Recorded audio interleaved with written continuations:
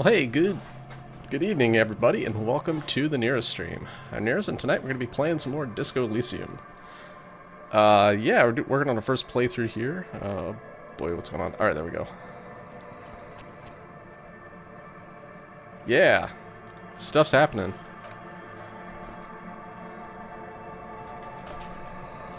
I'm kind of surprised this game has lasted as long as it has, but also not surprised that it's taking way longer for me than it generally takes for a lot of other people.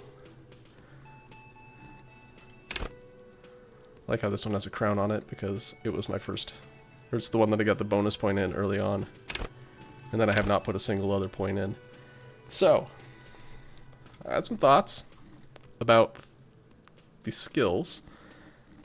I have like 1 billion skill points. I actually have no idea how many I have because it goes off the page in things.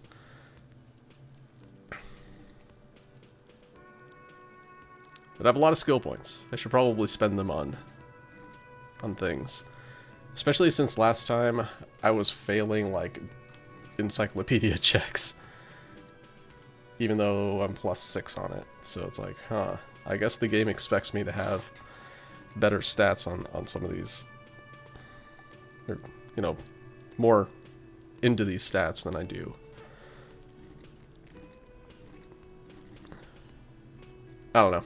I'm still not sold on doing that yet, not while I have so many white checks on the map.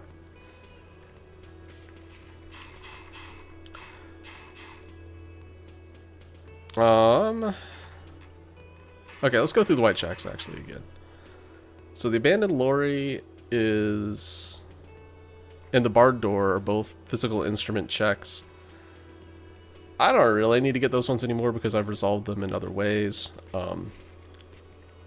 The abandoned lorry, Kim got into it whenever I failed that check. The barred door, I got access from the other side.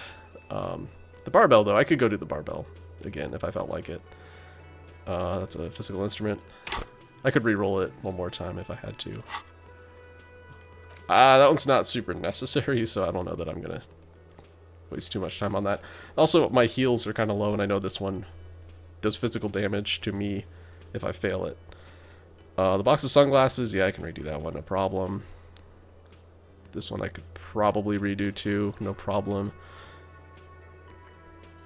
All these volition checks, I'm kind of like, I don't know about this, man.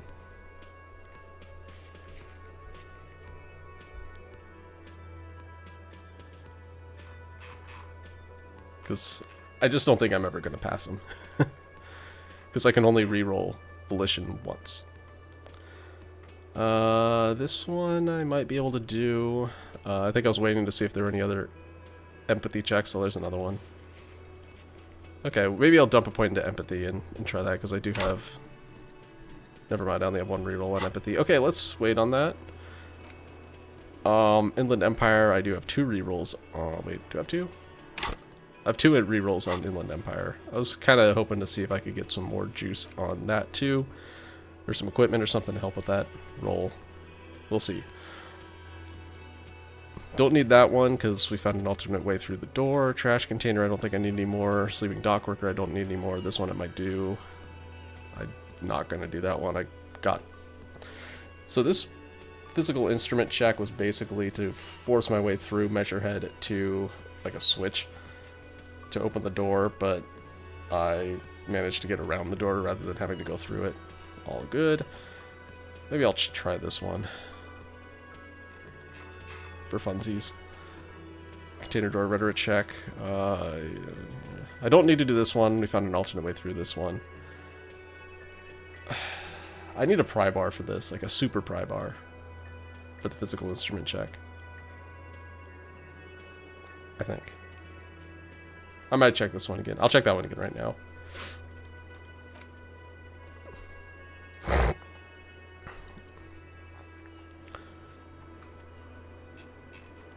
Yeah, most of my quests right now are basically centered around the church and the people outside of it. Basically, we found the 3 guys who are ostensibly trying to start a club in the church, but they're actually trying to start a meth lab in the church, so figuring out what they're all about. Yeah. I do want to figure out where the shot came from we're kind of killing time until the evening so we can go check in with the Mazovian Theory reading group. Still need to talk to the scab leader about his tattoos and find the murder weapon. But I also need to talk to Kuno about the empty trap. And I need to do all of that before I talk to Titus about Ruby's whereabouts.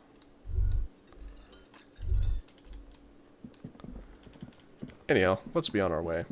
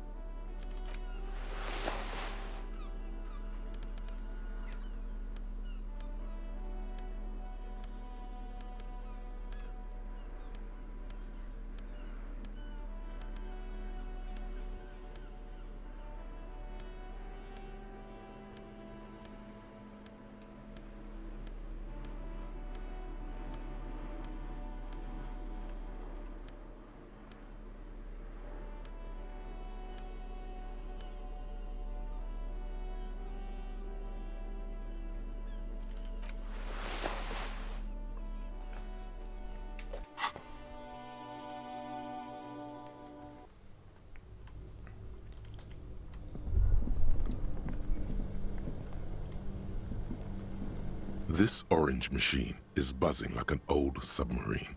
It has a hand-cranked ice cream churner on top and an electric freezer that appears to be frozen shut. So there's some stuff in here that I want to check out. You slip your fingers under the frozen lid, but the ice is too cold for you to get a good grip. A pry bar would come in handy here. So I could probably, if the ice is too cold to get a good grip, I wonder if I could turn off the ice cream maker. No. This is going to need something else. Some Or I can kind find a of super pry bar. super pry bar. Don't even try to open it with a regular pry bar. You're just wasting your time.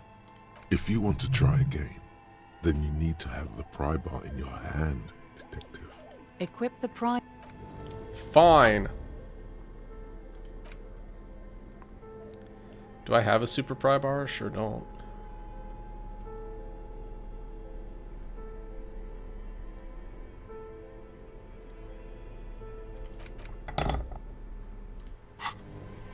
This orange machine is buzzing like an old submarine. It has a hand-cranked ice cream churner on top.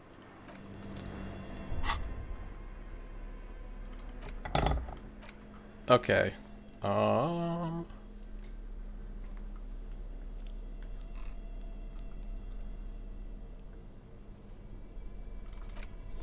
much empathy can I get to? That's a good question.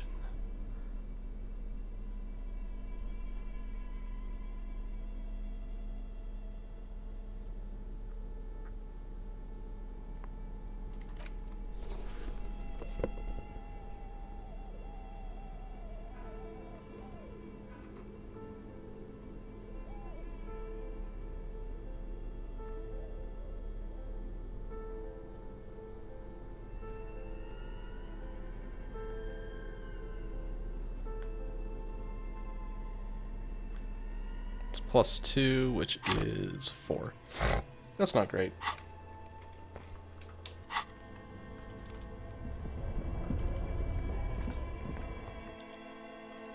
Alright, let's go talk to Kuno.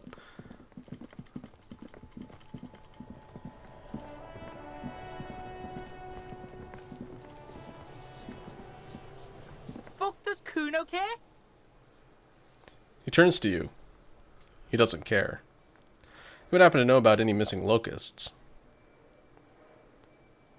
You know, the foam tracksuit pants do give me more physical instrument. And so far fair. No, Kuno doesn't give a fuck about books. So he knows locusts are bugs. Oh my god, I told you that shit is lame! Shut up, see. Now They're gonna take you to lane prison. She sounds like she's about to cry, out of disappointment at Kuno's newfound lameness. What's this about now? Hold on. No one is lame here. Just tell me what happened. You kids are in trouble. Deny everything, Kuno. You need to lawyer up. What? Kuno's not gonna say anything without his lawyer present.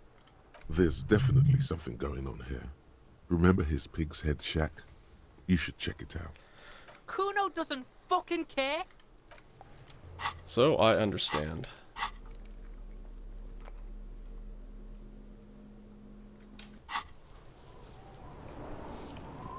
I might buy those pants.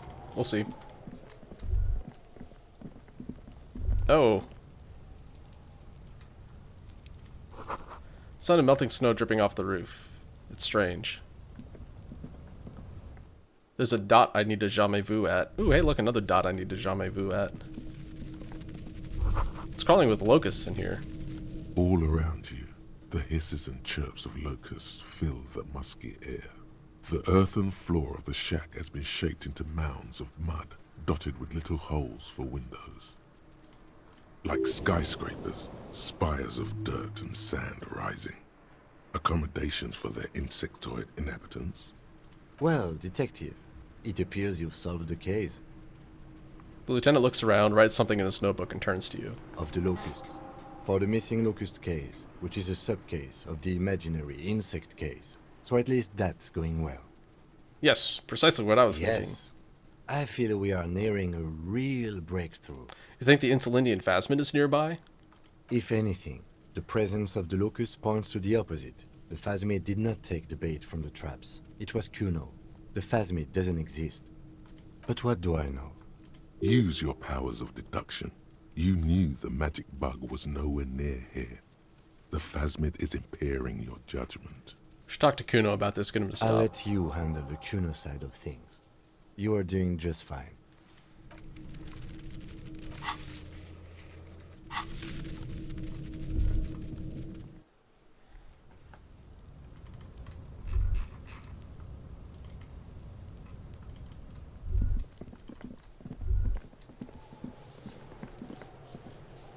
Fuck does Kuno care? Now you took the locusts from the traps the zoologist set up. Yeah. Cryptozoologists. Kuno took the bugs. So what? You say you don't give a fuck about bugs, then you go and build a whole bug town. Why steal locusts? You could find some other pets. It's not Bugtown. It's the city of locusts. Locusts aren't just bug shit. They come out of the sky like a fucking shadow. Shit descends. Stop! She wails from behind the fence, then buries her face in her hands. You stop. It's like their fucking night. Locust City, Night City, City of Rage. There's a tug of war over the name of his fantastical city. It's almost too big for his imagination. The girl forces herself to watch again, the corners of her eyes twitching from discomfort. City of Rage sounds like a cool place. What are you, some kind of artist now? Whatever, kids, I just wanted to ask. Kuno, the pig wants to help you. Oh, that's how lame it is. Please just don't say you're... An artist? Maybe I am an artist. You hear that, everyone? I'm a fucking artist now. Did he just say I? Kuno usually calls Kuno, Kuno. Oh Nod, making art is a worthy calling. I'm something of an artist myself. Oh my god, Kuno! He's gonna make you totally lame in, like, 3 seconds. Don't let him, Kuno. Yo, fuck you, see? Kuno can be what Kuno wants to be. Kuno's his own man. Kuno's free.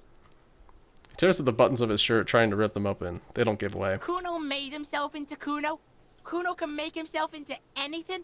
Kuno can make himself into a pig if he wants. Kuno can make himself into a... Kuno doesn't give a shit. Don't make yourself into a pig, Kuno. You'll have to take me away. A leaden silence fills the yard. In it, you hear snow melting, dripping from the eaves. Someone closing a window. It depends on the choices you make, young girl. Me and Kuno discussed this. I promised I won't do that. Say nothing. Without a word, she disappears entirely behind the fence. For once, The boy is lost for words. He turns completely red now, with splotches of white beginning to appear across his face. You've got him. Now convince him to leave the cryptozoologist's traps alone.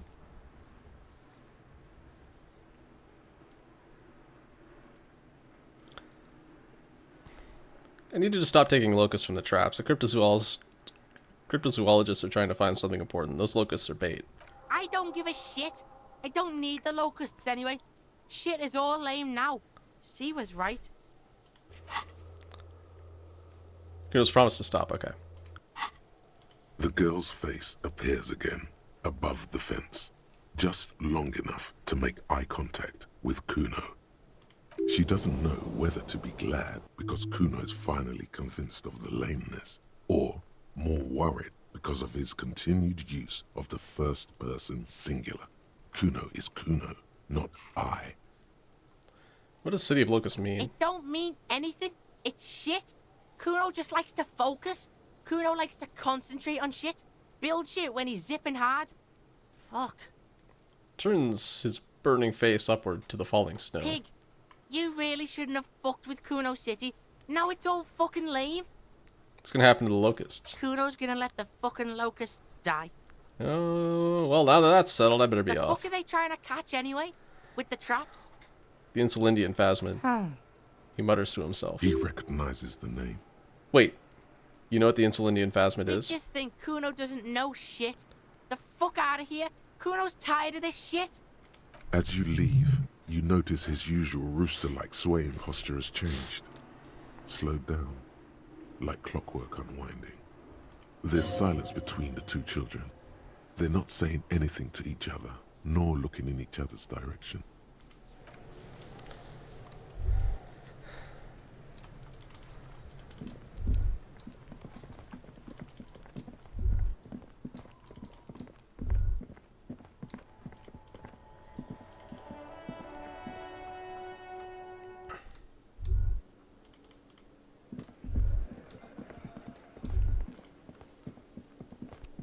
Hello, officer.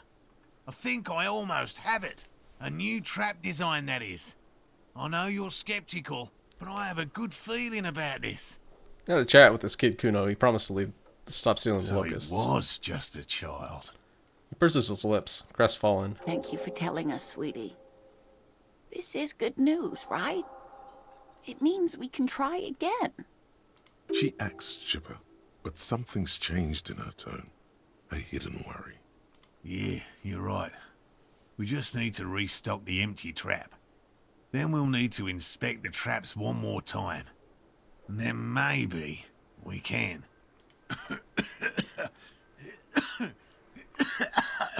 The aging cryptozoologist breaks into a hideous coughing fit. He has a 38-degree fever. His resilience has given way. Hey man, get some rest. Darling, I told you to take it easy. You're getting sick. Maybe it's time to go home. You're right, you're right. We can come back next season, when it's warmer. That's just something people tell themselves when they fail. Man, I'm really feeling this, and it's costing me time on my main investigation. It's not worth the risking your health. You should call it a day and go home. I'd offer to help, but I have my own things to do. Damn it, maybe I can still restock the trap for you. Come too far to quit. I'm gonna restop the track. Let's do this. We are getting really carried away with this, aren't we? Yep. Fine. It's better than having these people get pneumonia on the coast. But after this... He wants to see this tale through as much as you. Otherwise, he'd have stopped this already. But he cannot let it drag out after this. Really? It's too much, officer. What Morel means is we're grateful for your help. She nods to her husband. Here's a fresh batch of locusts. Yeah! They should slide right down the funnel. And thank you again. We will definitely mention you, should this lead to a discovery. I'm not talking co-discovery, of course, but... Wow. Co-discovery. You'd be famous. You'd show them all. This does tingle the pleasure center. Alright, now I have a box of locusts. That's fun. Which I can sell for 1.28 real. What's Roy gonna do with that? Cardboard box with several rows of little holes on the lid. Though at first glance the box seems perfectly ordinary, upon closer examination it's obvious this has been prepared with great care. Find the Insulindian phasmid. First restock the trap you left empty before. Wait.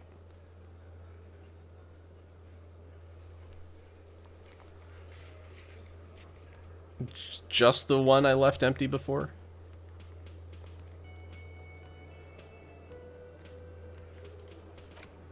Okay.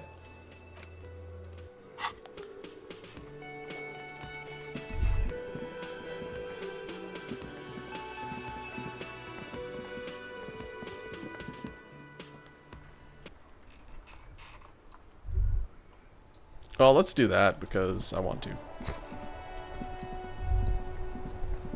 Wait.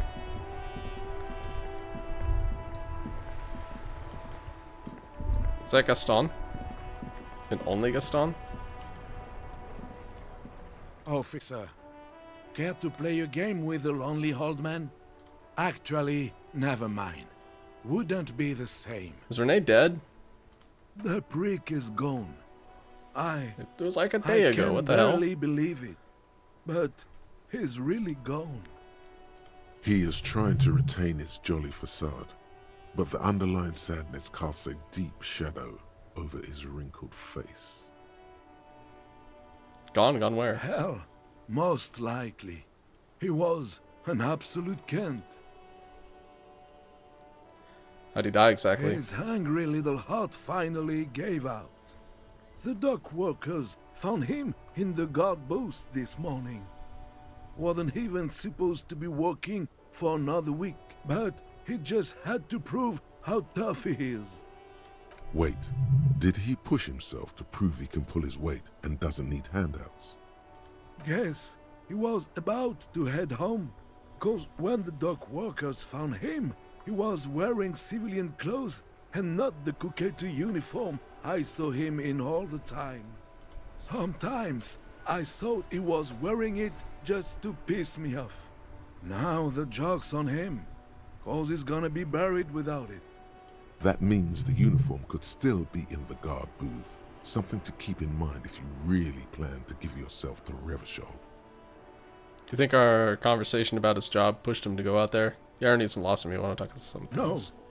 René was the most stubborn man in Revachol. Nothing you or I could say would ever push him to do anything. The man was completely immovable.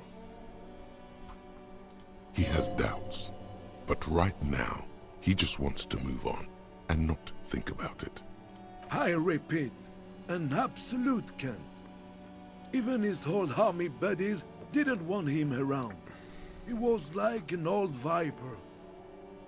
The only people who could stand to be around him were Jenny and me. She saw something in him when we were just kids and she never lost sight of it. And I thought if the most beautiful being in the world can love him, then there must be something worth holding on to. Did you love him? We've hated each other our entire lives. So much, in fact, that... Falls silent and looks at you, eyes filling up with tears. Yes, I loved that angry prick. He didn't deserve it, but I did. You know what his last words to me were? Tell me. In Guillaume's time, you'd have been shot without trial. That's what he said to me. He lived a cunt, and he died a cunt. Let's leave it at that. You know what happened to his medals? I took them for myself. Took them to remember that old cunt. Nobody knew him better than I did. And I want to remember that old cunt by something. Strange how old cunt sound almost gentle when he says it now. Here's something to remember your friends by. Let me see. This was 60 years ago. We all went to that parade. Young René looks so happy, and Jenny. His eyes blurry with tears. He has to stop. I'm sorry, officer. I just... Thank you. Thank you for this little memorabilia. It really means the world to me. That was nice. A small thing for us, but invaluable to him. He probably didn't even know René had the photo. I offer my sincere Yes. condolences. We are both very sorry for your loss. It is what it is. Part of life, really. But to know someone for 79 years, then one day they're just gone. I just don't know anymore. About anything, really. But you must need something. I'll go over a few more things about René, if Yes. that's okay. Yep. What a... Yes. It is what it... I just don't know anymore.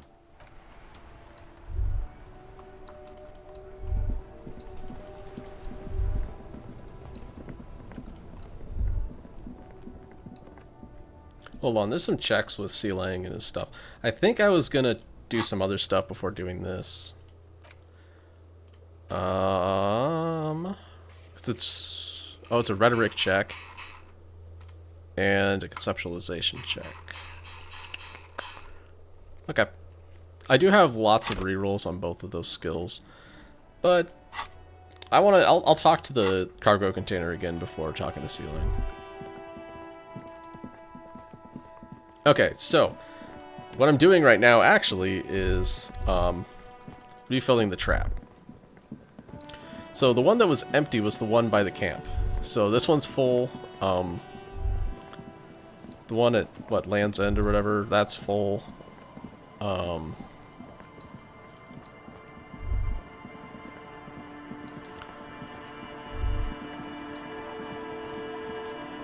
other ones are full too. Oh, hold on. Game's wigging out right now. Yo, what's this? Stop!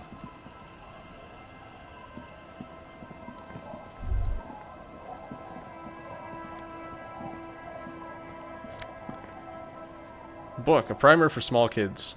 Okay.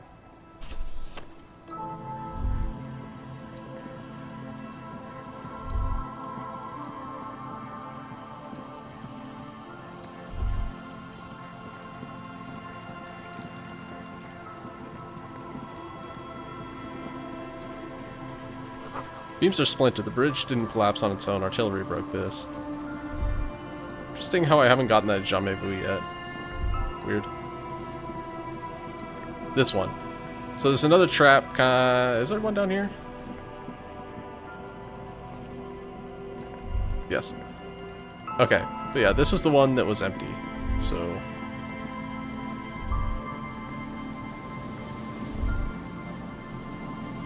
The trap stands empty near the reeds, powdered with snow. No insect sounds or movement around. Only the reeds' apprehensive hissing. The locusts, dazed from being transported, slowly begin to acclimate to their new surroundings. They're not really going to get the chance to get comfortable here. Good. Now that's done. When do you think we will return to our impending apocalypse of a murder investigation? Don't answer that. It was a rhetorical question. Okay, so we just lost the bugs. Okay, textbook for first grade primary school. On the cover, a humanoid teddy bear is pushing a wheelbarrow full of letters. He's not doing a good job. The letter S is dangerously dangling from the cart, while E fell out some time ago. Children should pay more attention.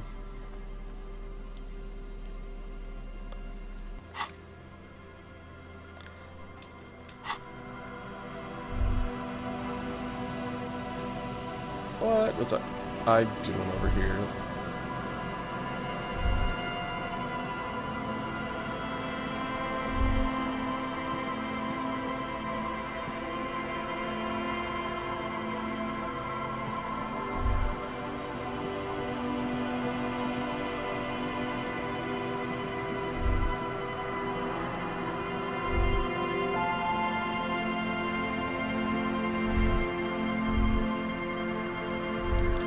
So here's the thing. I know I can get on the roof because there's There's stairs over here, so how the hell do I get in there?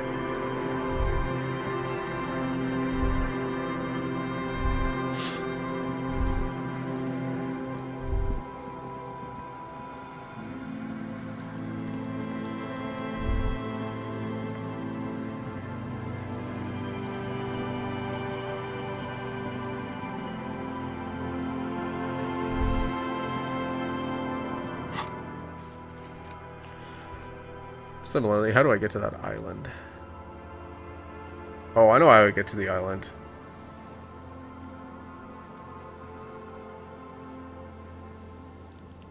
I do. I know. This is a tunnel. Because there's a bunker on the island, or a military facility of some sort, and this is a, also a military facility. I have an idea. I'm gonna go talk to the washerwoman to see if she has any more information about that bunker.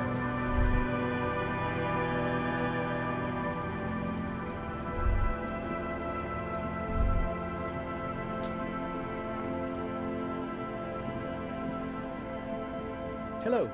Isn't this a fine morning? Sure. What's on your mind?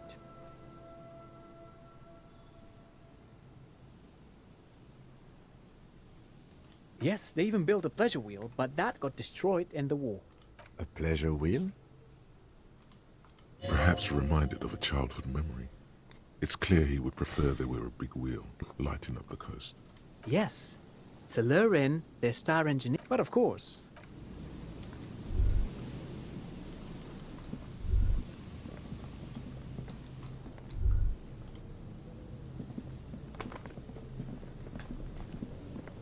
You see, a once bright mural towering above you.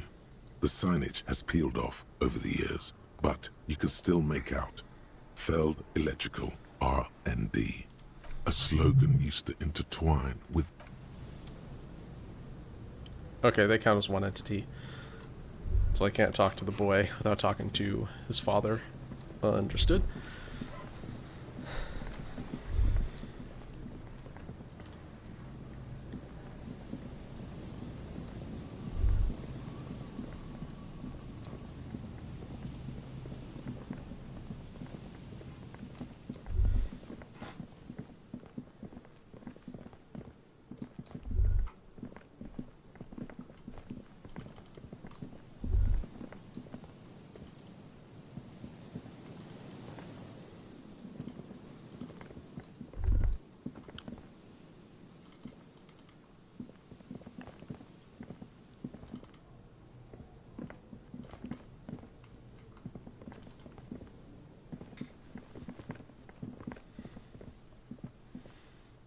Okay, so we're not getting the thought bubble anywhere on the boardwalk. Let's check the map again.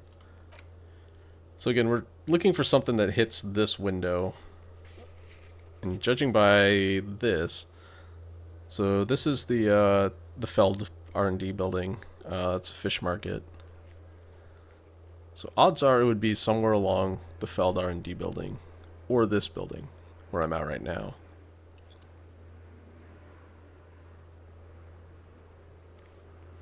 So I checked out Land's End already. It's kind of like that.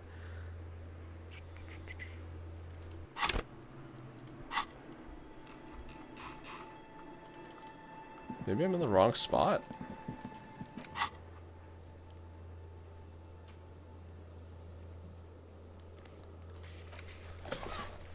The boardwalk for bullet traces.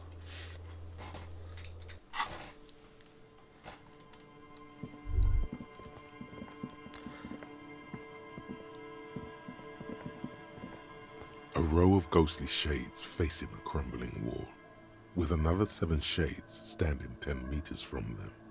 A single person stands on the sideline. A cold sea wind blows away.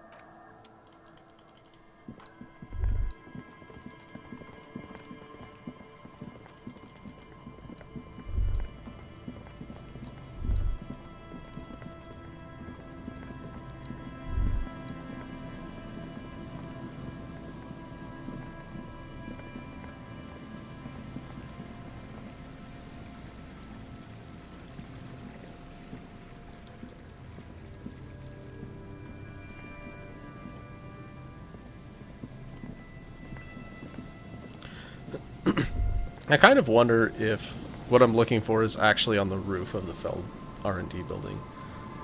So again, it looks like I'm able to get in here, it's just that I don't know how.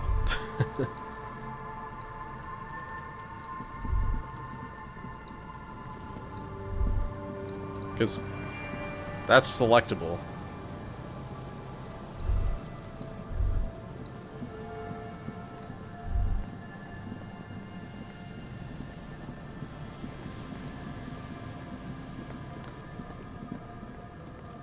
Technically part of the boardwalk.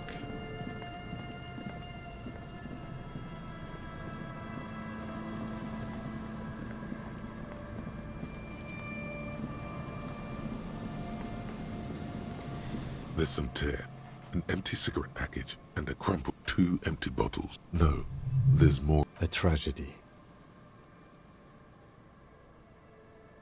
He shakes his head with genuine sadness.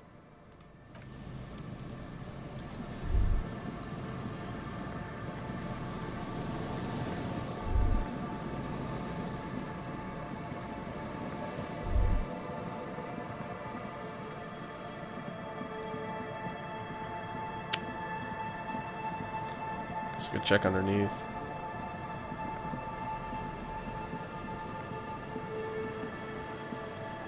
Anywhere around here, I guess.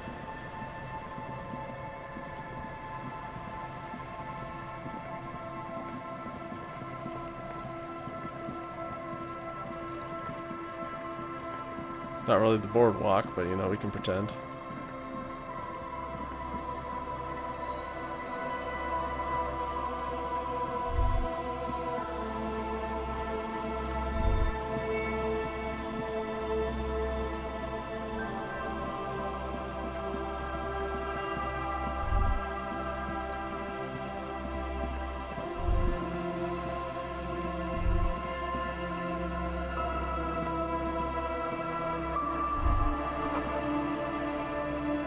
The ice here is thick enough to walk on.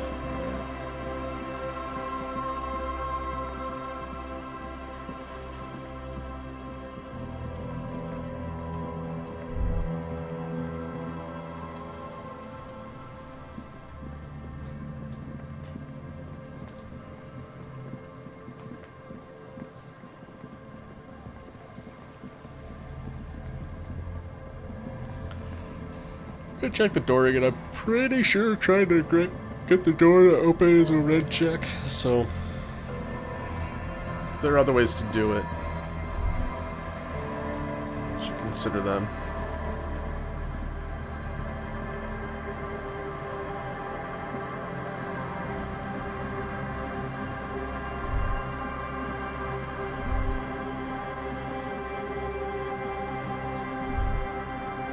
An old door, worn by elements, guards the depot. The wind has blown a sand dune in front of it. The door hasn't been opened in a long while. You see a handle. Okay, interfacing is 6 plus whatever my equipment is, which is probably not that much. Wait, I guess my equipment's already added in here. I will walk away. But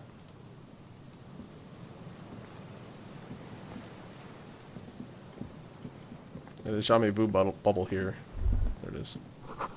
Building before you house the engine. Must have been a big one. An old door, worn by elements. Damn.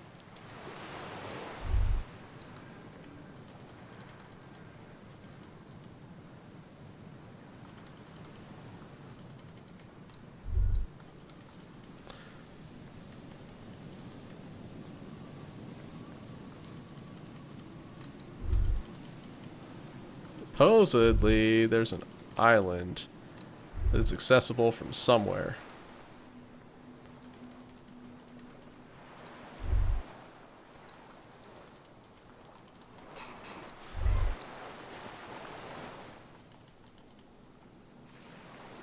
It's over there.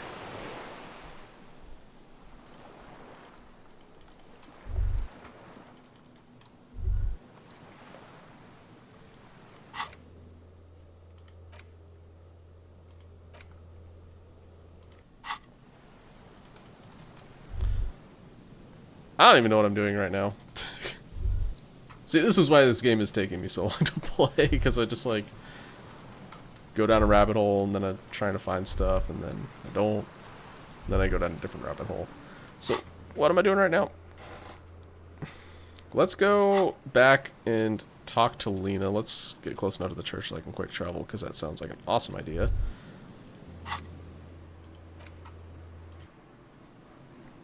So it's 10:55. Does this actually take time? It sure doesn't.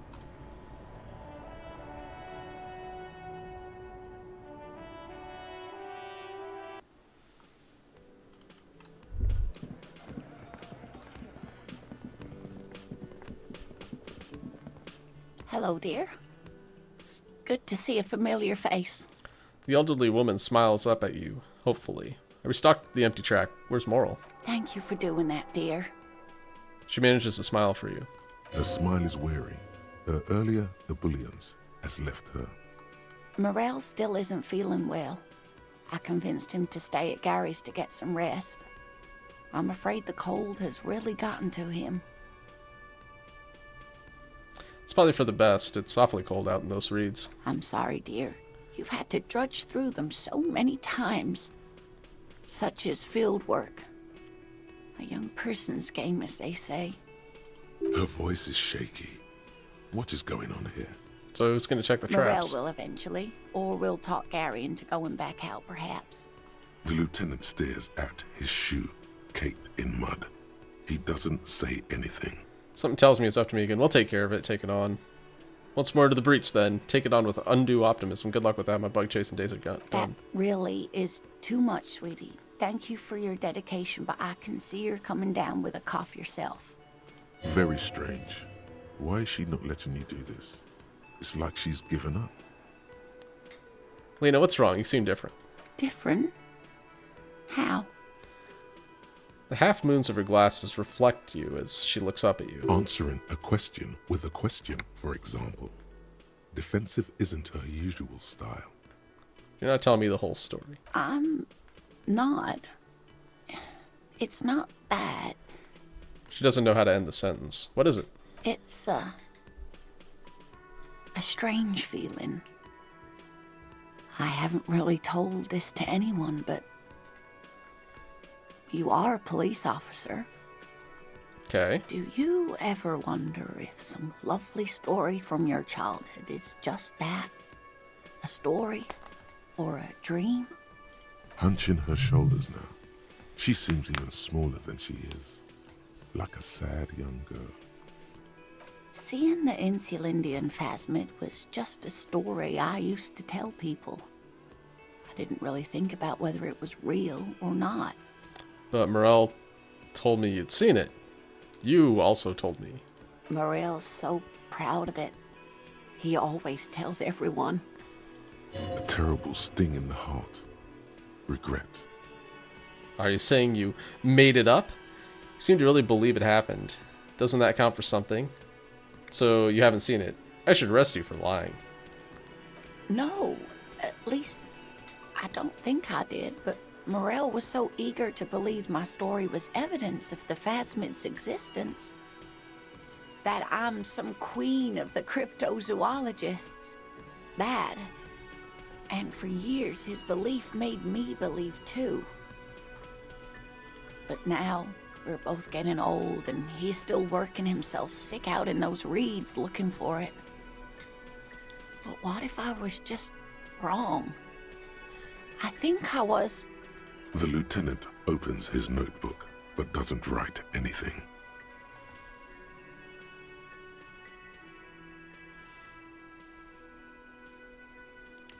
I would like to do this red check with more suggestion, but I don't know if I can do that. Hey, Morg, thank you so much for the 56 months of continued subbage. I appreciate it, dude.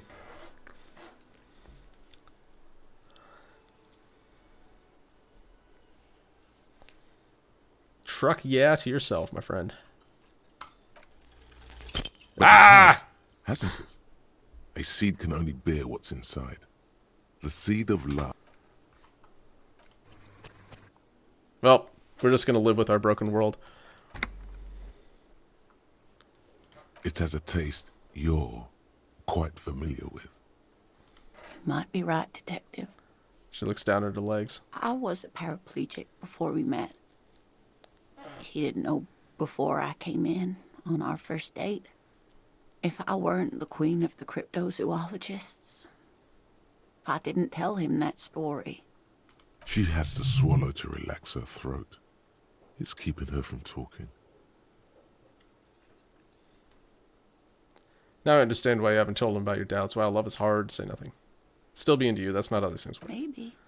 But then why do I not dare tell him? Drama? I've wasted No. enough of your time with this drama. I really must stop talking about it lest I start crying and waste more of your time. What you have to know is the Insulindian phasmid probably does not exist. Let us fools chase our ghosts.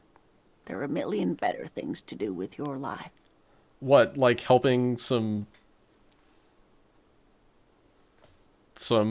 avant-garde artist, musician, experimental musicians open a meth lab? I don't know. I think this is more important than that. Are there? Some of the other things are pretty bad. To hell with this. I still believe you saw the phasmid. Thing is, you're not sure you made it up either. Okay, it's a false memory. Doesn't mean the cryptids aren't real. Chase another one. You're right about all of it, and I need to get back to my work. I'm kind of between here and here. Like, I'm going to play this out just because I want to. A true believer. Sometimes I still see it too. The real memory of it. How it was there. Not the memory of the memory, but it's so hard to tell the two apart. Either way, I should go. Poor Morel is running a fever, and I need to get him home to Jamrock before we overstay our welcome with Gary. Are you sure you don't need help getting to Gary's? You do that. I'll check the traps one more time. Be careful out there, Lena. It's been a pleasure, ma'am. This fit's pretty grim. Thanks for bringing some light. Really? Oh, sweetie. Please don't get stuck on a dream. Take it from me and Morel. Oh no, thank you, but I can get there on my own. This old thing is gas-powered. And then a taxi home. It's not so bad. Do I have your address just in case there's news? Okay, it's 1113 Tabernacle Road. Jamrock, but... A sigh. She doesn't think you'll need it. Be careful out there, Lena. You too, sweetie. Thank you for everything, truly. Goddamn Even though right, it the murder's turned out to secondary. be a Sentence remains A unfinished. waste of time. A lie. A fool's hope. Say her lips moving in silence. Like that, she drives off. The gas engine putters quietly as she gets to the doors, then pushes them open. Outside, the cold coastal wind blows. We should go too. I'm very sad that I didn't pass that check.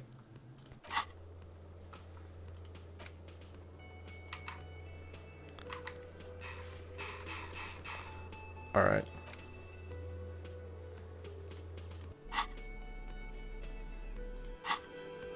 So this is a suggestion check. That's... I have some suggestion stuff that I don't have equipped right now. Womp womp.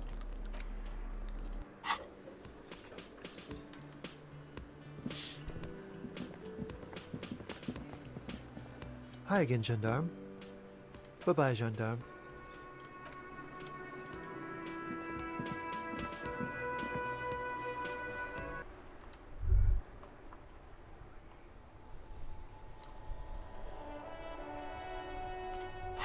What am I doing? Determining where the shot came from, that's right.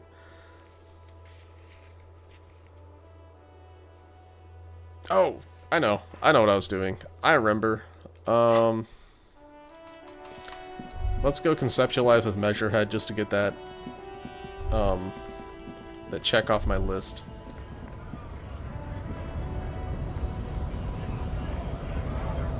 I'm not actually going to be racist again by accident. Just want to get it off my list. I'm not going to learn the Seminoles superiority or whatever. Your race descent has only worsened since I last saw you. You have really let yourself go.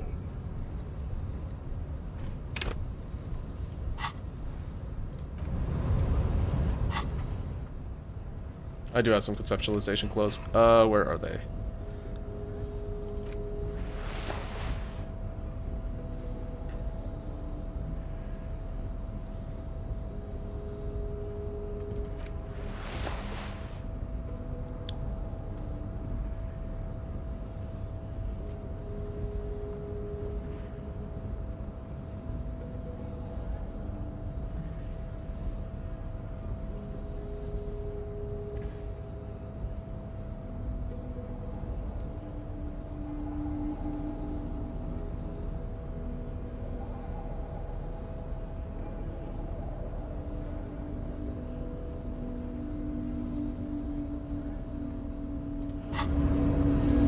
Your race descent has only worsened since I last saw you.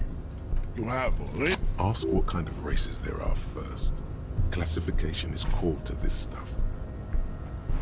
Measurehead, I'm new to this world. Help me understand its races. I need to know what kind of different races are there. Do you? The lieutenant looks at you. This is for the thing. What thing? We already got in the harbor. You just want to hear about races, don't you? You are obviously a liberal, Sailite. A polyculturalist. I can see it from your love of microtechnology and your sartorial choices. Do not deny your friend the truth you have denied yourself. There are 3 categories of race. Type A, the heroic races. Type B, the servile races. And the vile CF race cauldron of pederasty. Which one do you need education on? Type A. Those are the Seminoles, the Areopagite, and the Occidentals, excluding the Maun, of course. The Maun are riddled with eczema to the point where they find it impossible to smile. They are all lactose intolerant, a common result of inbreeding. A receding genetic pool has led the Maun on reprehensible street parades. In Maun cities like Stadskanal and Vredefort, wearing wooden clogs on their feet and little green tassels on their hats. Wait, who exactly are the Maun? You know them by the names of their nation states. The Oranese, the Gotwaldians, and the Königsteiners. My people simply call them Maun. So the Dutch and Germans, okay. Mahoon is a derogative term for first world people of Gotwaldian descent. They do not all have eczema. Also, people of Katla, like the Suru and the Huhu, are much more lactose intolerant.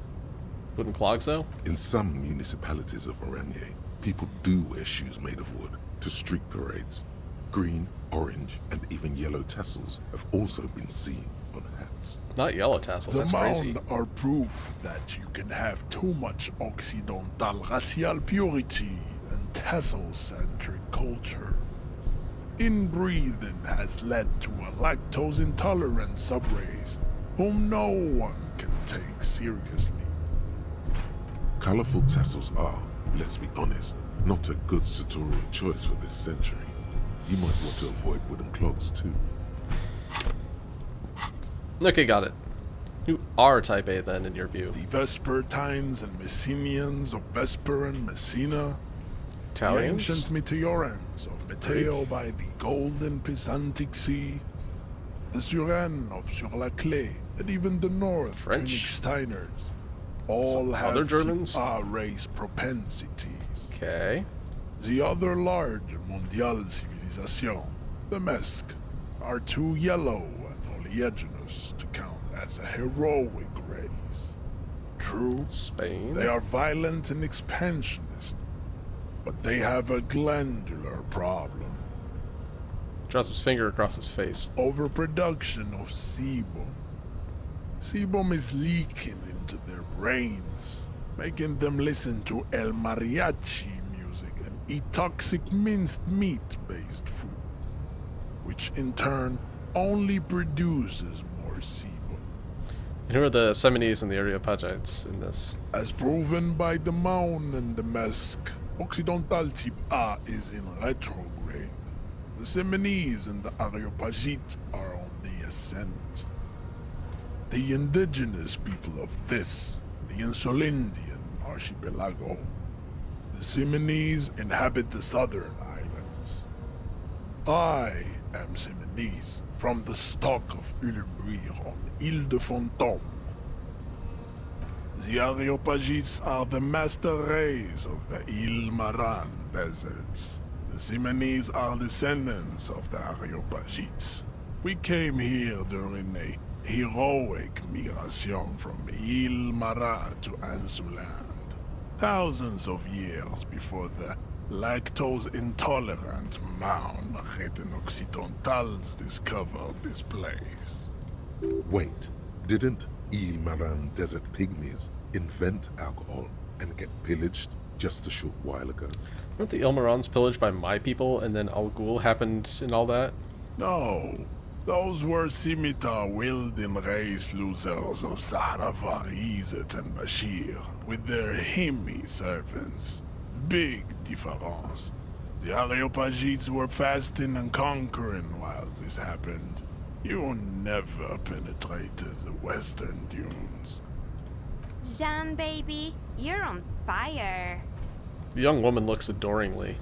I know, babe. Continue receiving wisdom. What's the difference between the Seminoles and the Areopagites? The Areopagites are sleek, long-headed. The Seminoles are powerful, mesomorphic. The former is an immutable progenitor, unchanged since the Super Isola of Pericarnassus.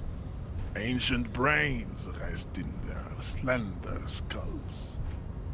He falls silent, contemplating the beauty and the mystery. The latter is perfected and adapting. Together they form the Semino-Areopagite, or Simeopagite super race. That is all. There are no more Type A races in the world. What about Type B? Type B are the unheroic races, amorphous non-competitors of the great race. The Khoikos and the Vacholier, they are mud-colored people. The Khoikos of Grad, Yugo, Zhimsk, Shest et al. Are what you would call white, officer, in a suspect description. Sig Khoikos. I've been trained to identify them as white in official descriptions. Yes. To an untrained eye, the Khoiko appear white and pinkish, like a ham sandwich. But look into their eyes and you will see. They are of an indistinct color, and so is their skin. Unhealthy, muddy, and ashen. Pinkness is a racial quality that has to be earned through centuries of advanced ballistic warfare and cultural domination that the Grad people have undergone for drinking Al Ghul and smoking the degenerate tobacco herb, and for eating potato. Oh my god, how could they eat potato? The Khoiko, the countless micronationalities of Grad, are all inexplicably obsessed with potat. Potat? The only thing they like more is dividing into microscopic ethnostates, like political amoeba. Wouldn't he be one for ethnostates? You don't like ethnostates? They are microscopic. The Semino-Areopagite superstate will cover the entire remaining planetary crust, uninterrupted. from Holy Semenine to the Boreal Plateau of Katla. Its leaders will be the genetic epitome of the Simonese and Areopagite stock, elected by nature, not the base inner spoilage called demos. The Vacholier you mentioned?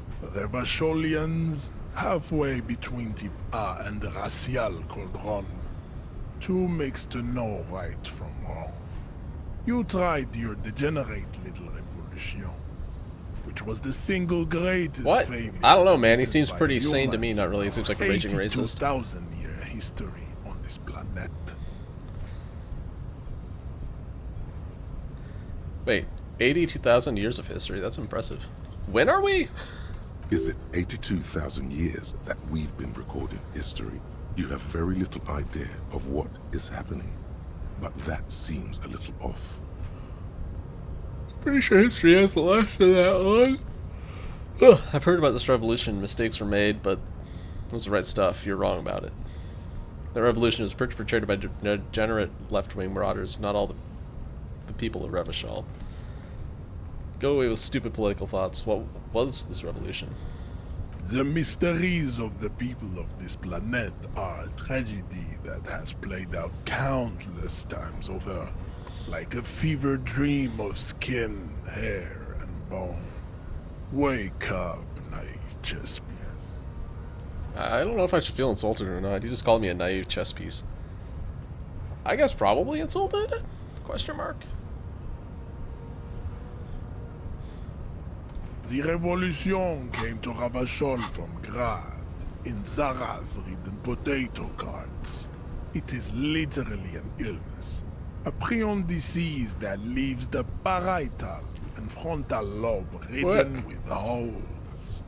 A soft, sponge-like mass of dementia, hallucination, and paranoia. The revolution is fatal familial insomnia. A hereditary prion condition passed from the Khoico to the Occidentals. But not sexually. Probably through trade routes and potate acid, the prime component of the potato plant. Yes, the prime component of potato is potate acid. Enough of type mediocrity. He nods, satisfied at the outcome. The vile C-F race cauldron of pedestry, please. Tips CF are a museum of failed chimeric experiments and tragic maladaptations. Maybe I should have come here whenever creatures waiting to be put to sleep. Whenever Kim wasn't here. Your morbid interest in them worries me. Chimeric experiments? Lesser races like the mosquito, a grotesque mixture of a masked woman and a Semenese man. Only possible if the mother is masked and the father Semenese. The other way around, they fail to produce offspring. What? Jesus. The mosquito is born sterile, like a donkey. What? All they have left is to ride customized motor carriages with hydraulic suspension, listening to aggressive El Mariachi music to vent their impotent despair. It seems unlikely that two human beings produce genetically sterile offspring. I mean, it happens all the time. Fertility issues are a real problem. But what?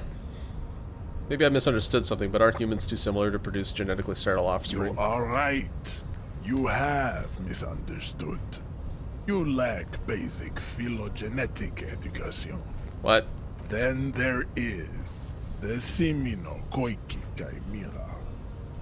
Are you sure you wish to know of the Semino-Koiki Chimera? It is not an aesthetic site. Tell me anyway. The Khoico, as you know, are very servile, especially when they meet the rich man. Racial scientists have toyed with the idea of crossing the Semenese with the Khoico to produce a super worker of Semenese strength and Grad servility. This will never happen. The Semenese and the Khoico may have similar interbreeding problems as the mosquito. We will never know precisely. No Simonese man could maintain an erection in the suffocating potato stench of a koikowa or koika. But enough. It is cruel to entertain ourselves with the deformities of Type F. Were there any able-bodied races you needed education on? No. You understand nothing. To solve the great race enigma, you have to first ask yourself, what is the race enigma? You have not even worded the mystery, let alone solved it. You need to internalize what you have heard here today, then return to me. Alright, this is a task that is going to go unresolved. I cannot possibly imagine what there is nothing I cannot. Because I'm not burning one of my slots on advanced race theory.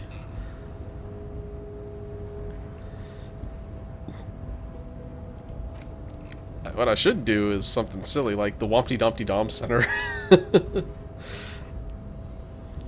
Actually, honestly, what I should do is something like date of birth generator, because I think it might be plot important.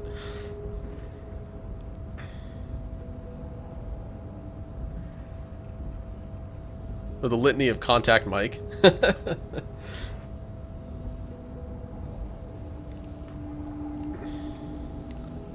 I love how just going down weird rabbit holes in this game gets you potentially good stuff. Alright, advanced race theory. Drama, fooled by the absurdity. A mass of fantastic races swirls in your head. Desert pygmies playing with their own excrement, Quakos juggling potatoes, eczema-ridden mounds, grinning and dancing in wooden clogs. Everyone is there, the whole world, the whole race gang, plus some that you may have come up with yourself. The thieving subgifts and the seal-like cast of fortunates hatching some kind of scheme in the eye of this race Empyrean, a vertigo reaching up to the heavens. You sense something drawing nearer and nearer. This can wait for the fascist run. That's kind of my thought.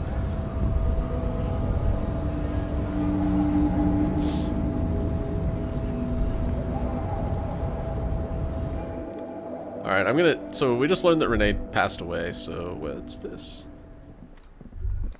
The already familiar cold touch of plastic welcomes you as you pick up the handset. No. Okay, so this is a volition check that I've already done once. The file cabinet stands steady as ever. I just don't have very much and the volition. unlocked drawer slides out to greet you. The drawer slides shut smoothly. I just remembered something. What I could do to cheese these volition checks, if I did want to do them, is like take drugs and dump more stats into volition. I think I actually can do that. So take, yeah, that for Holodon.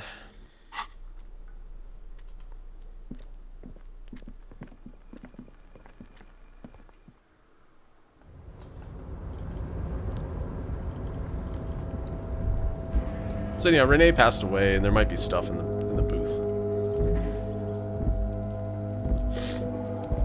This is the Night Watchman's booth. The name on the door reads, Rene Arnaud. Rene left his uniform neatly folded on the table. Take it. It's just there. Who cares? It's not like anyone's gonna need it. Yoink. I suppose Rene is not going to be needing it anymore. It's a bit too colorful for my taste, though. It's needed for work and all that. This is gonna take my shit to the next level. Fantastic. Try not to wear it with other similarly colorful clothes, okay? Oh, you don't judge. You don't know me. This is the Night Watchman. Okay, what does that get me? The jacket is reaction speed. That's not bad. So I need to be fascist for this to work. So pass on that, I guess.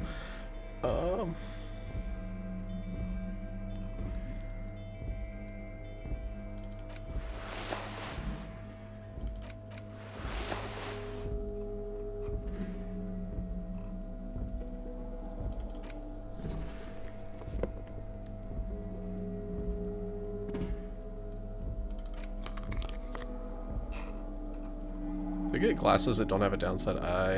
Not yet.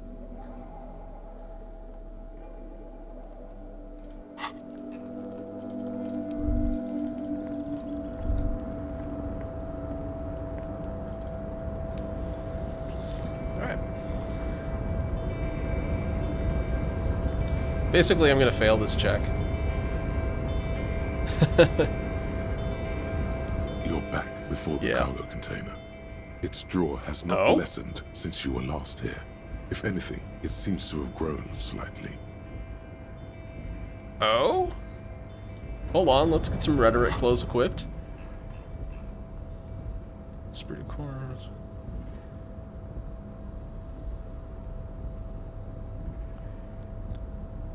I think I have some. I'm sure I have some. I have so much stuff right now.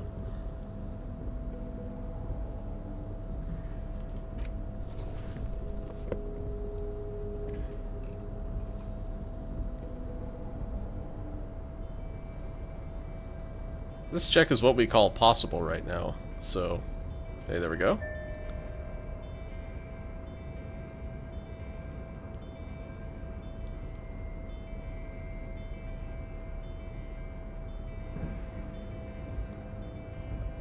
I'm going to talk this box into submission, and it's going to be great.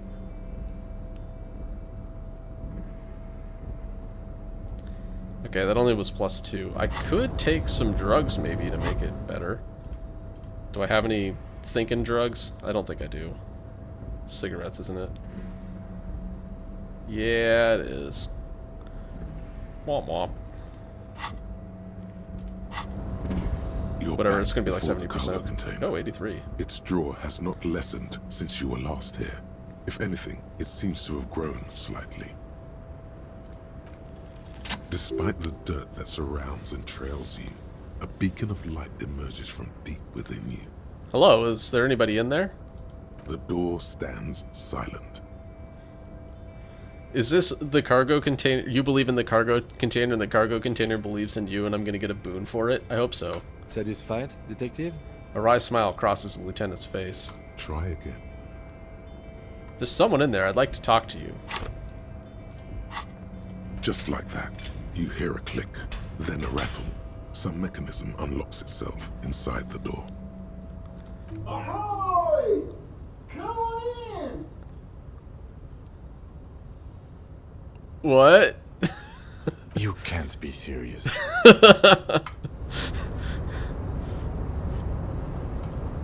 In we go. Oh, what? The man stands at the far Holy shit, look at that. I'm rich. It's hard to say anything more about him.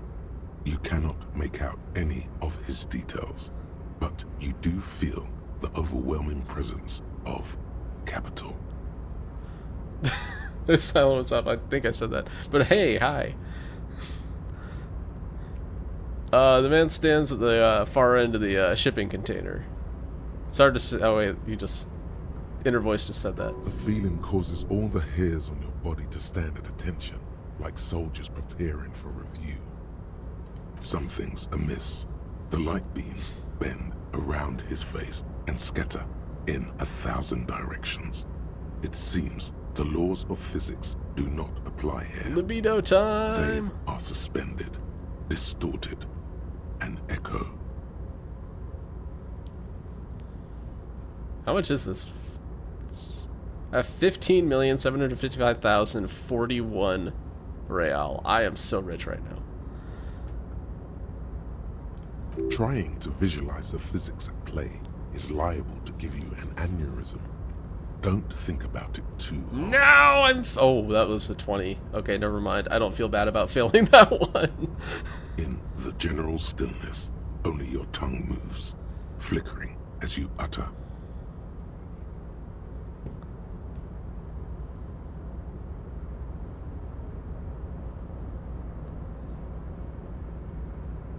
I gotta go out and get the rest of those videos.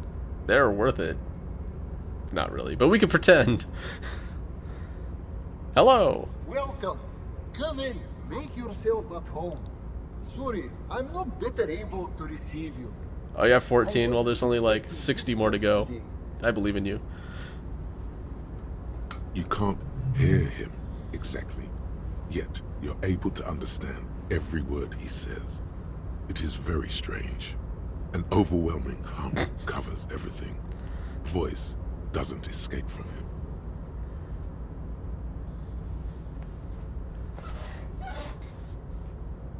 Now, what can I do for you, gentlemen? Who are you? Who am I? Oh, I haven't been asked that question for such a long time. I don't meet a lot of people outside my circle these days. Anyhow, my name is Rustam Diodore, investor, license holder, and extremely high net worth individual. And you are? Mr. Diodore, I am Lieutenant Kim Kitsuragi of the RCM, and this is my partner. Harrier Dubois. Pleasure to meet you, Harrier Dubois. I must admit, the name suits you very well.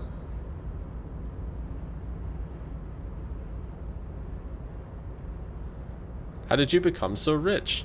Oh Lord, not this again. What's wrong, Kim? Oh, nothing. It's just that we've got this murder to solve, and yet you go around asking everyone about money. And every time I ask, are you sure this is related to the case, you say, sure, Kim, I think it is. And yet, it never seems to get us any closer to solving the case.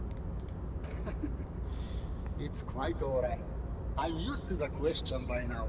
To be blunt, I inherited my fortune from my grandmother, who herself was an extremely high net worth individual back in Grad. Aha! Generational wealth. Got it. All I did Old money. was take her fortune and invest it prudently. Believe it or not, it takes more than a bit of skill not to blow a vast fortune on sailing boats, bad choices, and unsupervised state policy. Yeah, I agree. I do think that both Kim is tired of this shit, but he also should be curious about how this happens.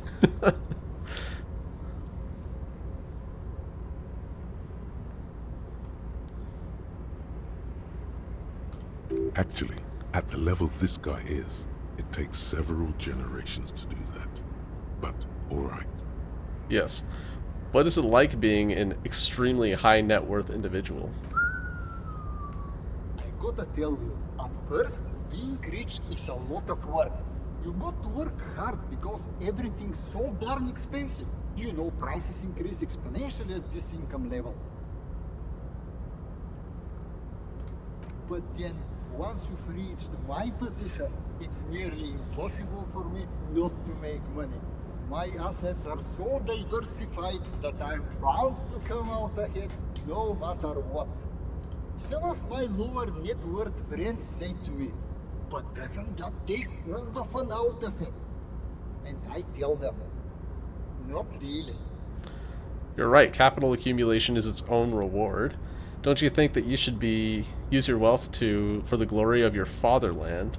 You're a thief. People out there are working their asses off while you chill here. It's great that you've done so well for yourself, but don't you think you owe some of that wealth to the rest of society? Cool. I don't have any interesting replies. Looks like there could be two potential communist ones here. It's probably this one. But it could be this. These are both look communistic.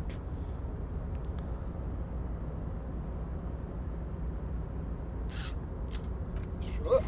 And they benefit when I buy things to stimulate the economy. Do you know how many jobs it takes to build and I agree, the first one definitely sounded more commie, but...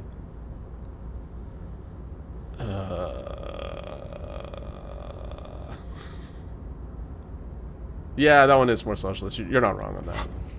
I did not get communist points off of it, so whoops. Dozens, at least. I pressed the wrong button. Of course, in the future, it'll all be automated.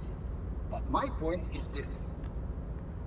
He says, jabbing a finger into the air a bit. Every man gets what he earns. It's the height of tyranny to take that from him. It is truly. I'll take a capitalist point here. Entirely carefree. I guess I didn't. It really leaves you time to better yourself spiritually. Hey, all this talk about money has made you lose the thread. What is going on with the light in this place? That's what you need to ask him about. Something strange about you. What do you mean? Well, I don't know how to put it, but you look somehow a little different. Are you talking about my chin? No, no. I mean, I can't even see you. It's as if something is happening to the light. Oh, that's what you mean. Yes, I've heard of this effect, though I've never witnessed it myself, of course. It has something to do with our Weiss-Wiesemann coefficient. The Weiss-Wiesemann coefficient is a ratio designed to reflect the difference in net worth between individuals. When the coefficient is close to 1, or 100%, it means one person possesses all the net worth. Among that group of individuals, it's been observed that when the Weiss-Wiesemann coefficient reaches about 0.96 or so, the laws of physics begin to bend around the high net worth individual. So what's our The coefficient? Weiss-Wiesemann coefficient for you and this individual appears to be 0.9998, repeating. Alright. That's not good for you. Are you telling me you're so rich the light literally bends around your face? Among other things. But calm down. I'm but a lowly single-digit billionaire. Really? No, not really. There are actually quite many digits. Game, are you seeing this weird stuff? I see nothing of the sort. To be frank, all I see is a gentleman who's unusually well dressed for Martinez, in a cargo container, which I admit is odd. Yes, I imagine that does look strange to you. My container. What are you doing in this container? Traveling. This is a great way to get around. It's fun, it's safe, and it gives me lots of time to think. By the way, let me now ask you a question. Where are we exactly? We're in a shipping yard in Revachol. In the very, very early days of colonizing this archipelago, the kingdom of Surens, a precursor of a modern Sur-le-Clay, used to own the city of Revachol, an obscure detail in the bigger picture, but still worth dropping. We're in Revachol, formerly a colony of the kingdom of Surenes, or Surain. We're in Martinez, a district of Revachol, the former capital of the world. We're in Martinez. There's a pretty good hostel here called the Whirling Rags. We're in Martinez. There's a cool church here. We're in Martinez. There's a creepy abandoned commercial area here. I don't really know. A fellow history buff. I myself am currently reading up on Franco-Nigerian era trains. Very interesting stuff. It's a shame I can't get out and explore myself. One of the downsides of being an extremely high net worth individual is that mobs of low net worth individuals are constantly banding together to ask for money. Wait, why don't you help them? You've got so much money, it can't make a difference to you, so you travel from place to place via shipping container. There simply aren't enough hours a day to hand out all the handouts. It's like feeding seagulls. There are always more, and they never seem to do anything interesting with it, except more seagulls. Spending money is a matter of desire. I'm sure you agree. I don't have the desire for spending it like that. So you travel from place to place via shipping container. No? It also provides a means to hide from all the targeted advertising we extremely high net worth individuals are constantly subjected to. Luxury yachts, high fidelity portable radio systems, bail-proof outerwear, and so on. It just gets a bit middle class after a while. A bit bourgeois. So you're saying being rich isn't worth the hassle? What? No, I did not say that at all. Being rich is great. Just don't tell anyone I told you that. The bending light appears to wink. You're a rich investor, right? Can I have some money? Could you please stop asking everyone for money? It does not reflect well on the RCM, and to be perfectly frank, we can't afford to look worse than we already do. But Kim, I also can't afford to look any better than I do now. That's why I need the money. You're right. That was extremely unprofessional. I apologize. It's perfectly alright. Based on your appearance, I think I'm dealing with a smart man. Yep, that's me. As you may know, us high net worth individuals do have a lot of cash on hand. Investments and liquidity are enemies of one another.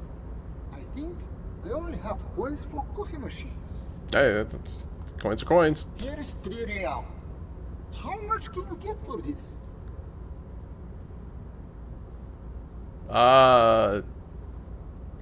That's the idea, my friend. You've got to work for the rest. Maybe you can make that money grow. Come up with an investment plan. No! My art degree!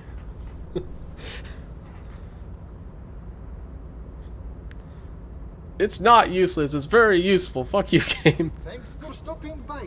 If you ever have an idea you want to pitch me, I'm all ears. Actually, I think this does get me where I want to be. Alright, conceptualization. Actually, you know what? That is not wrong about art degrees. Let's see if we can juice up conceptualization here. This is a red check. Oh my god, look at... anyhow.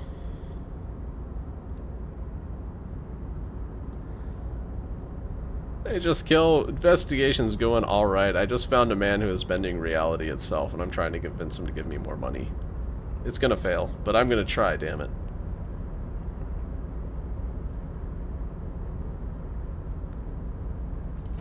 Put that back on. Let's see. Before I do this one, I am gonna go down and talk till what's his face. Is that it? Way down at the end. Alright. Welcome back, gentlemen. Up to 17.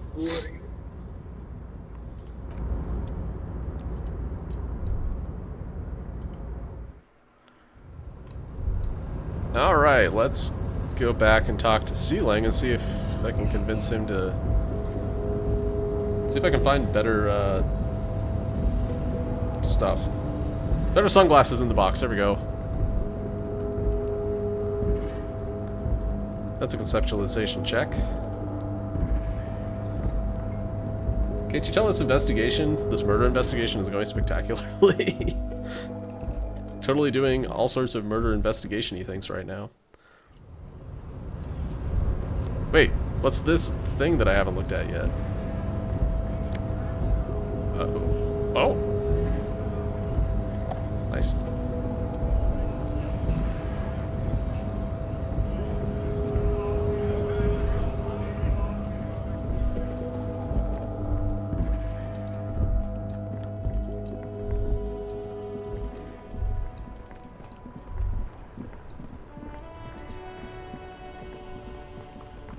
You know, I keep telling Kim that, and he keeps on not believing me.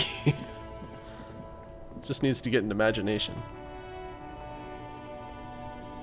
The shine on these sunglasses lasts a lifetime, officer. 100% guaranteed. Alright, conceptualization point, get. The shine on these sunglasses lasts a lifetime, officer. 100% guaranteed. Ah, I see a pair of water blue shades. The writing on the left temple says, Sub-Insulindic Rendezvous. The frame appears to be hand-carved out of bone. Yep, I only have 900 left now. I just spent one. Oh, very interesting choice, officer. Very high culture. For the first time, the street vendor's voice trails off as he watches you inspect the glasses. This is how a sea monster sees the world. You've become a sea monster, Harry. Giant, hidden, and strangely tender at heart. All is blue. What's this dot? Map. Oh, it's probably just the one that I cleared out just now. We're gonna do the rhetoric one too while I'm over here. My rhetoric's pretty high, and I have some stuff that I can boost on that too. Alright, anyhow. Where are we in the main investigation? I shall show you. So these are the quests that we have going right now. Basically, for the main investigation, I'm trying to get Titus to give up Ruby's location. Also, Just Kill, thanks for the follow. Appreciate it, buddy. So, I've fully explored the whirling. Thoroughly interrogated Clausia as far as I can tell. But I need a little bit more information on the murder itself. So, finding the murder weapon, I need that. And also figuring out where the shots came from. I looked at one of the areas. I'm having trouble finding the other two. So, I might poke around with that a little bit more. In a little bit. Who do we think killed the victim? All signs are pointing towards Ruby, but I haven't actually talked to her yet, so who knows? It's probably Kim. He's so calm in this investigation. He's hiding something. Alright, but these actually make your vision worse. It's like literally being underwater. Ooh, are they drunk glasses? Wow, officer! You look so cool! Street vendor has picked up his pace again as you observe the world through deep-sea tinted lenses. And they can be yours for a mere 3 real. Hey! I just got 3 real. Pass them all up because they've got no taste. But you found them. Kim, what about these? The lieutenant tilts his head and steps back, eyes narrowed in a thorough examination. It's a case to him. You look like a musician. Like a blind musician. But you could do worse. Take them if you want. I'll take these cool deep blue shades. A man who knows his style. Much respect. These are all boring. Boring third-rate ho-hum sunglasses made of cheap Syrahese plastic. The kind of plastic that melts in the sun. Those UV stickers are almost certainly just there for the show. If anything, these lenses probably direct more UV light into your pupils. A UV magnifier. These are all first-rate sunglasses. Premium design, superb material, very... Okay.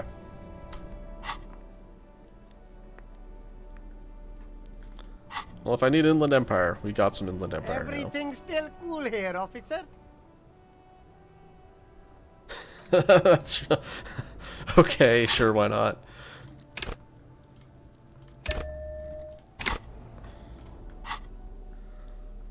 All right, rhetoric.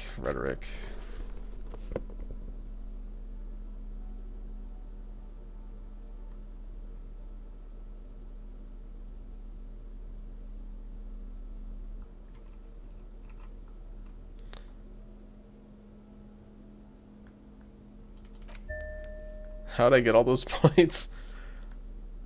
I played the game. No, I just haven't spent any.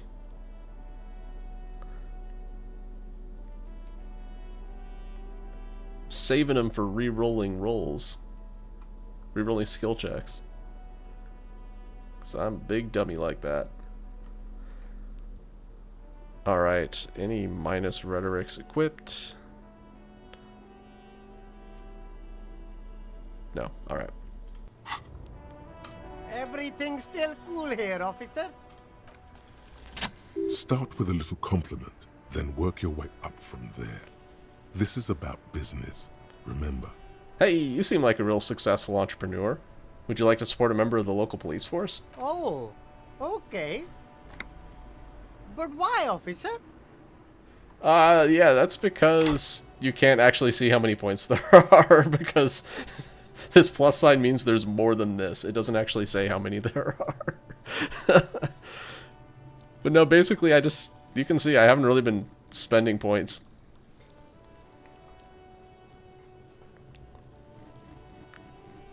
I've been like minimum rushing through that. After all this mess, the broken seals, lying to you, come on. Think of it as an investment. An investment? What kind of investment?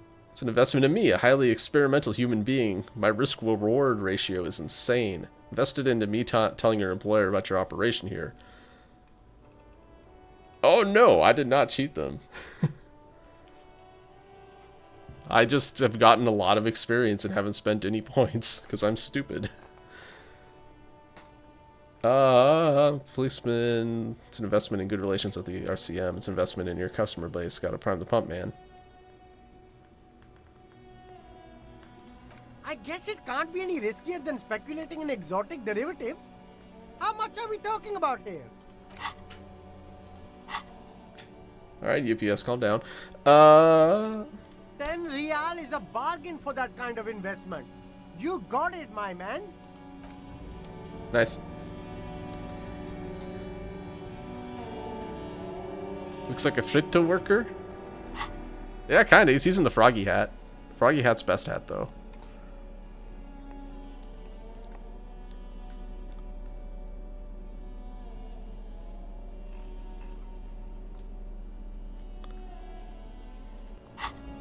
Alright, let's go ahead and fail that red check. Hold on. I don't know that... I think I might dump another one into conceptualization.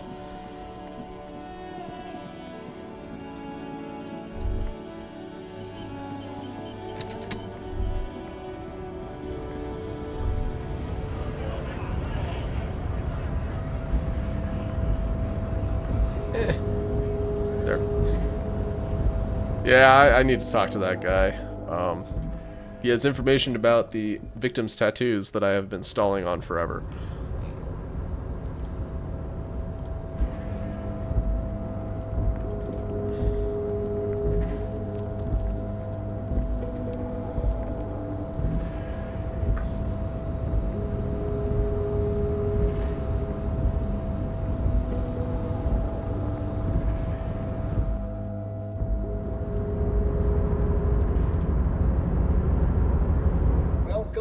Gentlemen, what can I do for you?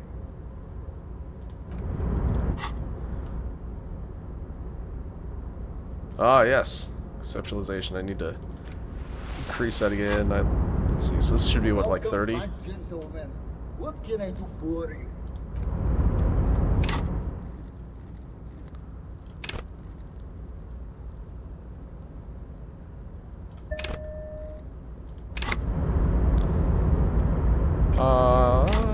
Okay, so I still have 4 rerolls of conceptualization. That's pretty good. This is a red check, so... Welcome back, gentlemen.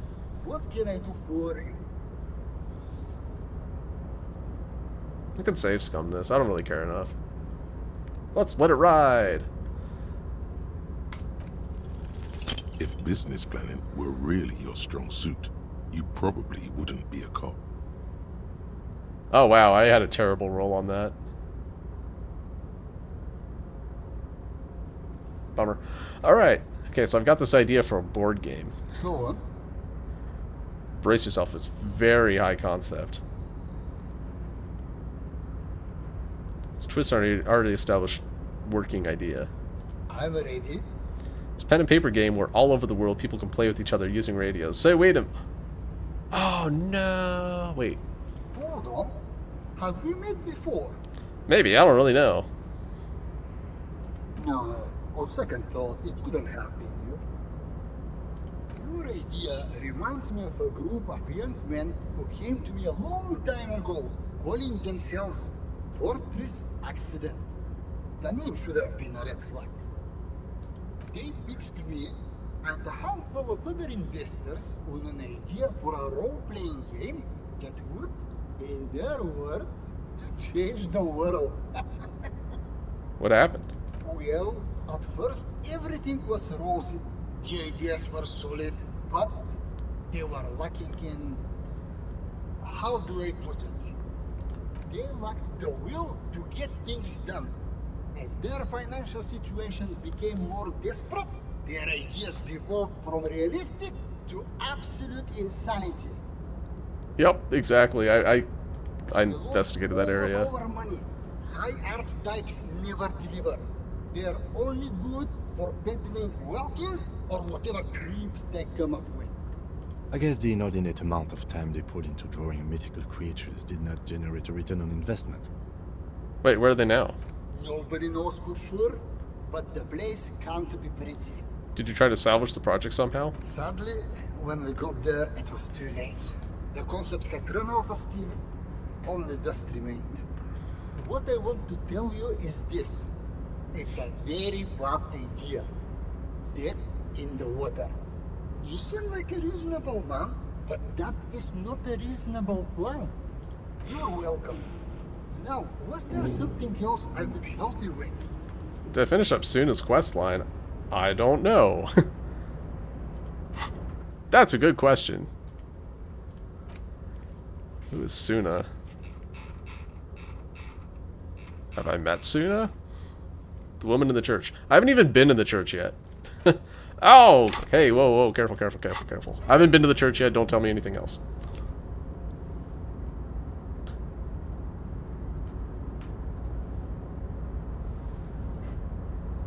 Ooh, thought gained. It was a real pleasure. Sadly though, my current lifestyle... Damn, I should have done that before I did this. Well, lesson learned. Brief time in any one place. Perhaps we'll meet again. Somewhere far away. Farewell, friend. And may your peace of mind guide you to happiness. Alright, next playthrough. We're doing this guy after we do the church.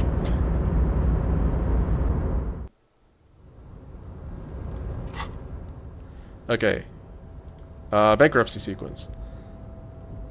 Business loves silence. The second loudest sound in the world, eclipsed only by the collective screams of market crash victims. So, let me whisper to you. Do you feel the veil of the sun god slipping? Are the better days gone and are we entering bankruptcy? Is the company gonna go down and leave you in the gutter for the rest of your life? Or with the rest of the dredges, delivering parcels for soup money? You need to crisis manage your way out of this. I suppose I do. Can I quick travel my way out of here? Dun, dun, dun, dun, dun, dun, maybe, I don't know. Oh yeah, I was gonna check with the washerwoman about stuff. Guess not.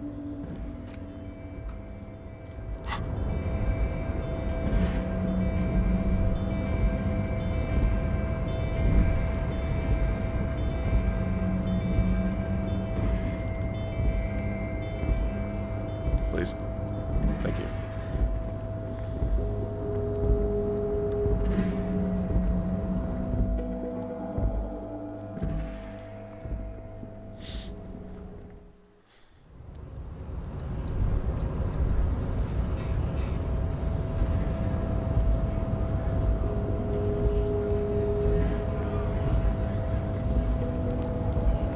I mean, I guess I'm here.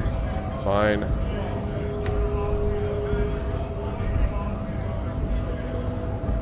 Right to work! Right to work! Shame on you! Are you a mercenary hired by Wild Pines? Hell no. I'm just an honest scab. I won't have talk like that around here. You understand? It just has to be said. That was not a convincing line. Hell no, I'm just an honest scab. That didn't sound too convincing. Is there a tribunal being convened by any chance? Fucking He breathes slowly, his giant chest deflating, and his mouth slightly open. You hear a tiny rattle, a small radio, cracking somewhere, an earpiece. I'm going to interpret that as a yes. There's a tribunal, and it won't be long until it's ready. How about you fuck off now, huh? Okay, of course. The lieutenant says, his voice is soothing calm. He looks at you. Doesn't sound too convincing. Fucking loincloth. Well, what's that supposed to mean? He stares at you, stares you down mutely for a second. Loincloth? Now you see, that's not really what a scab would say, is it? Better not to press the issue further, sire. He seems tense. Okay. The man's breathing steadies, but his eyes are still narrow. Slowly, he's trying to get his right-to-work dance back on. Don't think so. He grunts, barely glancing at it. They were on the body of a man who was hanged beyond the cafeteria there. It was on your colonel. We're investigating a murder. These tattoos are on the victim's body. Yes, of course. Forget about it. Let's discuss something else. Wordless, he takes the photo and looks at it. Grey eyes dart back and forth on the glossy surface. His face is unmoving. Hard as a stone, but beneath it, Fucking loincloths. Really did him in. Loincloths? Yeah. Can you tell me what the tattoo What means? it means. Points to one tiny star in the web of lines, away from the man's heart, almost on his stomach. I can tell you what this one means. Only one. You want to hear what happened here? Yes? Our colonel is deep in the bush here. Deep in the fucking bush. In Benital. 41. Monsoon season. He's on a reconnaissance mission. Bonito is one of the inhabited islands of the Seminese archipelago near the Pale. Covered in jungle, it was anchor point for the Seminese nationalists in the proxy war held on the islanders' territory. He spent a month behind enemy lines, scouting kept villages. Nothing but fucking bugs and snakes for fun. Men are getting restless. There's talk of switching employers. He licks his lips as if drugged suddenly. With some strange emotion. This is about to get really graphic. Last moment to back off. Our boy, he's only a captain then, but he knows how these men think. If they don't see action soon.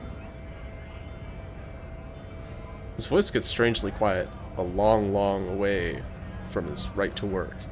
His gaze pierces the paper. Alright, we got an ad running right now. I'm gonna go ahead and take a quick bathroom break, grab some more water while it's running. I'll be back in a couple minutes, guys. Stay tuned.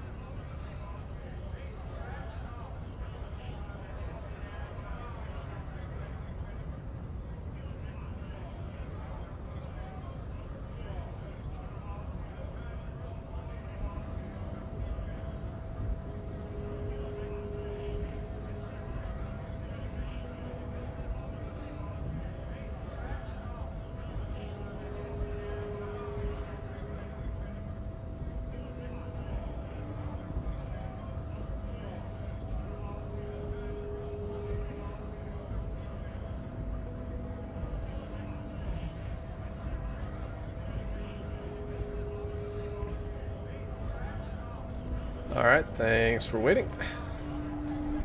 So we're talking about war crimes. Let's continue. At dawn, he comes upon two kids, breeding in the bushes by the river. Or maybe they weren't breeding. Maybe they were just making eyes at each other. I like to think they were breeding. We shot the boy. He was useless, but the girl, she was nice. A little fat, you know, but not too old. She was quite the entertainment for the week she lasted. Expired in the hands of Sarge Mason. The kind of guy who'd make Chief there shit his pants and cry like a bitch. God. Mason couldn't let go. Cut the tits off her cold body and fucking ate them. Said primitive spirits were watching over him now. Drowned in a creek a week later. Spirits my ass. Something stirs in your stomach.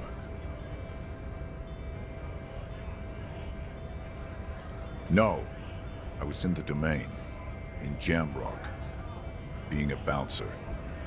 You're not really a scab leader, are you? Fucking mask is getting sweaty. I want to take my mask off. But... Can I have it back? Go ahead. All right now. Free commerce! Keep the goods flowing! On the photo in your hands, the dead man's skin is studded with stars. Tens, hundreds of them, littering his dead skin. I'm just gonna leave now. That is that task done, no? Yep.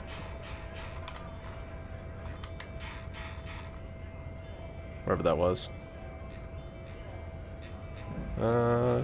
Victim's tattoos. Wait.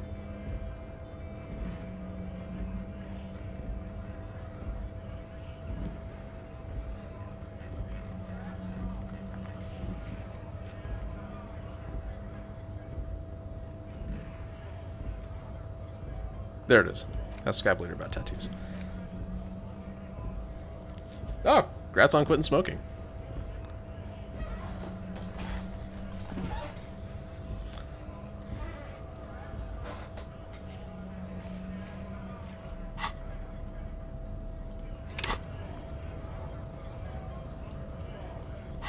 Alright, what happens if conceptualization gets too high?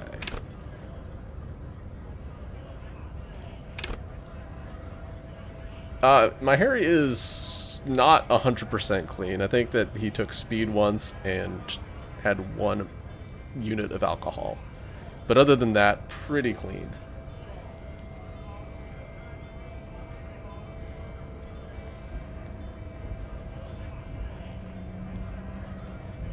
So he's not like a raging lunatic when it comes to drugs and alcohol, but he has partaken.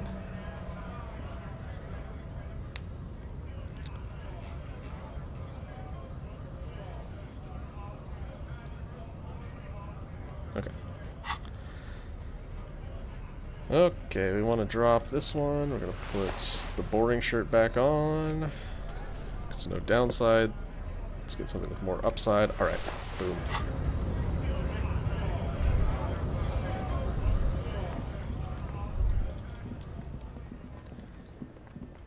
Alright, let's head back to the other part of town. I think I can quick travel from here.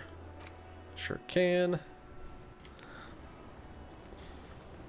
Hello. Our tenant, the policeman. I hope the waves don't keep you up at night. What can I help you with? Not much. Where's the abandoned church? Some things just don't... So... No, we've tried. Before you get to the church, of note, the old fish market up on the boardwalk. What? You're one of... Used to be a supply depot, we think. Sending goods and ammo across the bay. It's jammed shut though. We tried to get in, see if there was anything to sell or scavenge, but it's impossible. Nothing is impossible, surely. And now you know everything. Okay.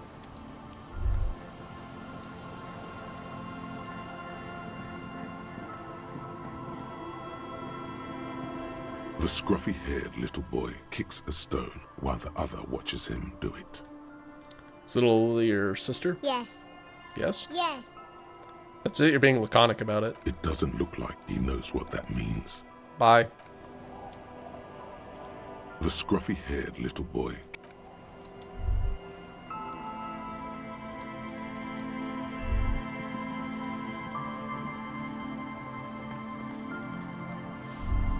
Okay, I guess we're back to, you know what, let's go check out the church. We've already opened that line of thought here.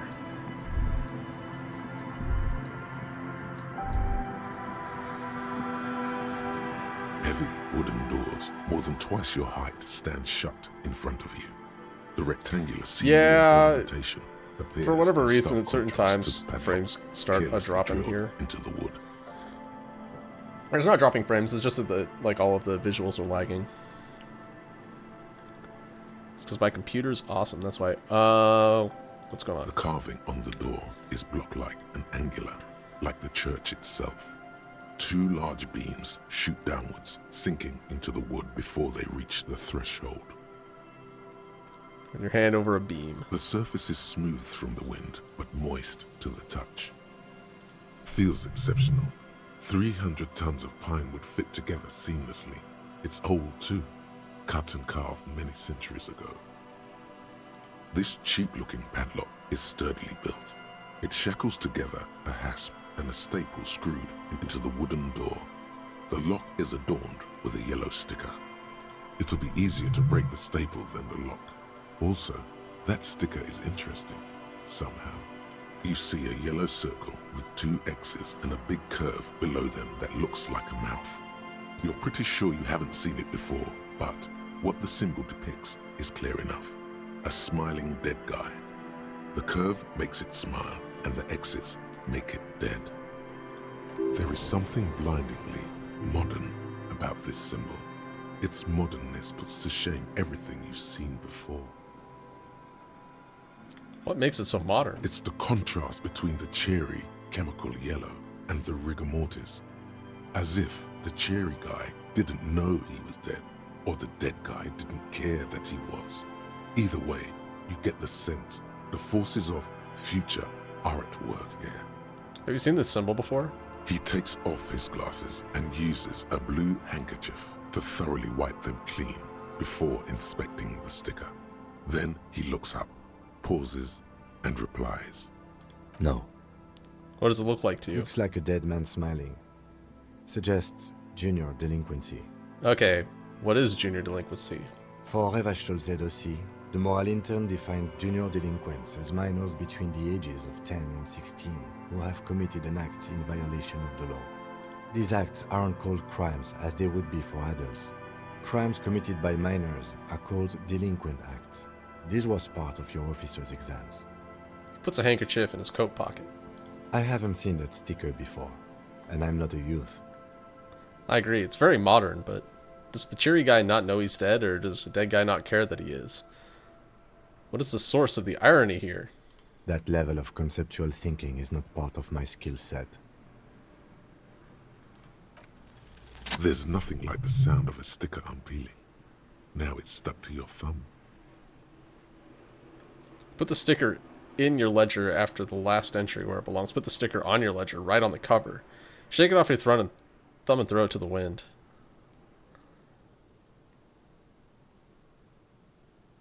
Voila.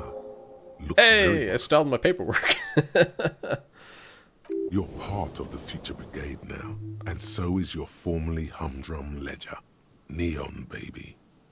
The lock turns easily. You hear a click as the shackle pops open.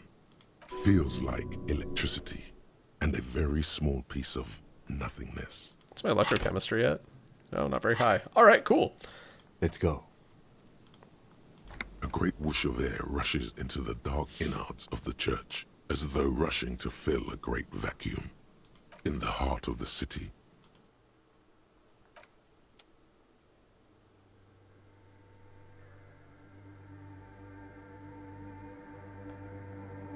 Oh, look, another computer. Oh my god, look at all the jamais vu dots. So many of them. Wow.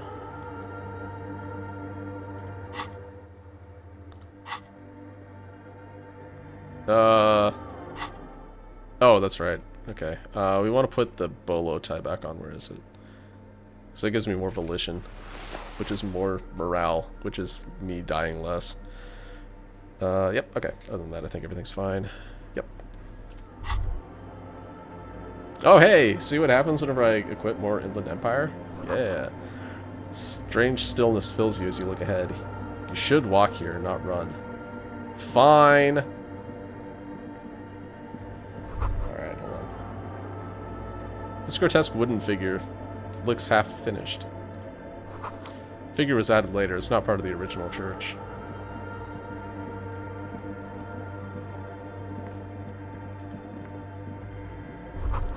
More of the forked lightning pattern you saw outside. Bark beetles?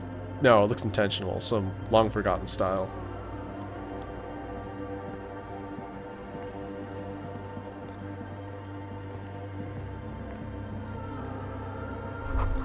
The blackboard is filled with complex equations. They look recent. Something to do with radio frequencies?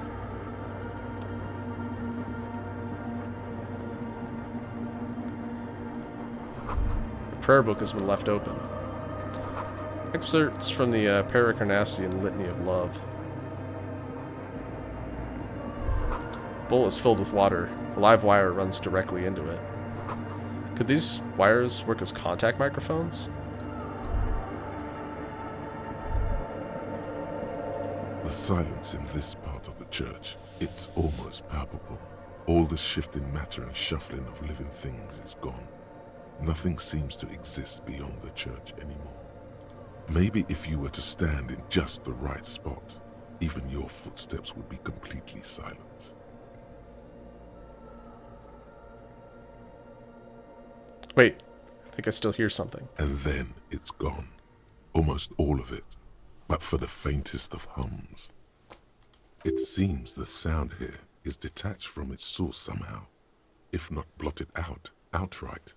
Truly unusual. Sounds like the Pale. How do I know what the Pale sounds like? From recordings of the Far Pale. You've heard them. We all have. Oh, of course. You can hardly hear your own breathing. Yell as loud as you can, stomp your feet, and clap your hands. Your voice is barely audible. Not a howl, but the softest of whimpers. You produce a few muffled thumps, after which the silence feels even more total, somehow. What's happening? The lieutenant points to his ears and shakes his head. Then he leans closer. Can you hear anything?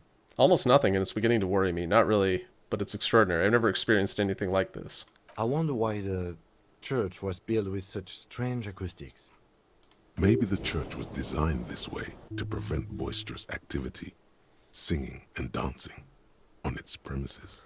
Maybe they wanted to discourage singing and dancing. Hey, what if it's something paranatural? Probably nothing, just our imagination. Whatever it is, it's definitely real. Something odd is happening around us. Could be. He doesn't seem entirely convinced, though. The orderly rows of ceiling panels become barely visible, then disappear completely in the darkness of the tower overhead. Okay, that's a red check. I think I can boost perception. I'd kind of like to, but I don't know that I can. What if I don't want to know what's up there?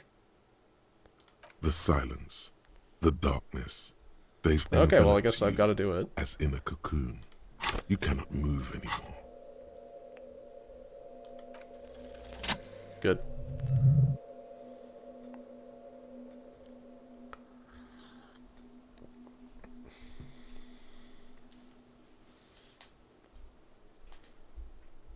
It's like there's something moving up there.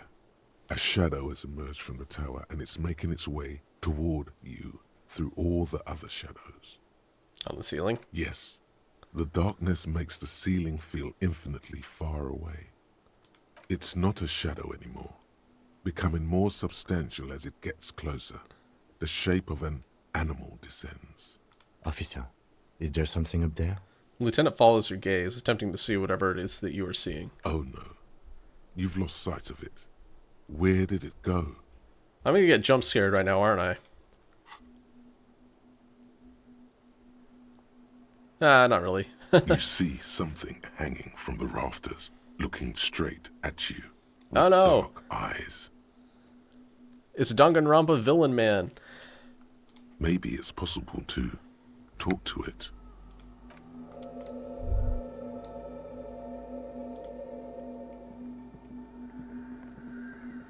The shadow is a man made of the same stuff as the carpentry of the building. He is studying you intently. The crab man. Hey, who's there? This is the police. Show yourself. Say nothing. Be quiet for now. Are you the crab man? The man leaned forward a little, fixing you with a steady, unreadable gaze, then speaks. Habitual alcohol use has made you into a scared little pussy, Holmes. Okay. Don't worry. Everything's gonna be alright. You come to the right place. That accent is Villalobos, a peninsula in Mesk and a district in Jamro. There's a sizable contingent of Villalobos-speaking Mesks in Revachol. The right place for what? Here you can receive the mother's love.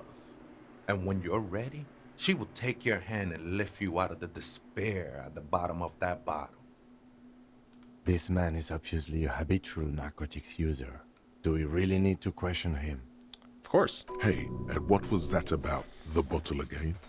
You haven't even drank that much lately. Lay off it already. Sheesh. Sheesh, indeed. Yeah, I guess I have a bit of a problem, and it's been getting out of hand lately, but I'm a policeman. I need to talk to you about police things. I don't know anything about alcohol use. Oh, hell no, run away. Oh, yeah, sure. You don't know anything about alcohol use. You got it all under control, Way. I could smell the control all the way over here. I'm doing just fine, thank you. Okay, fine, I'm struggling, but you don't need to lecture me. I know what I need to do. You don't know me, you don't know what it's like. There's something white pursuing me. White and very sad. This conversation is making me uncomfortable. Let's talk about something else. Okie dokie.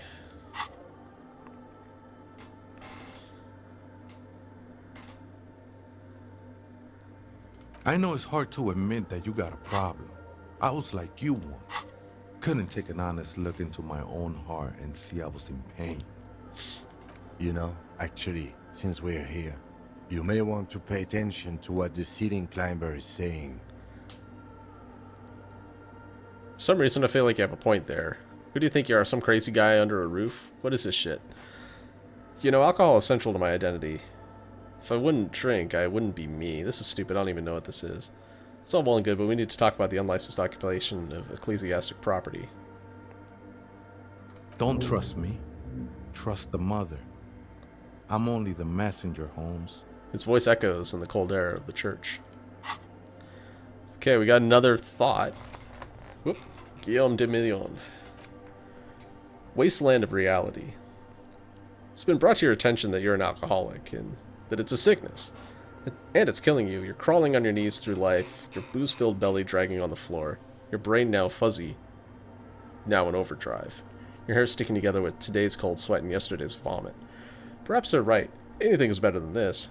Even bone-dry reality itself. Maybe you can quit? This is the Church of the Mother of Silence.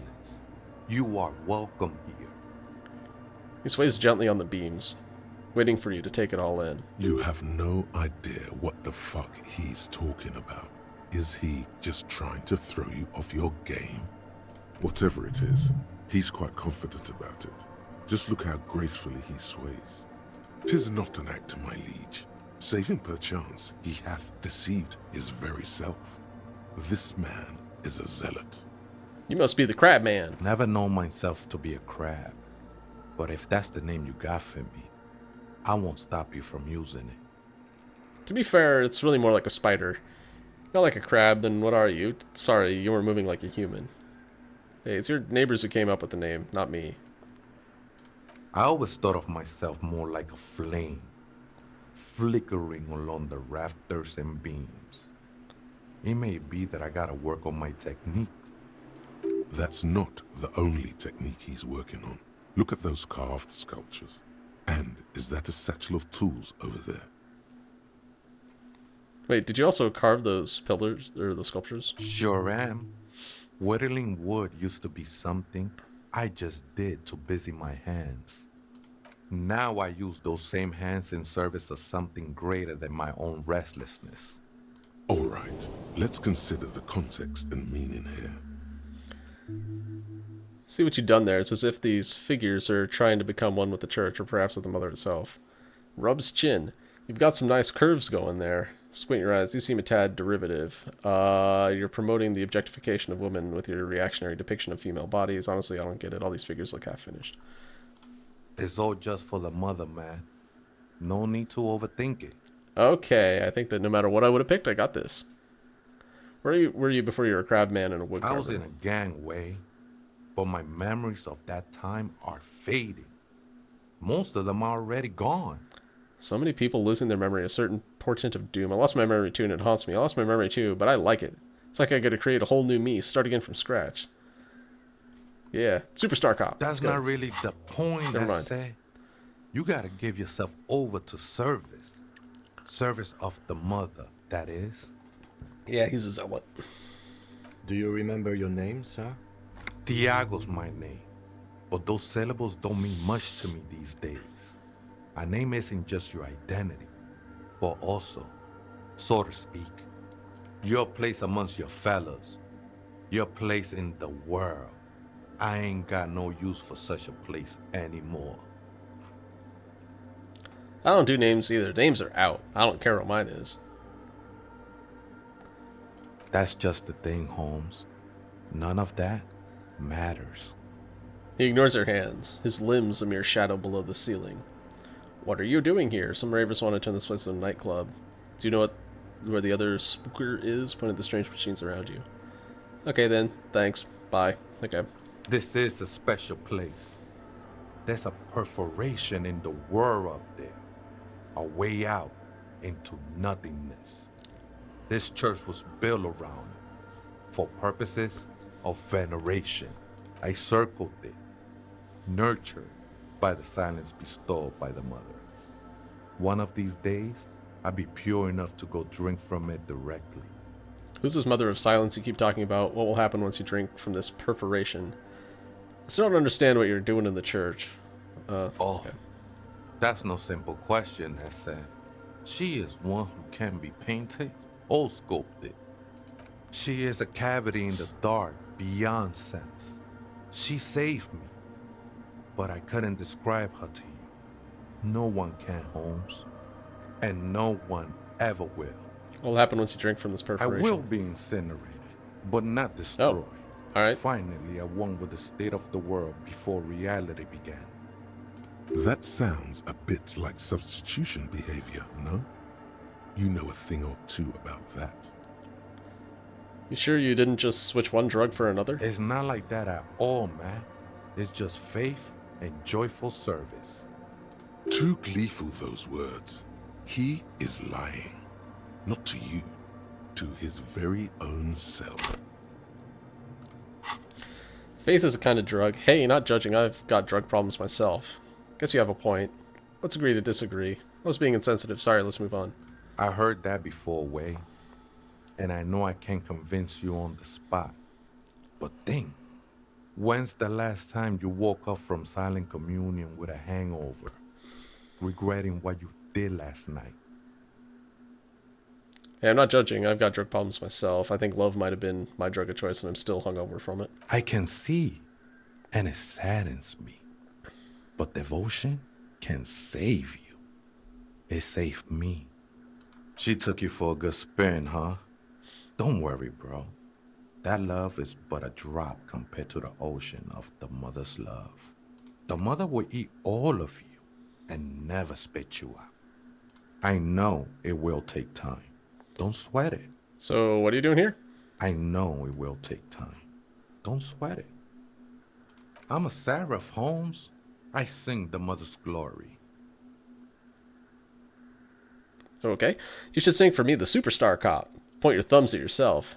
Doesn't really make sense for you to sing if she's the mother of silence. Singing is good. I'm a bit of a singer myself. I ain't from no Marietti, if that's what you're thinking. And the song I sing is silent as the mother. Marietti is a mesque style of music and dance, commonly seen at all manner of festivities, especially weddings. It's delightfully quaint, owing to its peasant origins. He lost his cool there for a moment. Seems you hit some nerve. I still don't understand what you're doing with the church. Okay, how'd you find this place? Hard to say. I think I did some construction work here, back when I still had material worries. Up there, I realized what the true purpose of the church was. Been spending a lot of time here ever since. The past is nothing to me now, Way. It didn't belong to me. The sinewy figure lingers on the wooden beams, blending into the shadows. Been here a long time. Do you know why the church was abandoned? Police raid a while back. He responds, his voice suddenly flat. Did you witness it? Not really. Or at least I don't remember much of it anymore. The mother's love has done its job. That's what's so great about the mother. It lets you forget about everything. Some ravers want to turn this place into a nightclub. The ones in the tent outside? Right? I see them. Guessing they're the ones who call me a crab. Probably scared of me. Wait, do they have a reason to be scared? Nah, man. They look pretty funny.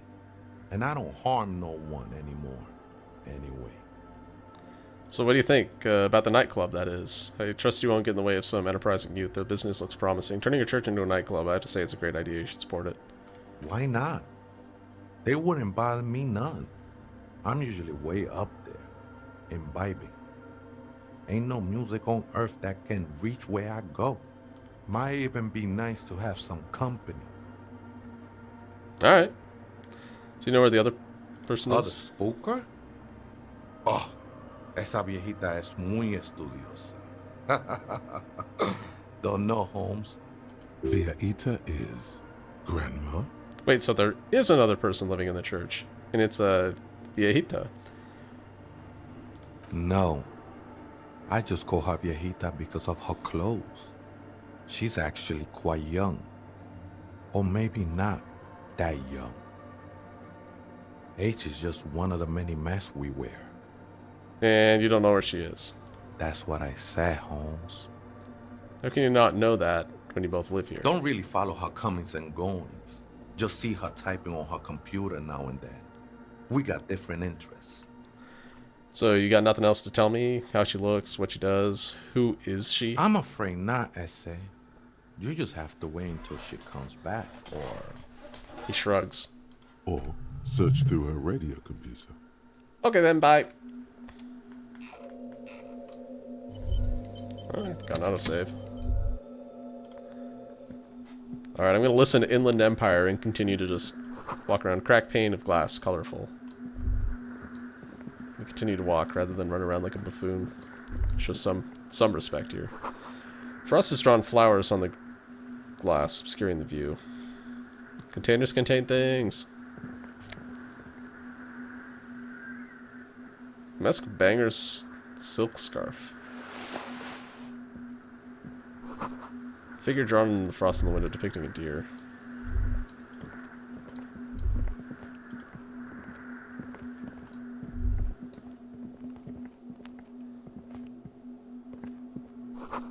Spider has spun a web around this wood-carved pillar.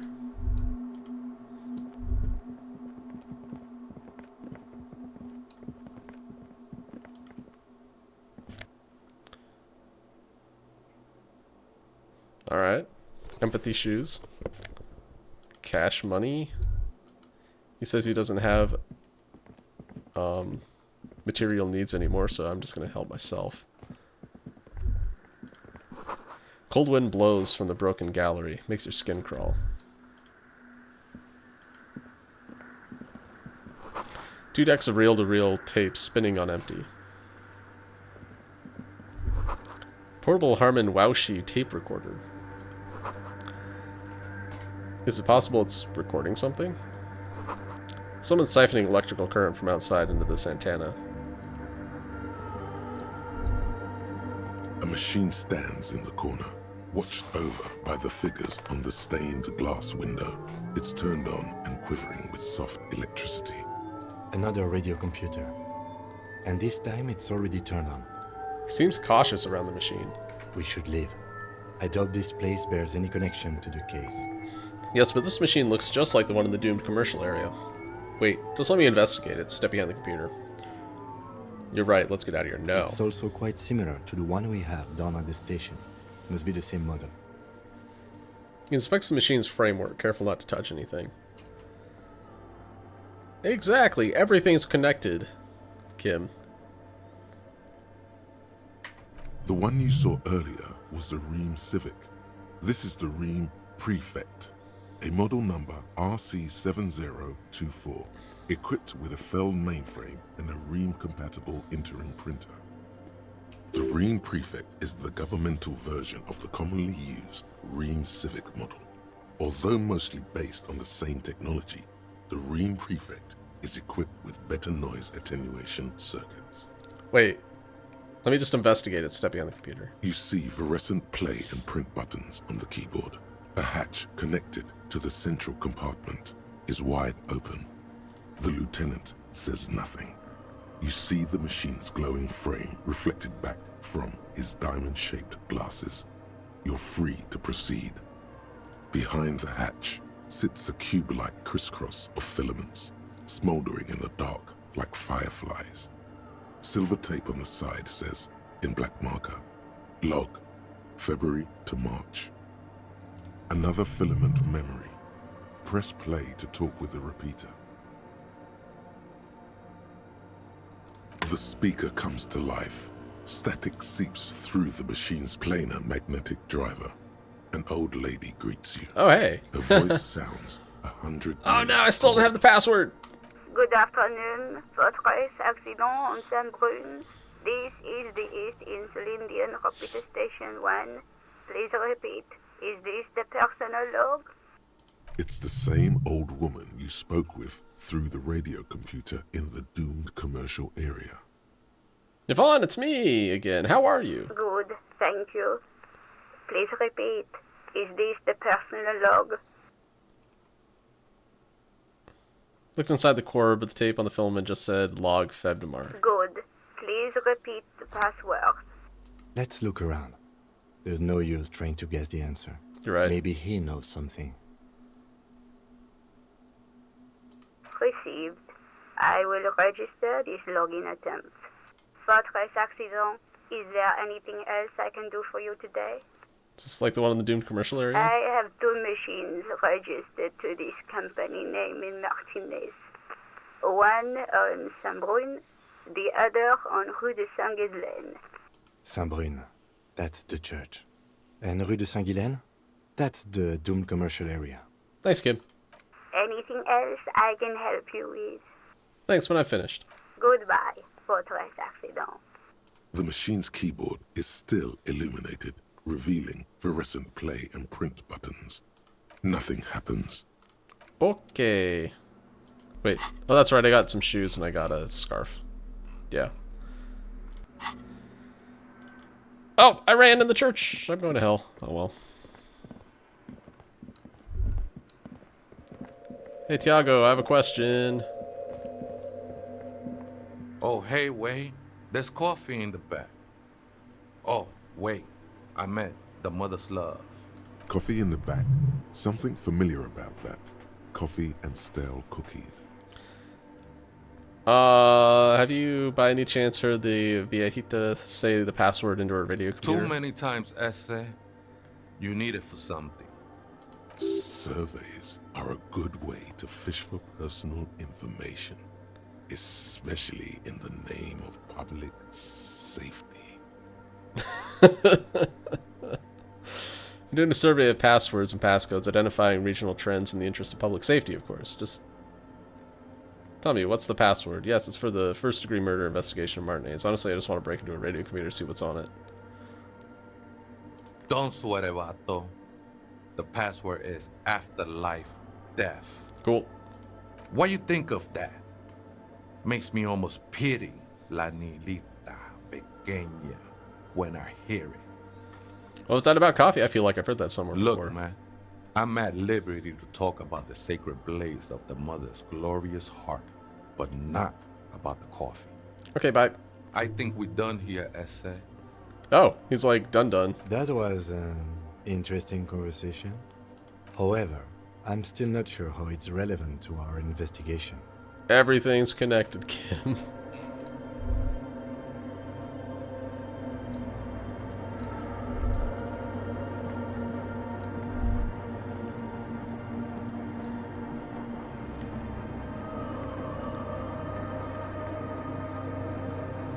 The machine's keyboard is still... The speaker comes to life.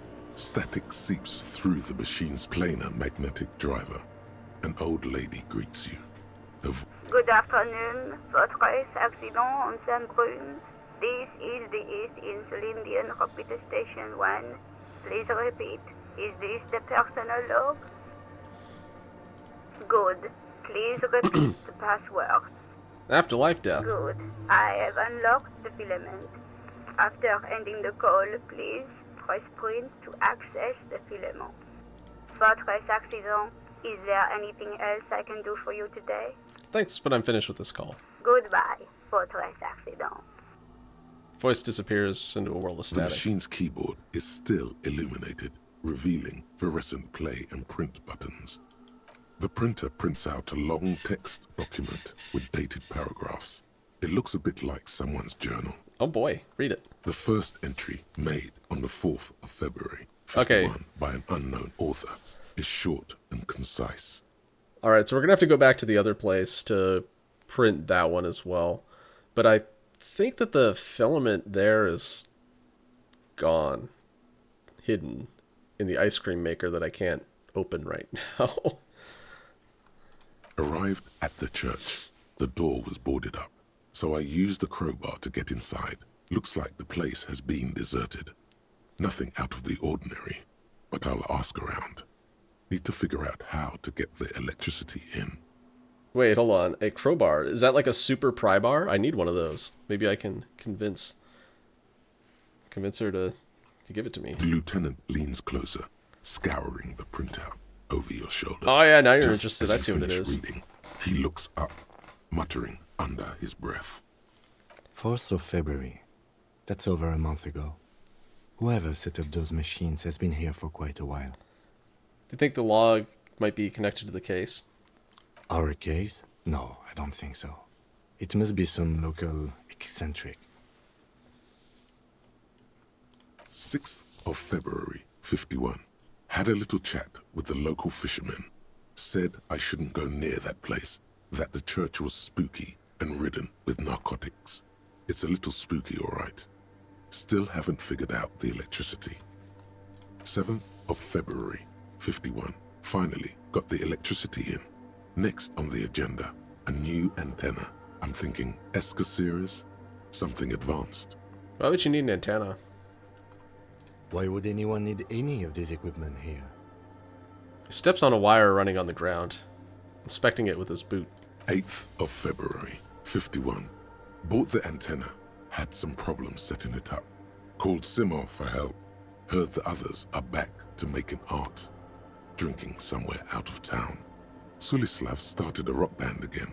Lexi has been seen asking money from strangers. I think that we heard about Sulislav somewhere else. But at least the artists have their act together. They're qualified labor. They can get work anywhere. Graphic design, ads. The programmers are doing fine too.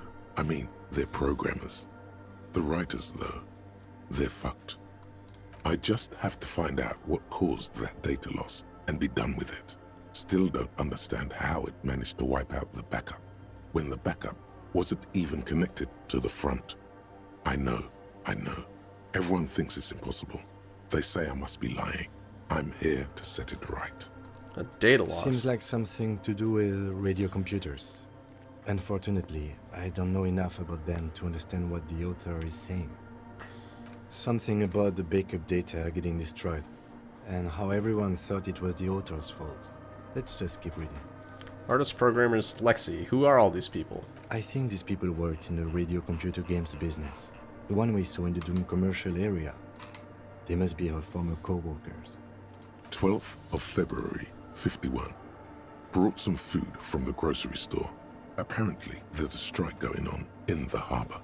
Definitely not happy to see the Martinez people again. Everything's now set up in the church. Going to start working tomorrow, 8 a.m.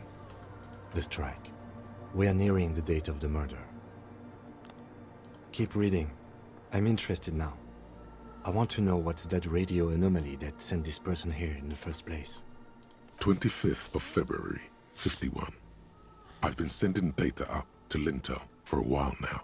trying to recreate the data loss, but nothing. Didn't even feel like logging in, the disappointment. But I did discover a curious audio-spatial anomaly at the back of the church. I've named it the Swallow. It swallows sound. Need to get some mics. Is she talking about? The lieutenant looks to his right, toward the silence. 28th of February, 51. Yes, the first recordings confirm that the Swallow is real, and I'm not just losing my mind. It's a pillar of silence, with a diameter of approximately 3 meters. Seems like the higher I go, the less I record. This might be a coincidence, or it could be connected to the data loss that led me here. The pillar of silence. She is talking about the silence. Is she suggesting it's more than just an architectural quirk? But what could it be? Look at the water basins behind you. The lieutenant doesn't answer. He follows your gaze, studying the basins. The water shines in them. No ripples. March 51. Some kind of young disco men have appeared next to the church. I've been trying to record the silence to find the epicenter, but now it turns out I've also been capturing the future of dance music, one neo-disco song over and over again. Fortunately, the song is so monotonous, I was able to devise an algorithm to factor it out. The other day, one of the disco men came in. Before I could even say hello, she got scared and left. Good, I don't want anyone distracting me from my work. That disco man must be a cell. She must be describing a cell. Girl on the ice? Sounds like her, yes. March 51. I got a call from the repeater station. Someone has tried to access the radio computer in our old office in Martinez. Can't do anything about it. The storekeeper still doesn't want to let me inside the building. Thinks I'm part of some kind of curse. How Martinez of her. That's me! I was the one who broke that radio computer. And the storekeeper must be Plicens. I knew it wasn't a good idea to meddle with the machine. It's still on. Let's go meddle with it some more. No. It was a great idea. You're learning things. This is how you learn things about machines. March 51. A new 2-meter aux cable. Noodles. Crackers. Ping energy drinks. Water. Toothpaste. Gum. Also some canned air. It's interrupted by the sound of the church door opening. A strange woman makes straight for the radio computer. Oh, hello.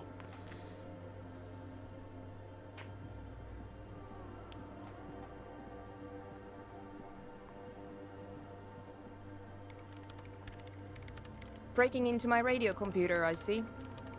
She glares at you as she holds down the off button for several seconds and the machine reboots. Yes, you are breaking in, but not into her radio computer. You're a master circuit bender. Yep, that's me, Master Circuit Bender. I do apologize for the intrusion, madame. We are with the RCM, you see. I can assure you, I'm an expert circuit bender. I'm not breaking into your computer. I'm using it to access coalition military data links. We're here on a side case representing a certain music venue organizers. We're not breaking in. I'm just pursuing them mysteriously and searching for my lost identity.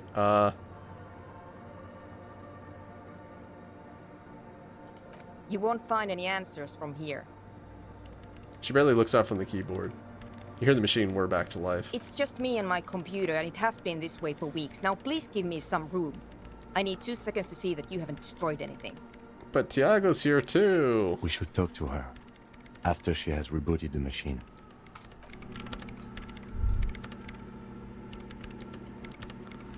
What's this? In white, silver, and apricot faience, the young mother of humanism stands above you. A crack runs across her body.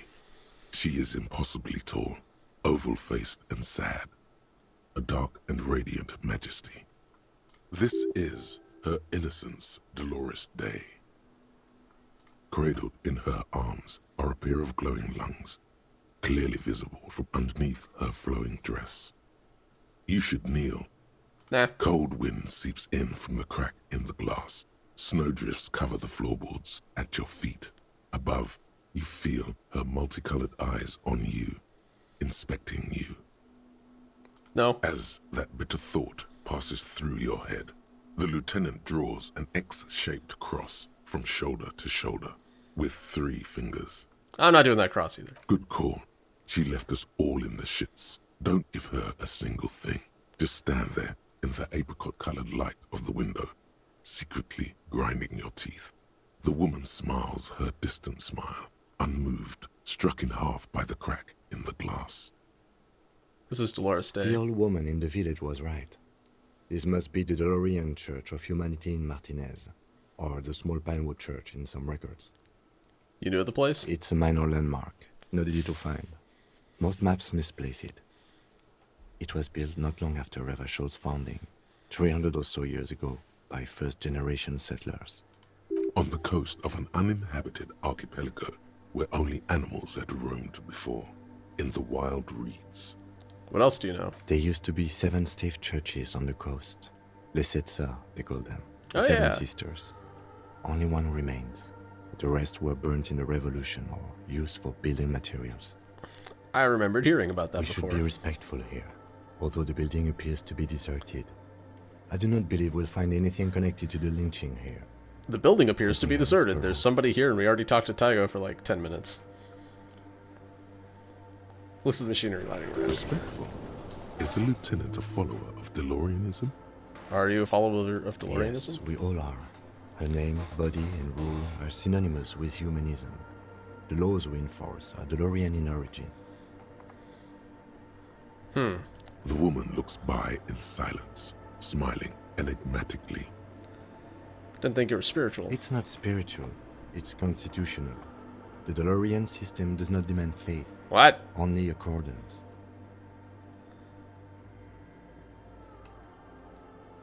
How did I know of this mother of humanism? Despite the damage you've done to yourself, the title appears lodged in your hippocampus. This is her innocence, Dolores Day. The innocence of humanism, internationalism, and the welfare state. Perhaps the most famous human being ever to have lived. No amount of Commodore Red can wipe her sad smile from your brain thing. It has survived the deluge and haunts you still, and will haunt you forever, as it haunts all men. The highest category of historic individual, an embodiment of the world spirit. A tyrant? In a way, an innocence is elected to office by the founding party, a precedent that has taken place a mere 6 times in the entirety of history.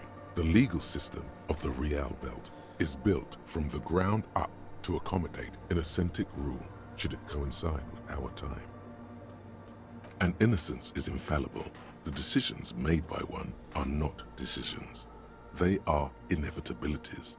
What would have happened anyway? Only accelerated, packed into decades instead of centuries. An innocence is a continuous, compressed event, a sacred human being. It is an honor and a glory to live when one is in office. Okay. No, we are alone. Okay, when she ruled. 300 years ago, in the wake of the discovery of this Isola, the Insulindian, by explorers from the continent of Muindi, she is, among other things, the innocence of inter-isolary travel and the connected world.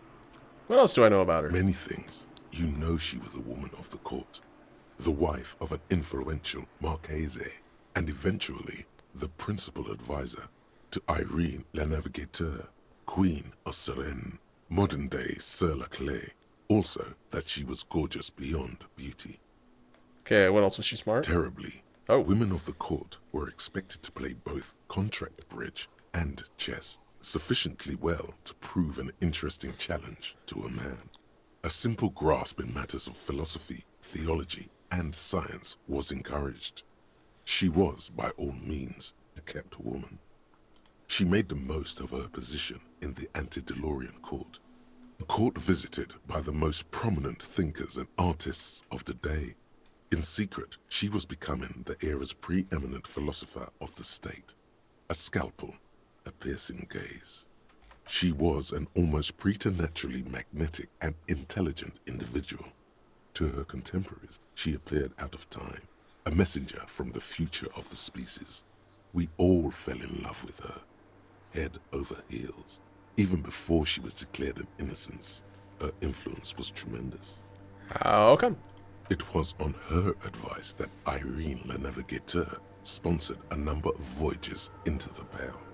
A costly, often tragic endeavor, ultimately vindicated by the discovery of the new world, the piece of reality you're standing on.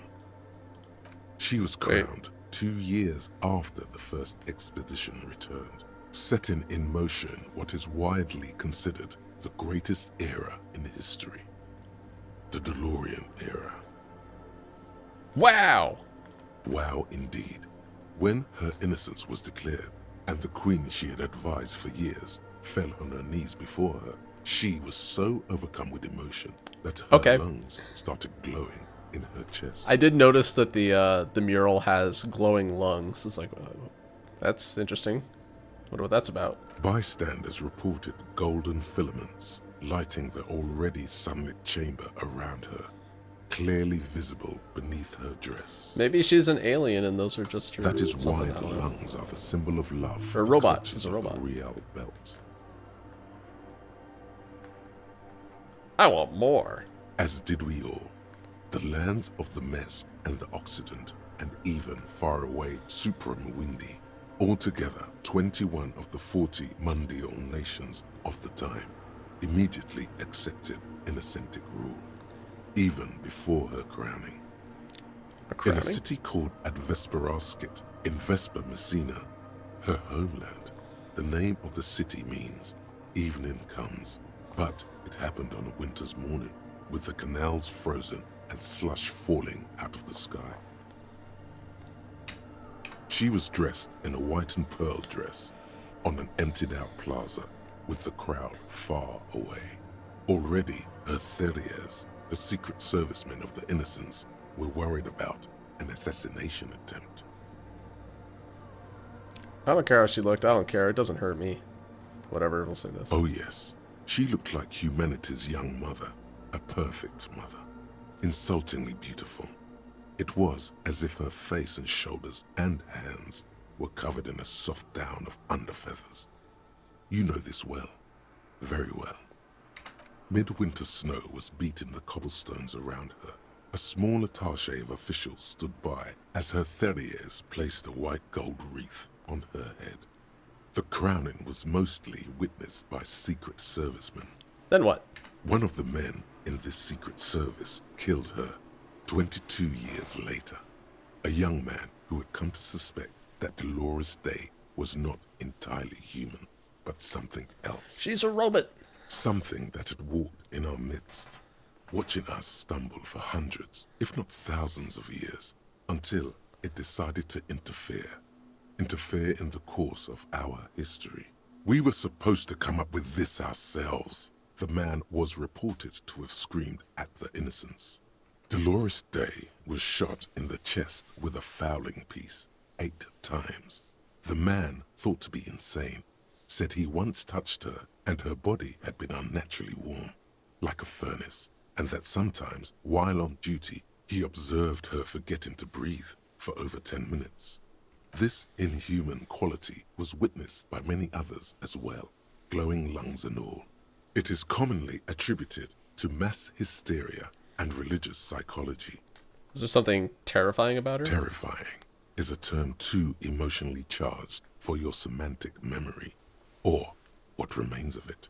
But although she's often considered to be the greatest human being to ever live, there was something ominous about Dolores Day, constantly surrounded by her Theriers. She was the most socially secluded and least self-aware of all the Innocences. Some modern thinkers would consider her a war criminal for the campaigns she waged against the Mesk state. And then there were the resettlement programs. Yep, all sound like war crimes to me. Let's continue. The Mesk state tried to detach itself from Innocentic rule. Parts of the world were experiencing whiplash from accelerating into secularism. Her mandatory education programs and mass resettlement of upstream Marguerite were problematic as well. Dissenters were suppressed by a military force she called the army of humanity, suggesting those who fight against it are not part of humanity. She adored chess, yes, but also military war games. Dolores Day often holds a tiny tin soldier between her index finger and thumb in icons such as this. She was also blonde, the blondest woman you have ever seen, with green eyes the color of the Pacific, mare interregnum.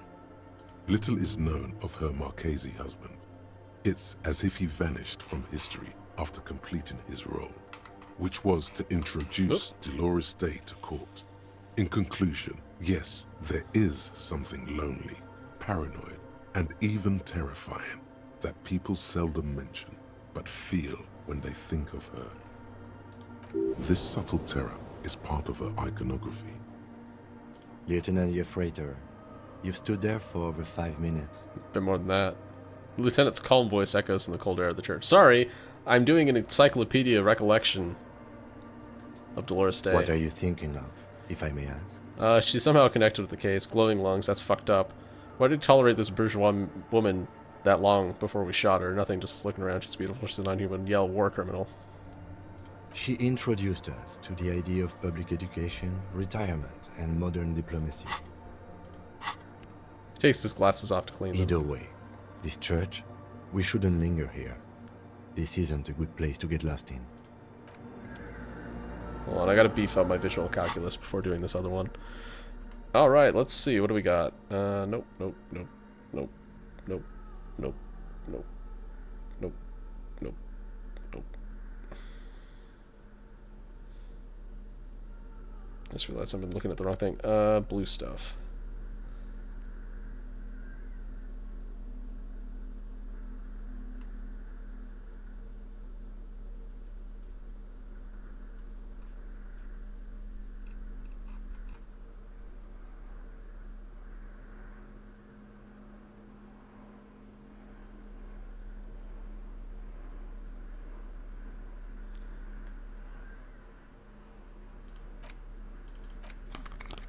+1. Let's see if we get something better. Okay, that'll do.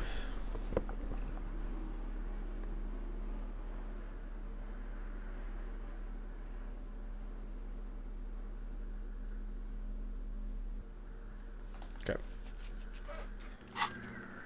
Let's see, The mother of humanism white stands check. above you, a precious and complex wax painting on a single pane of glass. A crack runs across the length of her body, her face oval and sad. A jigsaw of broken shards falls into place in front of you, a ghostly reconstruction of the stained glass window. Before it was shattered, there was an older woman beneath the younger one, and a text, a light motif below them both. What shattered this mosaic? Unknown. A motor carriage? A gunshot? Someone falling into it? Or maybe just hooligans looking for something to break. Who's the older woman?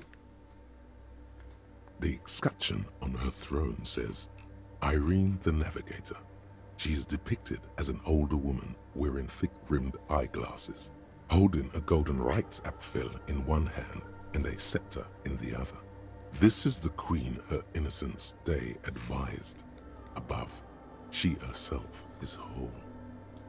Small figures of wise men, common men, worshippers walk up the stairs to stand at her feet. Secret servicemen, farriers, stand in a row guarding her. It must have taken years to produce this work in all its dizzying detail. What's the motto say? Below both women, in luminous black letters, Après la vie, mort.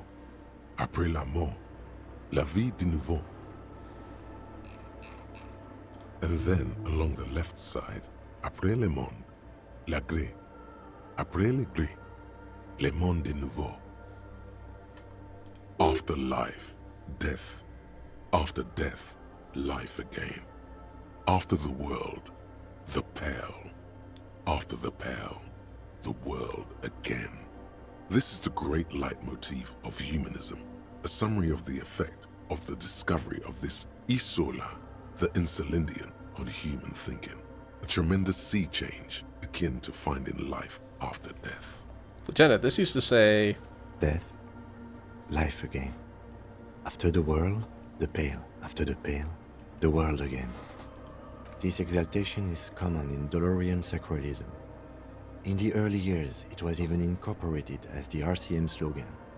No more, however. Why? It was deemed subservient to use a strongly moral intern-related motto. We already suspected of bootlicking. The sentence was also seen as too feminine. It was a macho thing. What's the RCM motto now? Justice, union, prudence, and force. Cool. Not very feminine. I like the other one better. I like this. Puts fear of God back in... Cool. Ice cool. Lieutenant nods. Alright, let's check with, The mother of humanism towers above you. Yeah, her. A wax painting on a cracked pane of glass. Yep.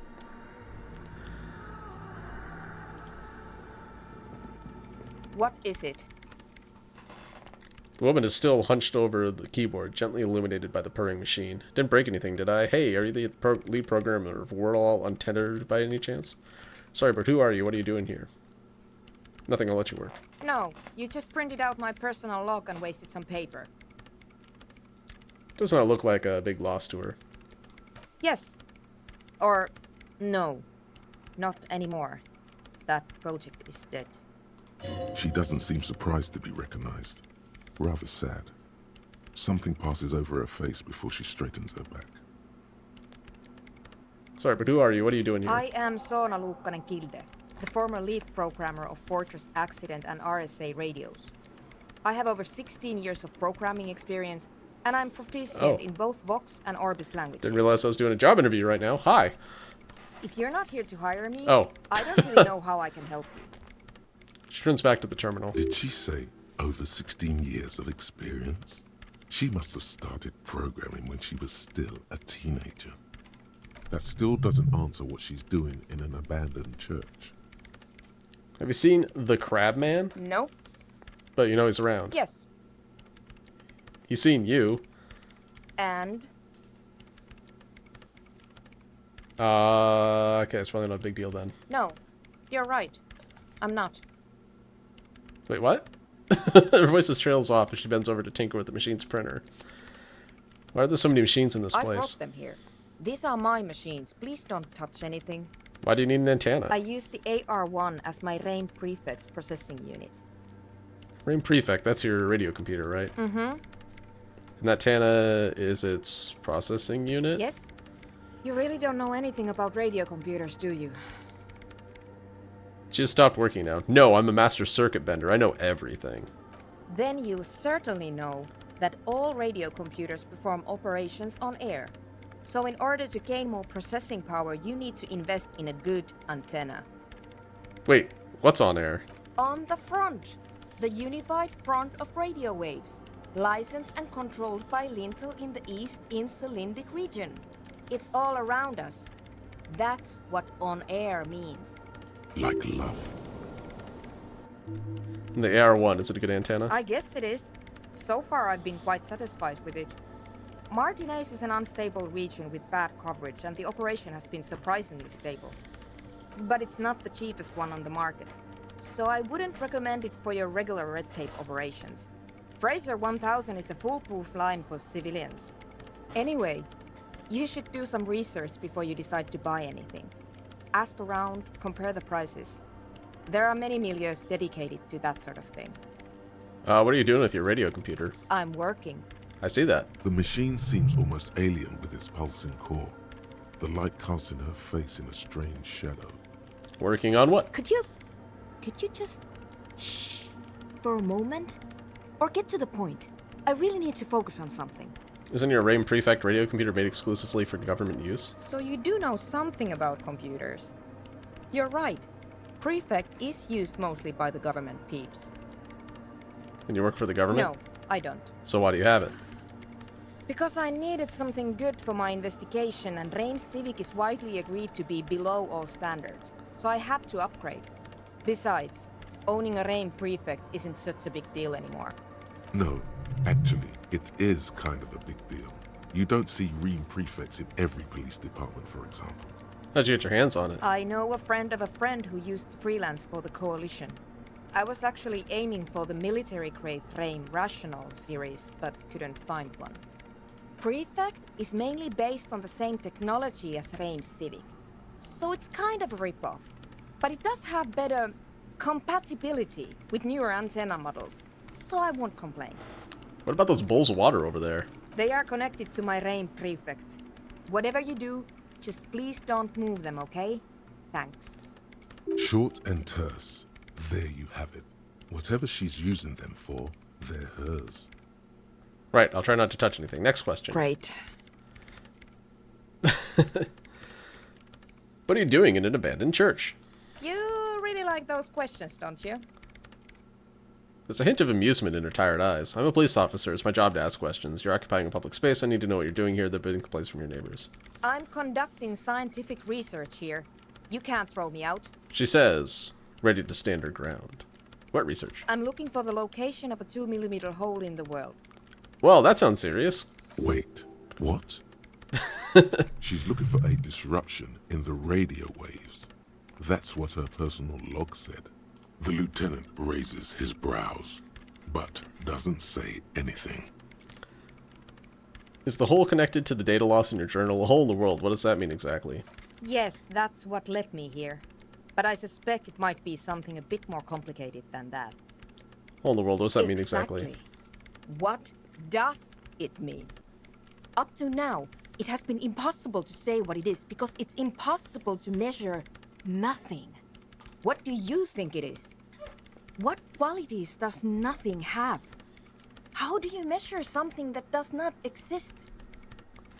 She's suddenly absorbed in the conversation, waiting for your answer. Easy. You measure it by the world around it.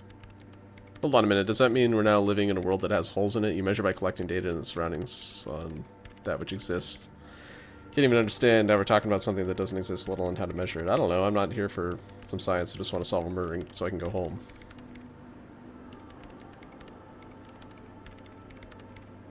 Exactly. Very true. That's what I've been aiming for. That's why I have those basins. I've tried using hydro transducers to record the silence, to find out where it begins. Ah, hydro transducers. So that's what those water basins are. Devices for recording sound through water. But honestly, it's not progressing very well. She grows silent, staring at her circle of basins. Looks like some ancient ritual. Do you have any idea where this hole might be located? Somewhere underneath those roof beams, I assume. She looks up, trying to pierce the pitch-black heights above, but without much success. Only a faint crisscross of rafters can be made out from the dark. Most of the tower disappearing into the shade. Why there? There's this place at the back of the church. A place where all audible vibrations seem to decease. I've named it the Swallow. And the higher you go, the less you record. The Pillar of Silence? Are you sure it's not just an architectural quirk? Maybe, but it's oddly close to the physical coordinates of the data loss that led me to this place. This is where the Crabman lives. I know. You don't think the Crabman might be somehow responsible here? No, I don't. Yeah, me neither. You said that the research isn't going well. Why not? Because it's just trial and error, trying to locate the Swallow, the exact point in space. And I don't have a... You know what? It would be really helpful if you could just stop talking and let me work.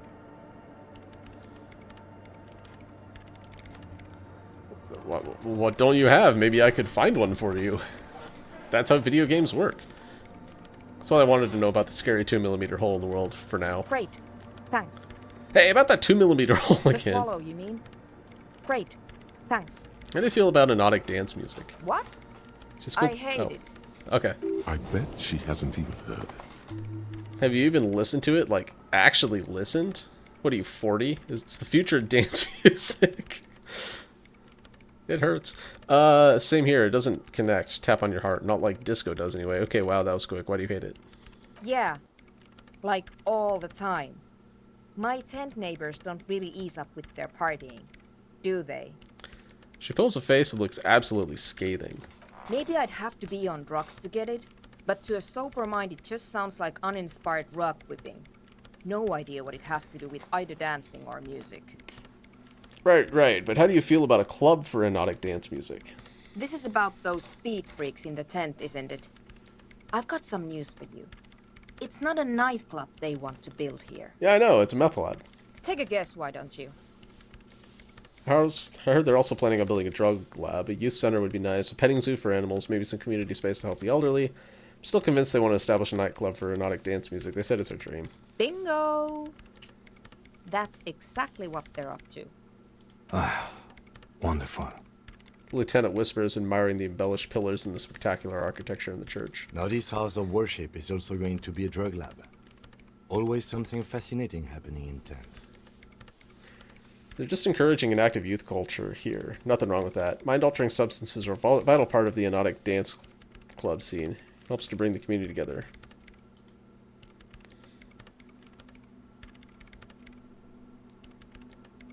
Yeah, what I said before. Not possible to appreciate that kind of music without being high as a kite. So that's settled. Great. No nightclubs in the church then.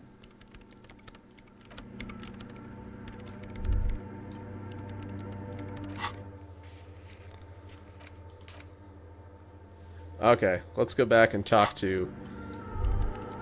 Actually, no. Here's what we're going to do. We're going to go back to the other computer and call Yvonne from there.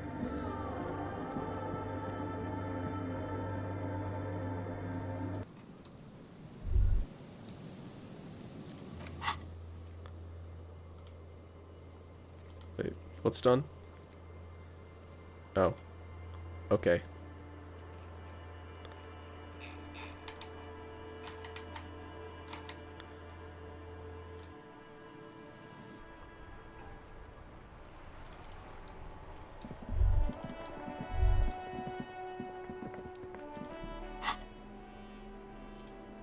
So we're gonna need to quit flashlight, and it doesn't really matter. Alright.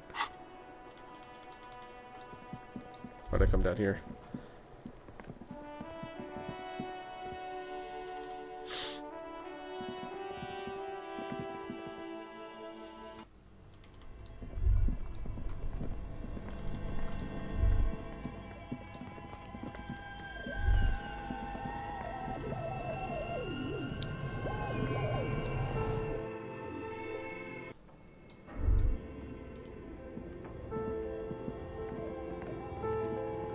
Tiles on the cube are still smoldering, casting the framework in a soft glow.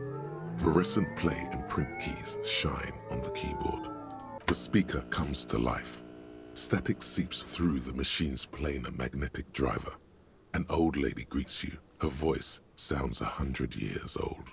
Good afternoon. Fortress accident en rue de Saint-Ghislaine. This is East Insulindian Repeater Station 1. Please repeat. Is this the production schedule? Store the password for the production Good. schedule. Please repeat the password. Good. I've unlocked the production schedule. After ending the call, please press print to access the filament. Really? She just used the same password? Maybe those radio computer guys aren't that paranoid after all. Fortress accident. Is there anything else I can do for you today?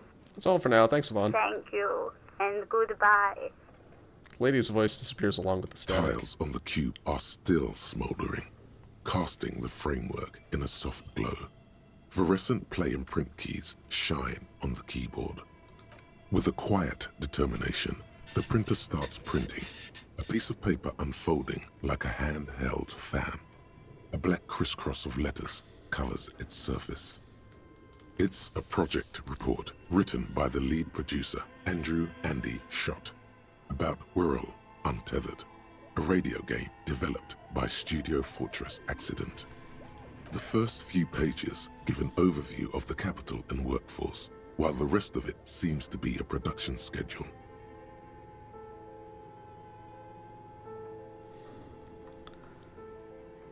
Alright, read about the workforce. Who worked there? How long? Fortress Accident employed 18 people, the bulk of the team composed of writers and concept artists. There were also radio programmers, sound engineers, a CEO, 2 marketing experts. and a single overburdened producer who developed a habit of popping Pyrrolidon in the basement to escape his obligations. All right. Why did Fortress Accident have so many concept artists? Wait, why did a radio game need so many artists? It didn't. It didn't need so many concept artists. Definitely not.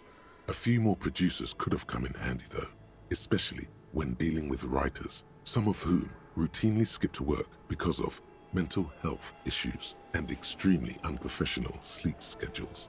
Psh, whatever, One man. of them even managed to steal some valuable company property before skipping town for good. In its short time of existence, Fortress Accident SCA managed to burn through truly insane amounts of money. The first tranche of seed financing brought in 150,000 Ria, but then came the delays. Eventually, the damage reached 400,000 Ria, with only half of the game finished. Gosh, where do they get all this money? Oh, you know. Let's just say it was a real adventure for their Igaunian investor. Skim through the production schedules. The production schedule depicts their glorious descent into bankruptcy. Because the concept artists. Not the concept artists. It wasn't even the writers, with their panic attacks and 3-hour lunches. It was impossible not to fail. The project was too large, and no amount of money could satiate the ever-expanding ambitions of the development team. They tried to make a 4 million Real game with 400,000 in their bank account. They thought they could bridge the gap with pure willpower and imagination. They couldn't.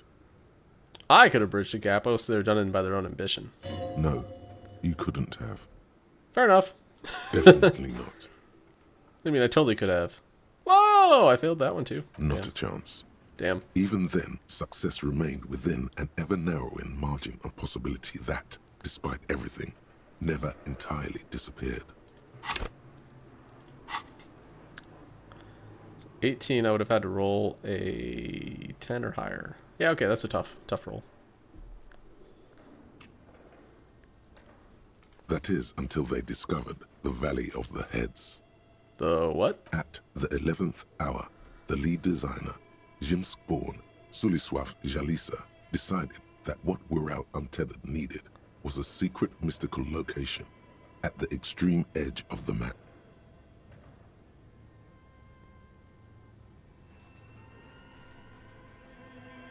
This place was to be the Valley of the Heads, where the heads of all the headless constructs could be found.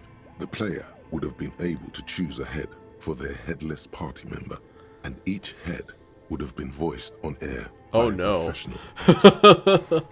Some insane shit. Who are these people? The world had never seen their kind before, and might never again. So many. The last count, there were approximately 10,000 heads for 10,000 headless men, all of which could be endlessly recombined. How many combinations could you make out of that? That's pretty bad. What did they... That's what did them in. Do you really want to know? There seems to be a calculation here, but it may take a while. 1437. Uh-oh. What have I done?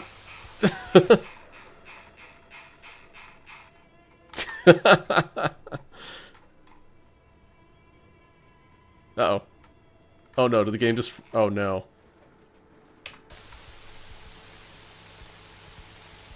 Don't do this to me, game.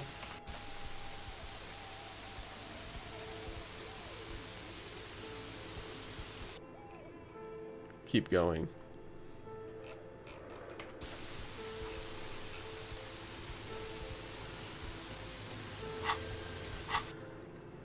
No, like it's locking my cursor. The lieutenant taps his foot impatiently, his arms folded tight against his chest. Oh wait, is my mouse dead? Is that what's going on here? Hold on. Oh, okay. Cool.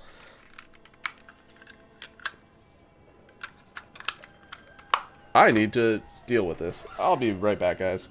Apparently my mouse is dead. I'm gonna go get some batteries.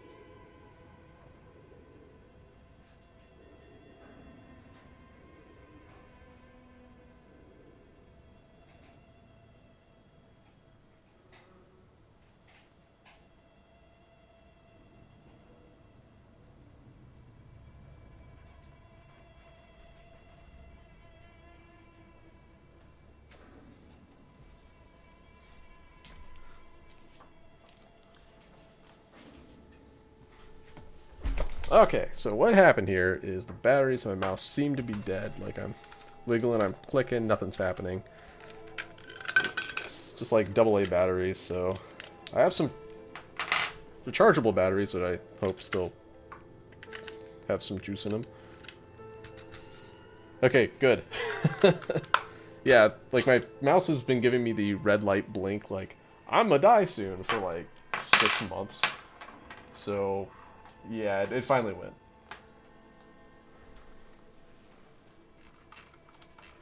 We're good now.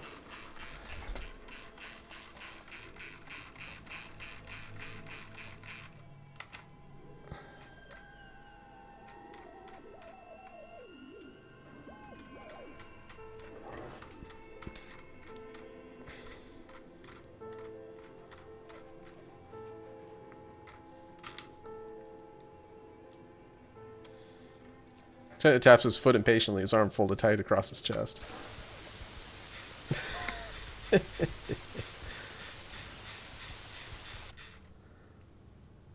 What have I done? Keep going. No, no, no. We've committed.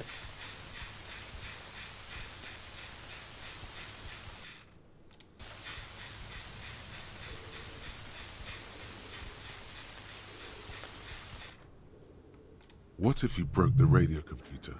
What if it's never going to stop? Oh, wow. I'm like failing everything right now. Sick.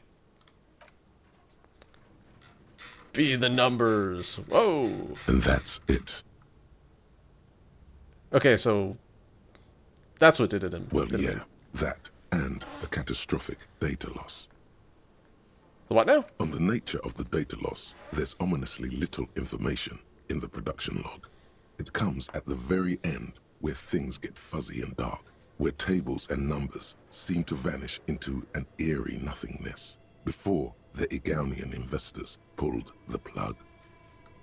What is clear is that one day, an unidentified numeric anomaly occurred on the East Insulindian Lintel front, just as the World Untethered project was being compiled that day. The anomaly caused all the data to get lost in the air. When the project was returned, it was completely blank. The team spent weeks on the phone with Lintel, the service provider, but despite their diagnostics, they could never produce a satisfactory explanation or pay for the loss. What, they lost the whole game and couldn't even pay for it? Wasn't there a copy of the game, a backup? Always read the terms of service. And let's face it, they didn't have any money left for illegal action. Bummer. Mysteriously enough, it seems that the off-site copy happened to be on-site when the catastrophic data loss occurred. Wait, what? It was the lead programmer's responsibility to oversee weekly maintenance of the off-site copy and, well, keep it off-site. An explanatory note from the lead programmer has been attached. What does it say? S. Lukanen Kilda, the lead programmer of Fortress Accident. The off-site copy was on-site because there was no off-site anymore. Not for me, not after 8 months of crunch. I didn't have a home anymore, so I started keeping it in the basement in the ice bear refrigerator near where I went to sleep. It was perfectly safe there. The temperature conditions were optimal. It's not very convincing, is it? It seems like a perfectly reasonable explanation. Is there anything else from this lead programmer? Her former colleagues would agree with you. She's right, actually. Nothing wrong with keeping this type of filament memory. Oh, pass that one. The production schedule ends with a few random notes that seem to be added sometime later. 4 months later, by an unknown author. I am the only one left, and it's gotten rather damp here. A few other businesses have gone under, too. Slipstream switched to making skis, and the hairdressers just left, cursing Martinez. They're right, though. Something's seriously wrong with this place. Martinez, all of it. Still haven't got an answer from Lintel about what happened. All I could get were the physical coordinates of the error on the East Insulindian front on that day. Since the computation happened on air, I reckoned it had to coincide with an actually existing location. I have compared the coordinates to a map of Revachol West. Turns out it's only 800 meters from here. The address is Saint-Brun 1147. I am going there to look this thing in the eye. Saint-Brun 1147? That's what the street sign next to the church said. Tiles on the cube are still smoldering, casting the framework in a soft glow. Fluorescent play and print keys shine on the keyboard.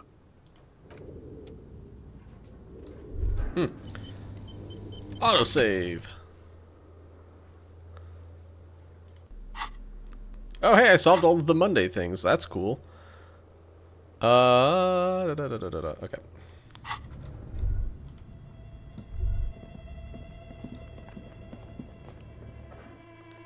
Let's take another look at this fridge.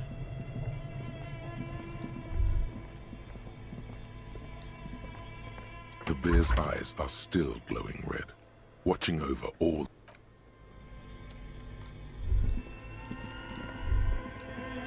Maybe I need to go talk to the programmer again. She might have this orange super machine is buzzing like an pry old bar. submarine. It has It's a red check. That's why I checked. ice cream Okay. churner on top. And All right. Leave.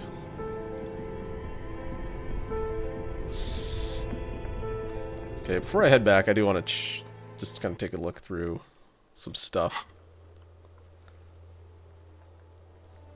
What do I have going on here? Okay, that's a 2200. That is over here, but whatever. Yeah, this stuff's all of the church, so that's fine. What about rolls?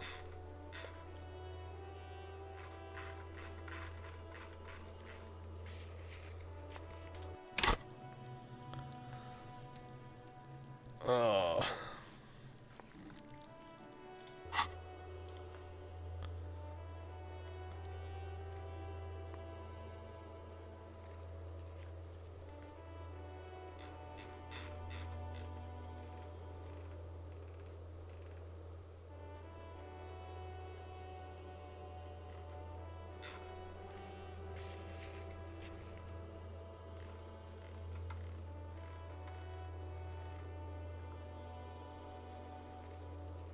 So the only one of these that I really want to try again is the one with Lillian. But we'll wait until evening time to do that. I figure the ice cream maker, if I can get the Super Mega Pry Bar, if that even exists, I might be able to do that then. Yeah. Like Tommy Laham in a cell, I might be able to do later, but I only have one more shot on empathy, so I don't want to do those just yet.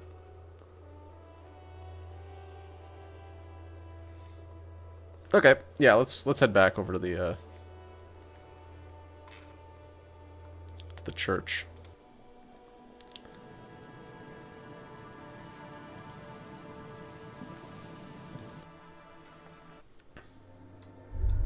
No, I just realized there's a butt right there. Didn't notice that the first time I was in here.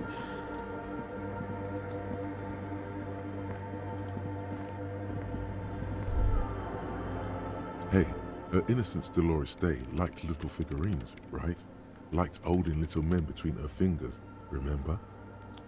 What? You have the Headless Found Rider figurine. You should give it to her. Win her back. What? Look around. Win who back? I can't win her back. She's a long dead historical figure. Yes, I should. This is a task of mine now. Don't be so pessimistic. Love doesn't die that easily. Fine. So very, very, very nifty. Nifty and mysterious. This is surely what the figurines are for. Offer figures to Dolores Day. Figures. She deserves more. You should offer her any and all you have one day if you meet her in person. What an odd task to give yourself, but here we are. Wait, what? What? Dolores Day, the historical figure who died 300 years ago, I'm gonna give her figurines? Nani? Alright. The mother of humanism stands above you. A precious and complex wax painting. on a single pane of glass. A crack runs across the length of her body, her face oval and sad. Why? Because she's a stained glass window. That does seem to be a problem. Maybe you meant something else? Like what, is a I don't Tastel on? know. What are we thinking of? Part of your mind has gone on to other things already. The mother of humanism towers above you. A wax painting on a cracked. Why? That does seem to be a problem. The mother of humanism.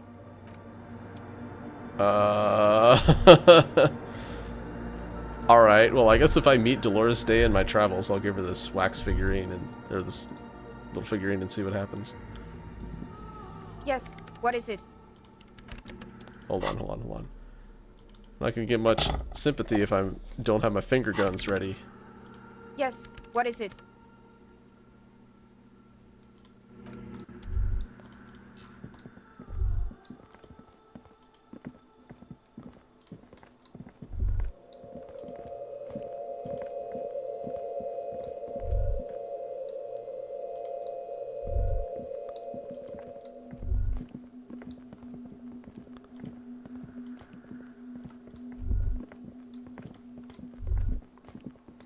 Okay, let's, I guess, talk to the, well, the people waiting outside of here.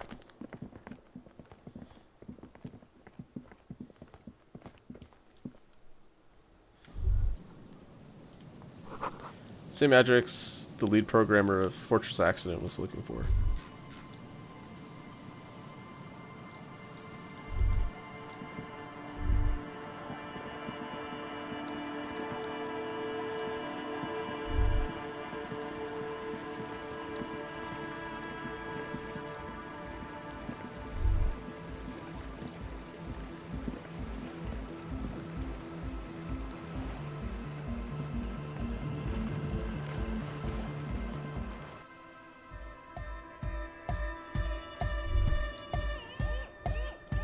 So you had a talk with Andre, and now you want to discuss things with Noid?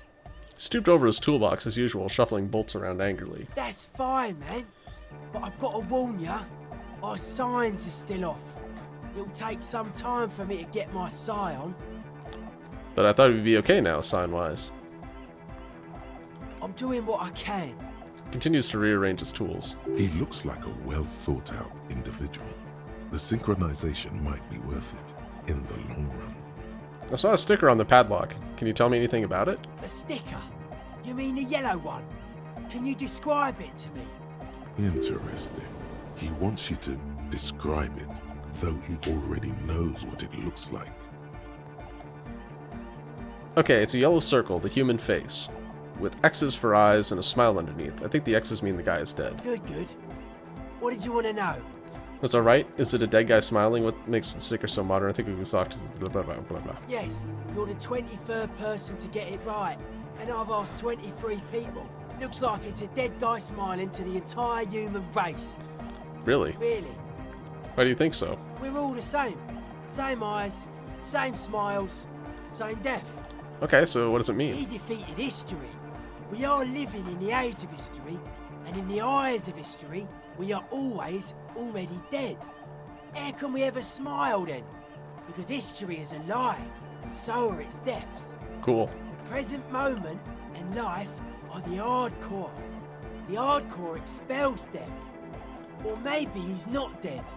Maybe he's just really ecstatic about the beats. I think maybe the smiling dead guy is a symbol for communism. It's also dead but doesn't care. Yeah, that interpretation holds.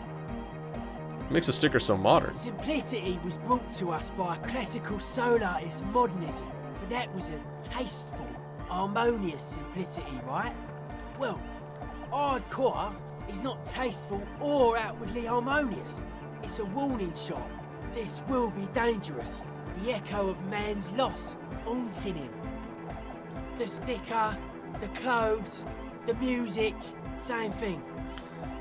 You come up with this stuff all by yourself? Seems awesome. It is. I think we've exhausted the subject I guess for now. one could write an entire treatise on the thing. But what for? Nah. Still strongly out of sync. Stage gamma disalignment. What? You heard me. He examines a small bolt in his hand. Tell me about the machines you saw in the church. Weird stuff. Specialised. There was a data processor and some sort of long-wave machinery. Wires going into water. Gives off a spy sign. Or some fucked up Samaran science sign. You know, the kind that goes head first into the supernatural. The People's Republic of Samara is a product of Revachel's sister revolution on the Grand Isola. It's known as a severely degenerated rogue state.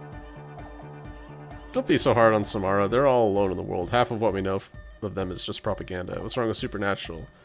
Supernatural, so you think it's real and it actually exists. I know, man. I was just talking about the aesthetic. Nothing's wrong with it. You should definitely be researched. You can still do sick shit with it, though. Most of it doesn't exist. But there's also stuff that isn't allowed to exist. Because the moralists think it's too dangerous for the plebs. Psionic powers, pale-related diseases, pretenders pretending to be human, folk rights, that kind of stuff. Why are you called Noid? The hardcore aesthetic is esoteric. It's not meant to be discussed with the law at this moment. Picks up some sort of widget. Alright. Okay. Do I have minus drama stuff? Yes.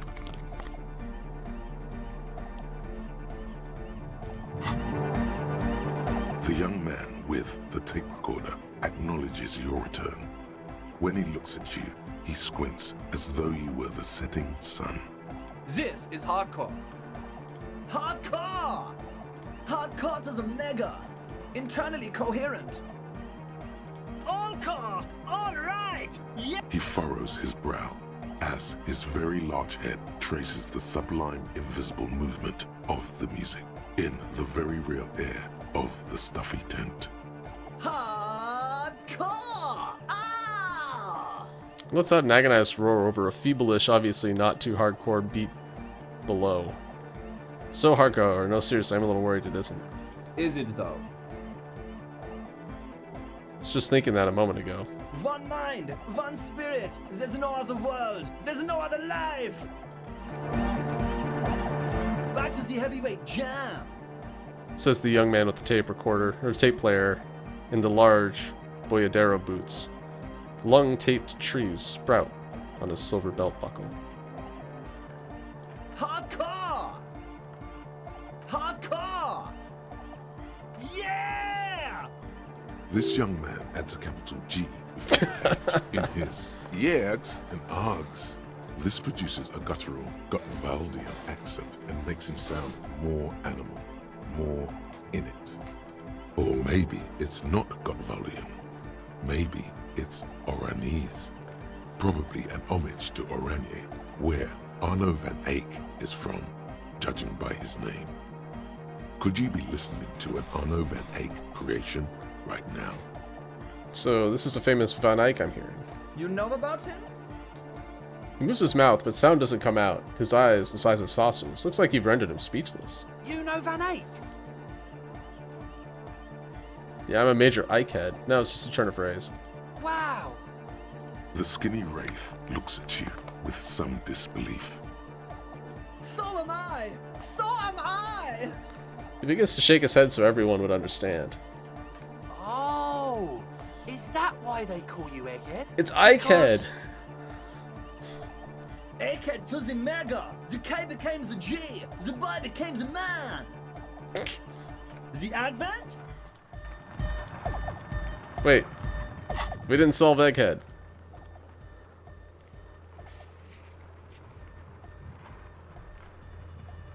Damn.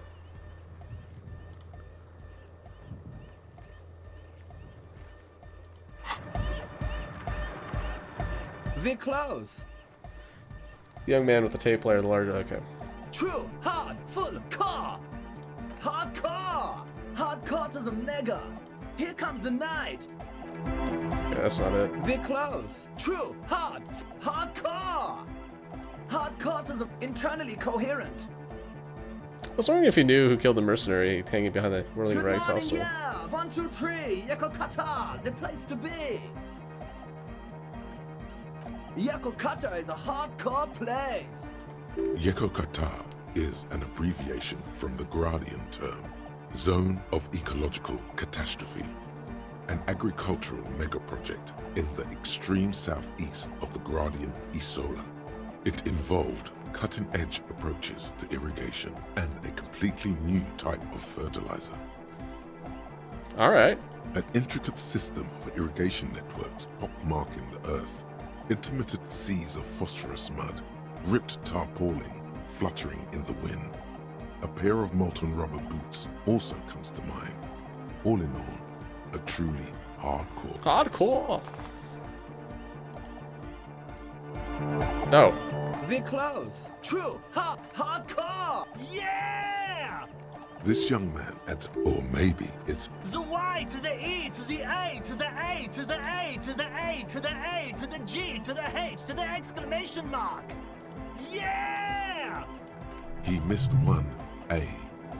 Just one A there. I yelled mine with 6 A's, so you have to yell it with 6 too. I'm the hard rhymer, the track attacker, the mic enforcer, the sixth checker. I am the law. We're close. True. Hardcore. Yeah. This young man, or maybe The white. Yeah. he missed one. It's nice to be important, but it's important to be nice.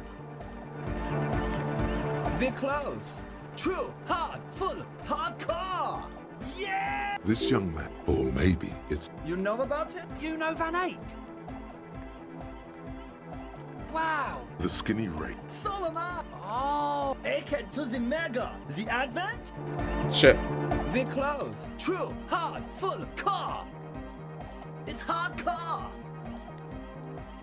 Skibber danger. Okay, nope, that's not it. We're close. True. Full. Car.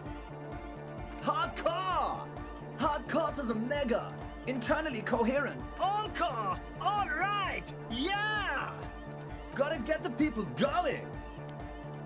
Yeah. Request. I want everybody as close to the stage as possible. We're close. True. Hardcore. Hardcore to the internally all car. Gotta get the people going. Why? I'm the party boy. It's my job. I think I'm also a party boy. Two on a track. Watch your back. Watch out for the heart attack. Yeah. We're close. True. Hardcore. Hardcore to the internally coherent. All car. Gotta get the. I'm the party boy. Hardcore party 25/7 beyond the winter's orbit style. Oh man, he also does the midnight hour. There is a place far away in Cutler, beyond a certain latitude, known as Winter's Orbit, where there are 25 hours in a day. It is a tremendously cold place, abandoned to drunks and failed rock stars, full of Eternite, depression, and half-finished ski-flying hills. The Suru live there. Thanks, Encyclopedia. We're close. True. Hardcore. Hardcore to the internally all car. He furrows his brow as his very large head traces the sublime invisible movement of the music in the very real air of the stuffy tent. Hardcore. No, seriously. I'm a little worried as it isn't. The question is, what is the question? That would have been good if I'd asked you a question, but I didn't. That was just idiotic. But there was a question? Boo. We're close. True. Hardcore. Yeah. Shit. This young man, or maybe You know about it? You know Van Eyck? Good. The advent? We're close. True. Hardcore. Hardcore to the internally all car. he furrows his Hardcore. The question is, what is the question? But there was no question. Boo. We're close. Alright. True. Hardcore. Yeah. This young man, or maybe it's not Gottwald. You know about it? You know Van Eyck? No, it's just a turn of phrase. Oh, well, it really is him. It's an honest-to-God Van Eyck beat. Well, actually, a reworking of a Peppy Popic and Arsos track. But let's not get too deep into that whole mess. The advent? We're close. True. Hard. It's hardcore. Skibberdees. We're close. True. Hard. Full. Core. Hardcore. Hardcore to the mega. Here comes the nine. Okay. We're close. True. Hard. Full. Hardcore. Hardcore to the mega. Internally coherent. Good morning, yeah. 1, 2, 3. Yakokata. The place to be. It's the message. Alright, well, let's see if we get more Hi again. So, how are things going? more options with him later. I don't know. About the church, I checked it out. And? What happened? Talked to the crab man. Oh man! Who is he? What did you think? Seemed okay, to be honest, very spiritual. He gave me this odd lecture on alcoholism before rambling on and on about the mother's love. You're right, a true necromaniac. The way he climbs it was terrifying. Really? Huh. Interesting. What's he doing in the church?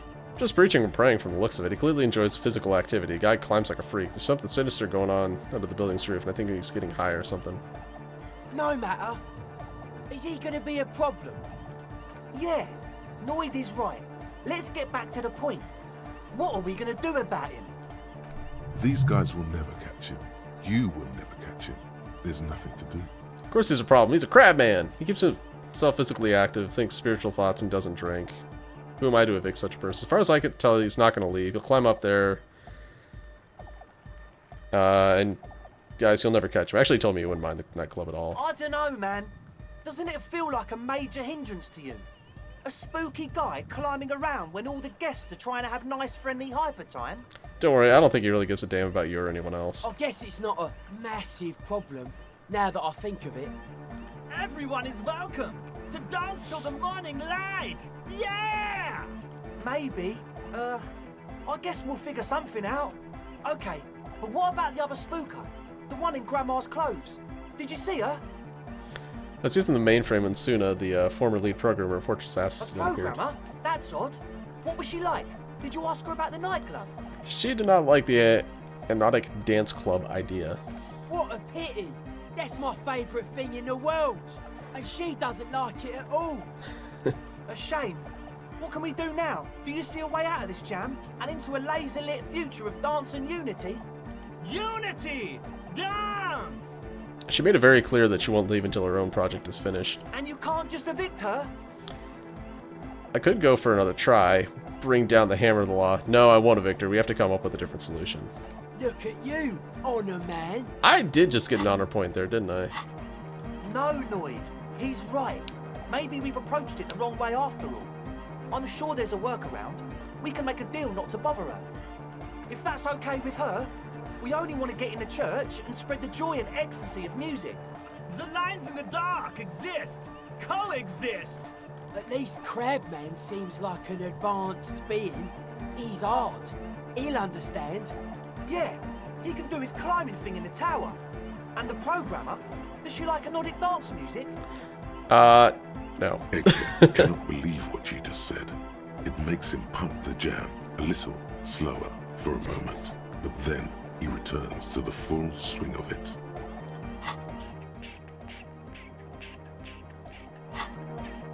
No worries. We'll figure it out. If coexisting fails, you can always muscle her out, right? If it's all okay with you, what do you think? Perhaps if you drop the drug lab, it might make it easier to convince her. Oh man, but the drug lab was like an integral part of getting the club going. For me, it was my favourite part. Chemistry's great. Besides, imagine all the drugs we could do if we had our own drug lab. Don't use your own supply, guys.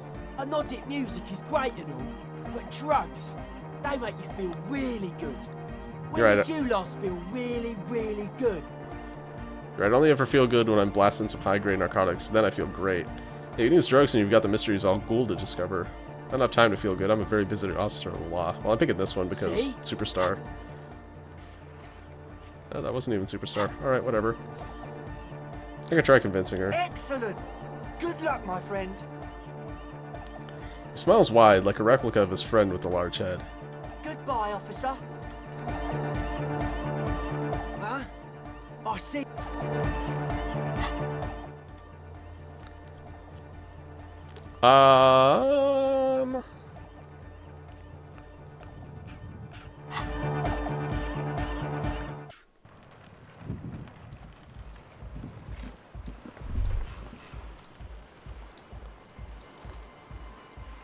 Hello again. Fucking more like contact mic now.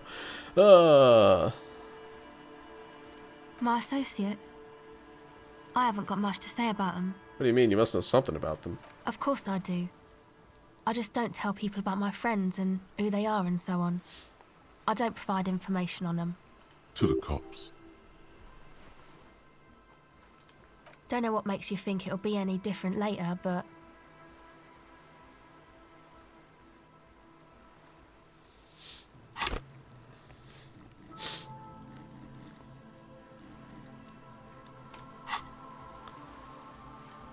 Okay. So I do have 2 empathy rolls that I could do here. They're both pretty high, though. I don't know, man.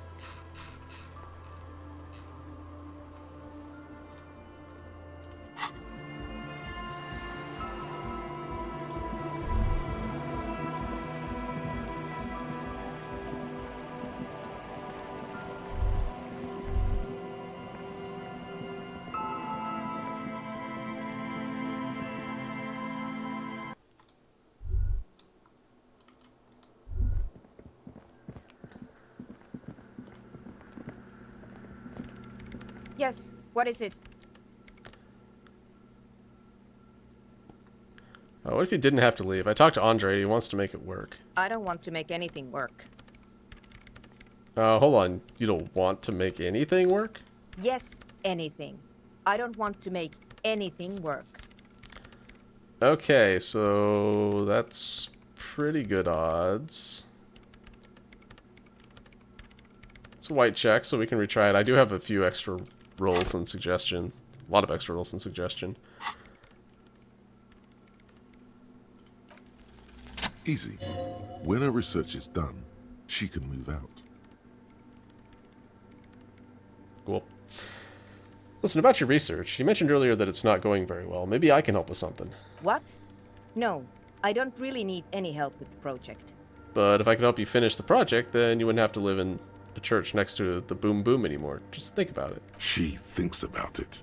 A glassy look in her eyes. A gust of wind brings more snow in from the broken gallery. It touches her hair. Alright. Bring me the game's offside copy from my old workspace, if you really want to help. It's stored on a filament memory, and I'm unable to go and fetch it myself. What's an off-site copy, and why do you need it? It's a backup of my former employer's project, the radio game we were working on. It's stored on a filament memory, just like the one inside this radio computer. She points to the glowing cube inside the machine. She's making it extra simple for you. The backup itself is destroyed now, but I'm hoping to use what's left of it to pinpoint the exact location of the anomaly. You just have to go to my old workspace and get the filament. Hold on. If it's called an off-site copy, then why is it still on-site? If it's called an off-site copy, why is it still on-site? Oh god, not this again. It is not on-site. It is in the basement. Perfectly safe and not connected to the front at all. Basement? Sounds like it's technically still on-site. And no, taking it outside the building wouldn't have protected it from the data loss. There's nothing wrong with keeping the backup in the basement. What happened was a freak accident that has nothing to do with how the backup was stored. We clear? By your old workspace, do you mean the Studio Fortress accident in the Doom commercial area? Yeah, that's the one. You can get in through the bookshop. You just have to do some explaining to the bookstore lady. Actually, I've already been inside the Doom Good. commercial area. Then you might know the giant ice bear fridge in the building's cellar. The filament is inside the fridge. Just go and get it. Where exactly is the offsite copy? In the giant ice bear fridge. I just told you. It has red glowing eyes. It's impossible to miss. You just need to get the offside copy from the ice bear. But you've been to the fridge and it wasn't there. There was a note saying... I found a note on the ice bear fridge. It said the offsite copy had been moved to a safer place. Wait. A note from whom?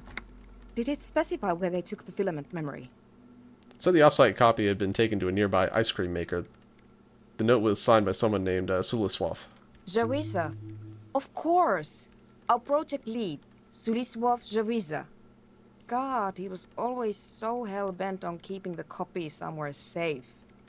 And feature creep, and the Valley of the Heads. Like it would have made a difference.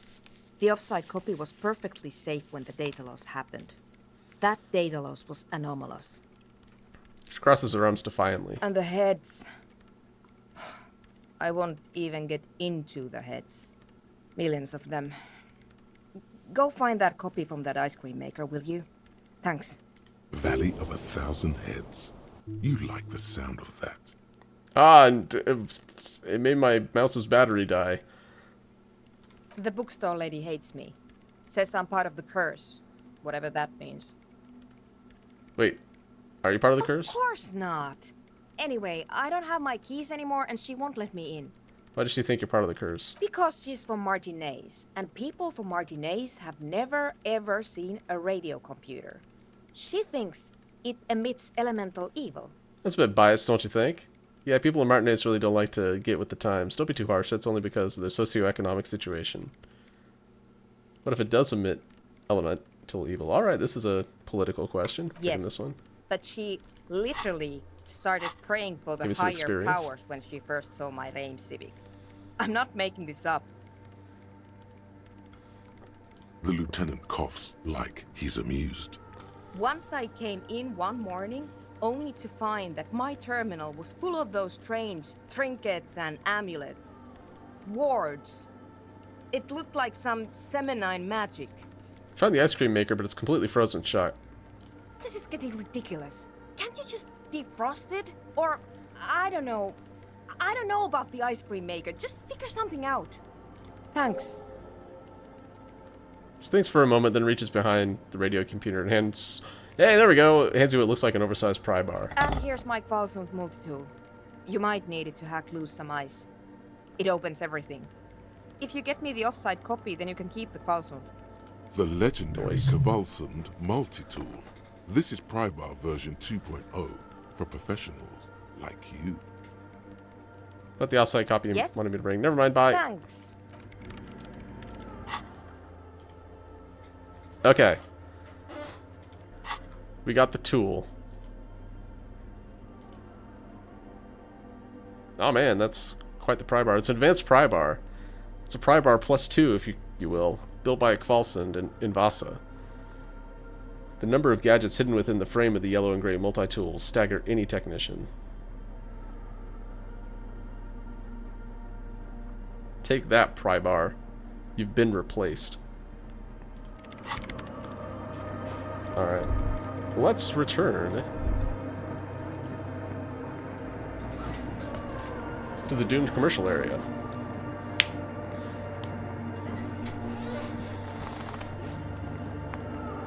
So that is still a physical instrument check, which is suboptimal, but whatever. Quick travel.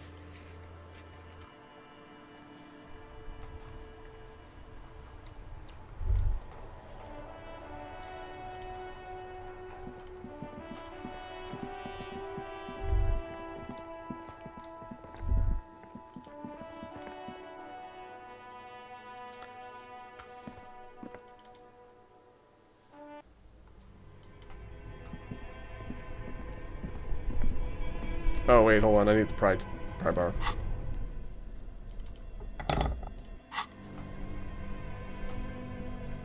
This orange machine is buzzing like an old submarine. It has a hand-cranked ice cream churner on top and an electric freezer that appears to be frozen shut. Alright, one more thing. I need to get all of the advantage I can get, so... Let's buy the pants from Kuno, because these increase physical instrument.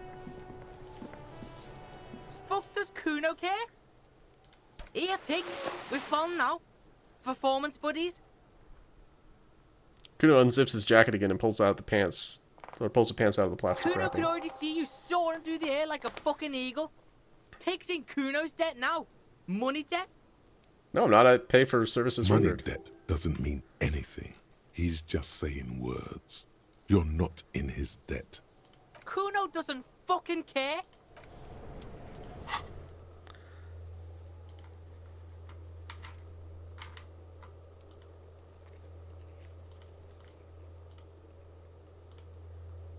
Alright, I do want to check the plasmid traps, because what if there is one in there? It needs to know.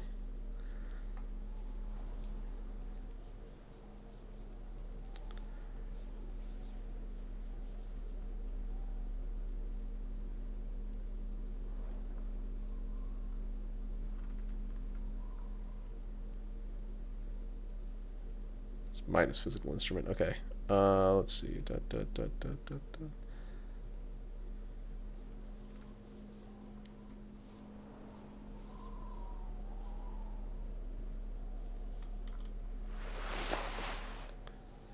Pain threshold, pain threshold.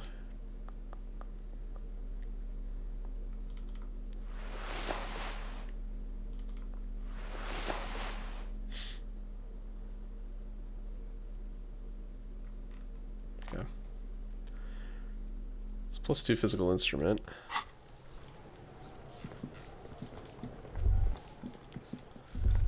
How many rerolls do I have on physical instrument? I have 1. That's not ideal.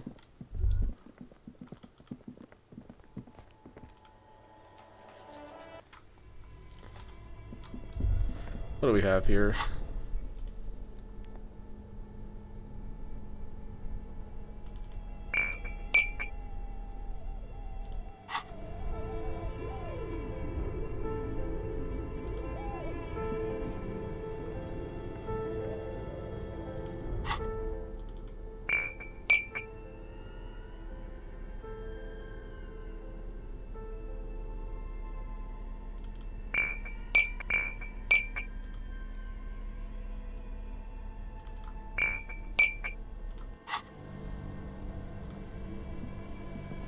This orange machine is buzzing like an old submarine.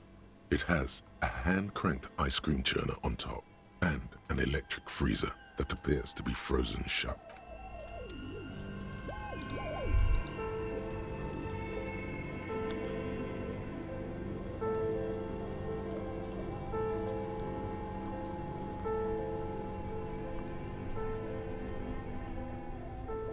Substances can be administered during dialogues. Okay.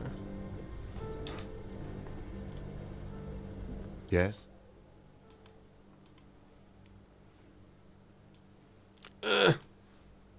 I kind of skipped over how to use...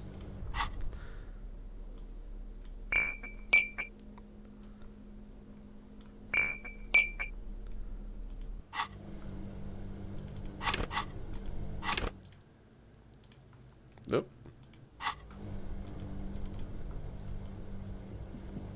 This orange machine is buzzing like an old submarine. It has a hand-cranked ice cream churner on top and an electric freezer that appears to be frozen shut.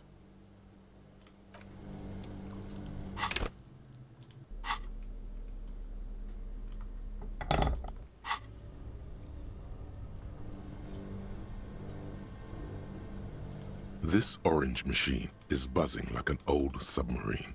It has a hand-cranked ice cream churner on top and an electric freezer that appears to be frozen shut. I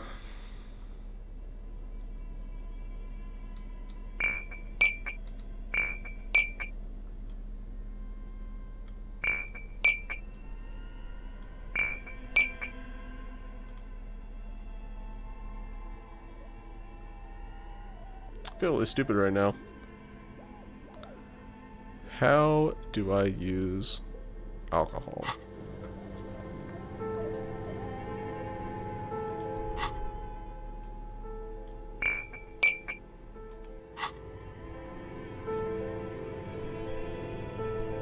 This orange machine is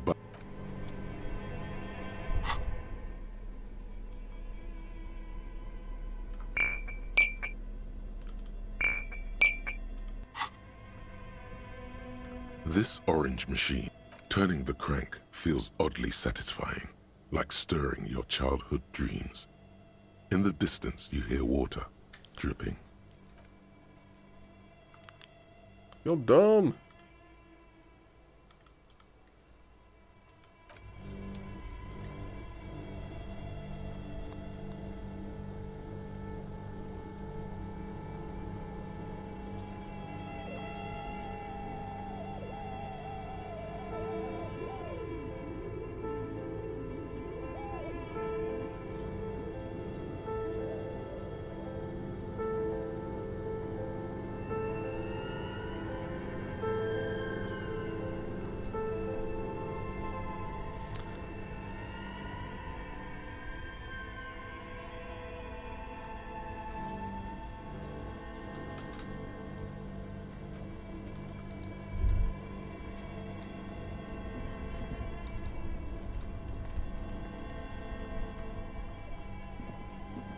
This orange machine is buzzing like an old submarine.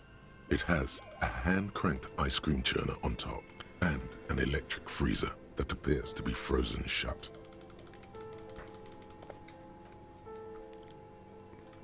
I'm gonna try going outside.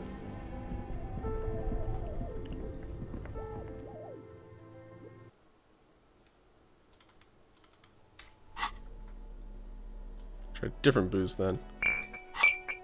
Wait, what? Ah.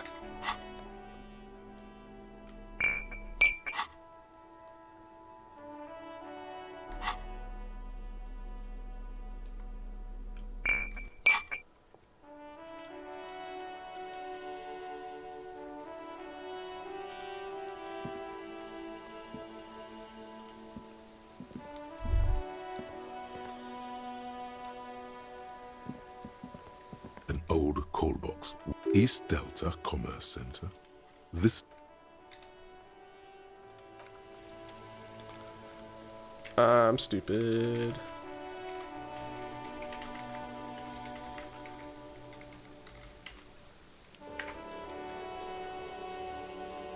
Put them in your hand and click on the bottom of the icon on the bottom right.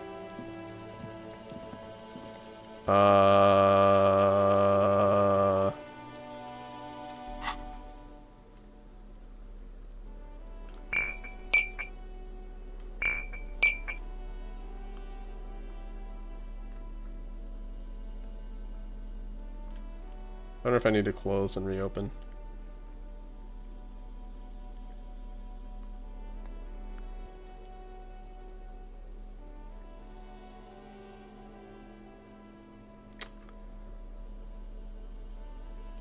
Alright. Wait, did it just unequip? No, it's still there.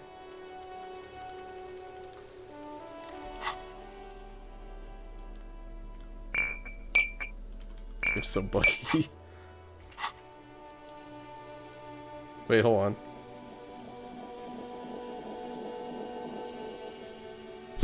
There we go. Okay.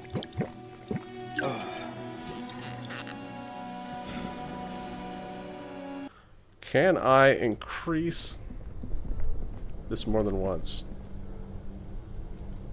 No. Okay. This orange machine is buzzing like an old submarine. It has a hand-cranked ice cream churner on top and an electric freezer that appears to be frozen shut. Ice groans and howls under the strain of your giant Gewaltsund multi-tool until the lid cracks open. Blue electric lights come to life.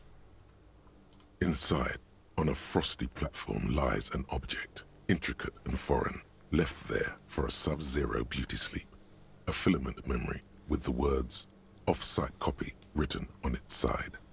Disappointment washes over you as you stare into the almost empty ice cream maker.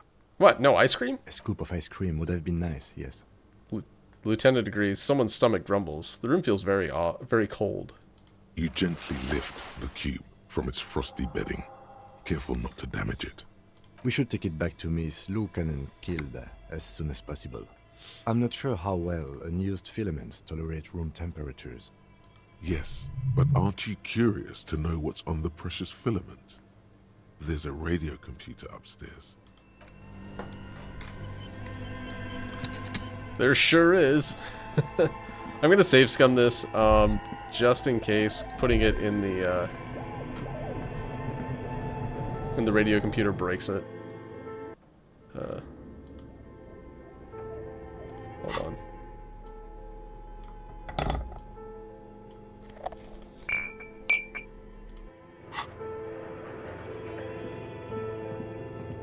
Tiles on the cube are still smoldering, casting the framework in a soft glow. Fluorescent play and print keys shine on the keyboard. The filament slides out of its glowing nest. Like a smooth draw, the filament slides into place. On the keyboard, the play key starts blinking. The speaker comes to life. Static seeps through the machine's planar magnetic driver. An old lady greets you. Her voice sounds 100 years old. Good afternoon. Fortress accident en rue de Saint-Ghislaine. This is East Insulindian Repeat Station 1. Please repeat. Is this the offside copy? Good. Please repeat the password. No, that's not it. Oh, okay, fine. Maybe it's the second part of the leitmotif you saw on the stained glass window. Good. Hey. I've unlocked the offside copy. After ending the call, please press print to access the filament. Ka-ching.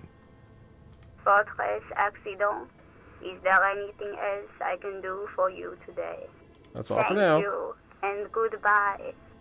Tiles on the cube are still smoldering, casting the framework in a soft glow.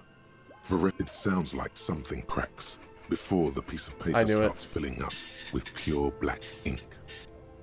Something's broken. Machines aren't supposed to behave like this. The filament slides out of its glowing nest. The paper is soaked with ink, its monochrome darkness spanning from margin to margin. It's not possible to make out any information. Odd. Something is obviously broken here.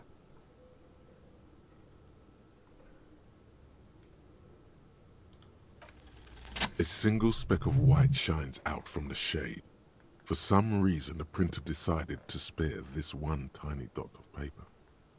Looks like gibberish. Better get running again. Tiles on the cube are still smoldering, casting the framework in a soft glow. Okay, I'm not sure if it was the printer that broke or if it was the, something else. So I'm going to take that back and she's like, hey, this is broken, what the hell? I'll be like, oopsie-doodle, and then I'll go back and reload. What am I trying to do here? I forget. Oh, I'm trying to go to the gym. Where was that? While I'm all yoked up, let's go ahead and redo this physical instrument check here, because... Oh, what's this? Is this Contact Mike, the boxing champion? Everything's coming up Contact Mike. The barbell waits patiently on the floor, like a dog for its master. Ooh. Well, hey, at least I healed the morale. Health damage, cool. You manage to hoist it off the ground, but the barbell feels wobbly and dangerous. Your hands slick with sweat. Turns out you're no beast, just an old man with bad form. Even your body has failed you. It's a miracle you didn't injure yourself. It was never my favorite either. At the station gym, I mean. I prefer running. It clears your head.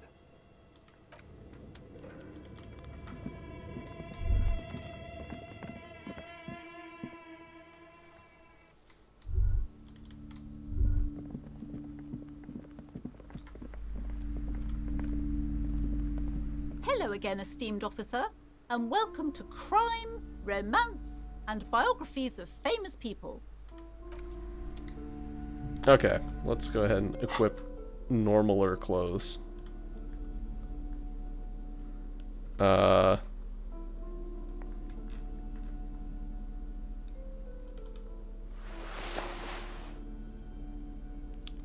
normaler clothes. Actually, these ones are not bad. These pants. Savoir-faire and physical instrument. What did I have equipped it for? I had the jeans that were perception, I believe. It's like plain black jeans. Composure. Okay.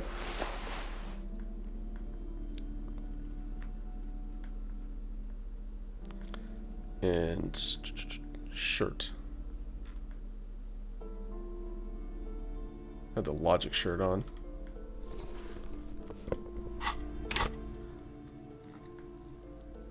I'm gonna put a point at drama just because I can.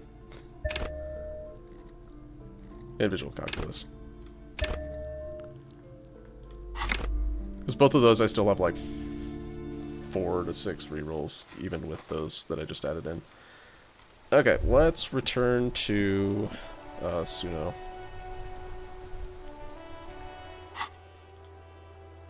Suna. Yeah.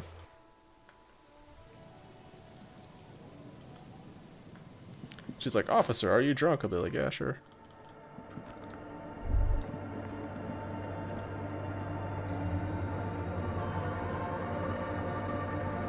Yes, what is it? Yes? Is this a filament?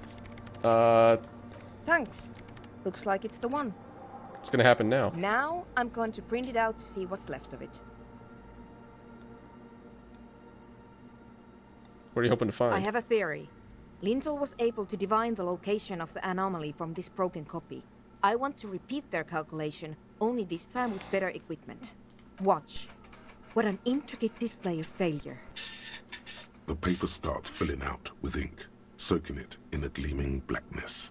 Not a single line of data stands out. This is wrong. Machines shouldn't behave like that. It's the abyss staring back at you.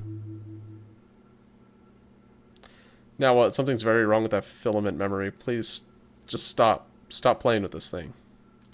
Sona doesn't reply. Her hands running over the printout. She's looking for something. For her morning star. Eyes scouring the millimeters. Here. I found it. Where? Hold on. She's behind the keyboard now, typing in some numbers that only she understands. The terminal beeps and the light inside starts pulsing like a glowing heart. Can I do anything? Still not sure this is a good idea, tinkering with the unknowns. Just give me a second. I'm almost... Clocks up her typing speed. I've never witnessed a programmer work before. Done. I've got it. I found the location of the anomaly. There's joy in her voice as she bumps her fist into the air. You did it. You found the coordinates. Oh my god, congratulations. So where is it? Where's your 2mm hole in the world? I found the coordinates. She lets out a celebratory laugh. Great job. Oh my god, congratulations. Thank you. She yells back with a grin. Time for a celebratory drink, perhaps. Just a thought. Way ahead of you, electrochemistry. So where is it? Where's the 2mm hole in the world? There. In the swallow. She points at the other end of the church where a group of water bowls forms a ritualistic arc. Think you can help me again? Sure. I need you to go move those water bowls for me. I need to double-check my calculations. What an interesting proposition. Truly a task for the intellectuals. Solving the puzzle of water bowls. Right, I'll go figure it out. I'm good at intellectual puzzles. Figure it out? No. I don't need you to figure anything out. I've got a computer for that. She pats the mainframe. Just walk over to the circle and follow my instructions. Move the third bowl 2 centimeters to the left, and the fourth bowl 5 centimeters to the right. This should do the trick. What? She only wants you to follow instructions. Nothing intellectually stimulating. In this task, a child could do it. Yes, but you like moving things around. Moving things around is calming. Sure, no problem. Thanks. I'm going to listen to interfacing on this one. Move the water bowls to the right positions and report back. Okay, so she said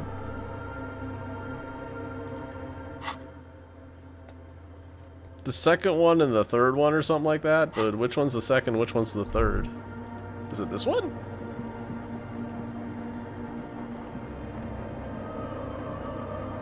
It's awfully silent again. Oh, is As this if all someone one item? turned off the Okay. entire world outside those walls. Water inside the bowls stands still. Measurements have been marked down around the bowls, each chalk-drawn line representing a centimeter on the floor. Oh wow, she's like way ahead of us. Okay. Oh boy, this is going to be good. Move the third bowl from the left 2 centimeters away. It moves like a ghost without creating a single trace of sound. This task is an insult to your mental skills. Leave me alone, logic. Some water spills out of the bowl, wetting the floor. The lead programmer sends you an encouraging thumbs up from across the hall. Time to run back, or maybe walk. This is a sacred place after all. Oh wow, physical instruments high enough that I'm actually getting physical instrument checks. Cool.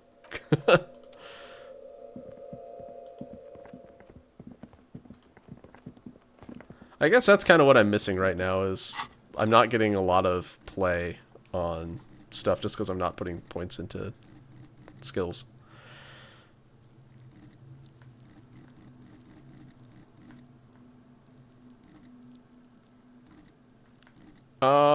Actually, one more thought I had. Because I have volumetric shit compressor, I think I automatically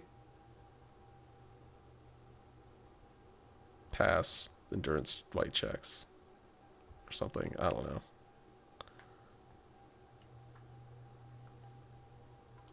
Is that true?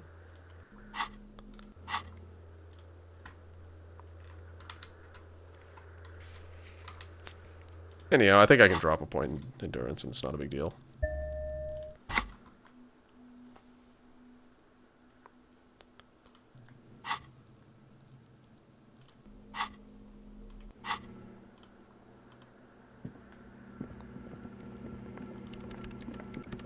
Yes, what is it? I have moved the bulls. It was mind-numbingly easy. What's next? Great. Everything should be aligned now. She stops, biting into her chaplet. Okay, let's get this party started. Yeah, let's do it. Now the only thing left to do is to unmute the headphones. If we got the location right, we should then be able to hear whatever sound this anomaly makes. Okay, let's do a conceptualization check on this because I'm probably going to take morale damage. Wait, why'd you have your headphones on mute in the first place? It's just going to be silence. Isn't it just going to be silence and nothing else? Honestly, I'm a little scared. I don't know. That's what I'm scared of. I don't know. It could be anything. I mean, what sound does the nothing make? How can you even listen to something that doesn't exist? She turns to face you, the mainframe throwing shadows on her chin. What if silence is only what surrounds it, but the swallow itself is... She grows silent, face very pale in the cold light of electricity. I don't know. I'm just scared. Maybe it's going to be something terrifying. Maybe it's going to tear the world apart. Like that evil ink that filled the Yay! printout, erasing coherence and meaning. You're right, we should be cautious. We don't know what we're dealing with here. You're overthinking this. Maybe I'm just tired. Let's think about this logically. Why would nothing be terrifying if it's, well, nothing? Well, I assume that something has no presence, existence, or qualities has to be terrifying. It's scary, we just have to face it. Hey, I don't think I want to do it anymore. It seems too dangerous. Because it reminds us of death. And we humans tend to think that death is pretty scary. Death is scary. You can't just start over again. Or can you? It's scary, but we just have to face it. Yeah, you're right. Let's do it.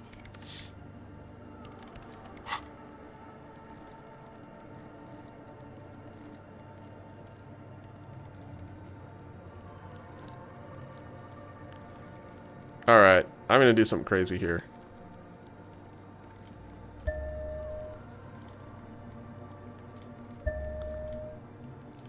It's late enough in the game that I doubt that I'm going to be getting to a point where I'm not going to be able to reroll 5 of these things.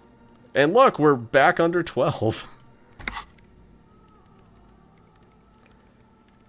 So she puts on her oversized headphones, ready to press unmute on the keyboard.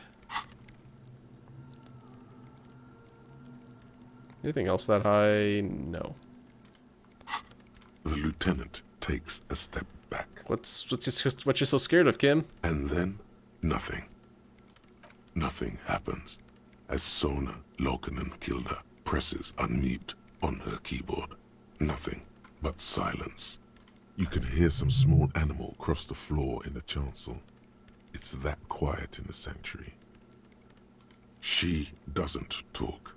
Her eyes closed and brows knitted together in a state of deep focus. One hand cupping the headphone. Damn it. She lets out a loud sigh before tearing off the headphones. She's still avoiding your gaze. Come on, did you hear anything? At least the world seems to be alright. Yeah. Nothing happened. Let's move on. Despite her fear, she was hoping for something extraordinary to take place. What do you mean nothing happened? Did you find the swallow? No. She rests her face on her hands, massaging her forehead. No. My hypothesis was wrong. According to this, I should have heard something, if I got the coordinates right. Like I said, silence is only what surrounds it. But this is just another failure. Silence sounds like silence. That's all it is. You can try on the headphones. See if you can hear anything. But don't get your hopes up. Figure out why Suna can hear anything through her headphones. Alright. This can't be it. You should have a listen. Oh. Let's go ahead and boost perception and then try this thing. Okay. Perception gear. What do we have equipped? We got perception gear. Cool. Spirit of core, logic, composure, stuff.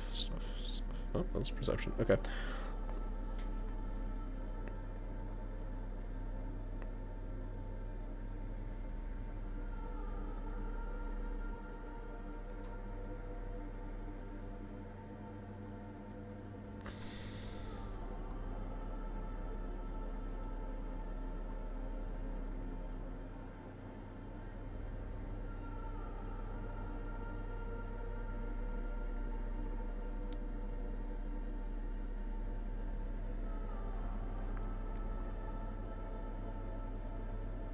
I love doing this every time I do a skill check. Oh wow, do I not have any perception gear? Jesus Christ.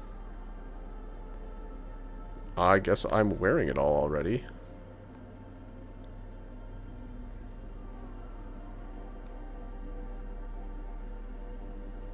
No, I don't need that. Alright, so good news is that I do have 4 more points that I can put into perception if I need to. Yes, what is it? It's a white check, so I can re-roll it.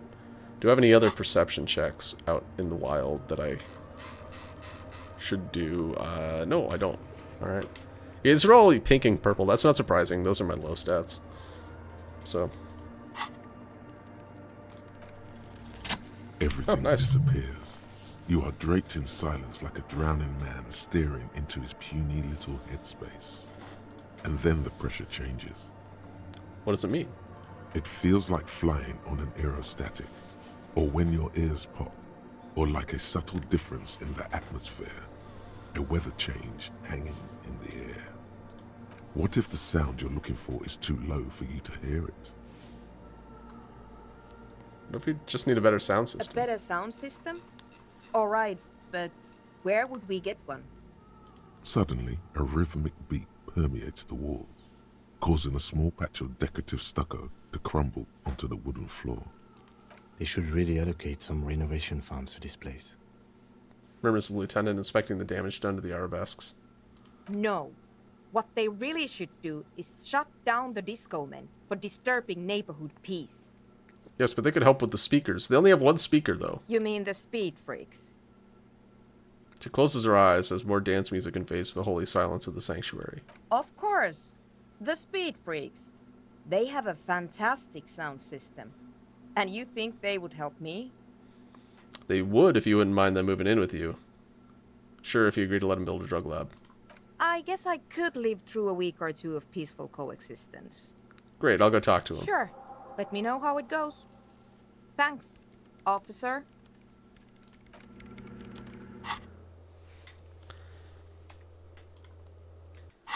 Okay, cool. Alright, I'm gonna talk to the Ravers about setting this space up. Maybe not. Yeah, we can do it. It's getting kind of late, so this is probably going to be the last thing I do tonight. Oops. Ah!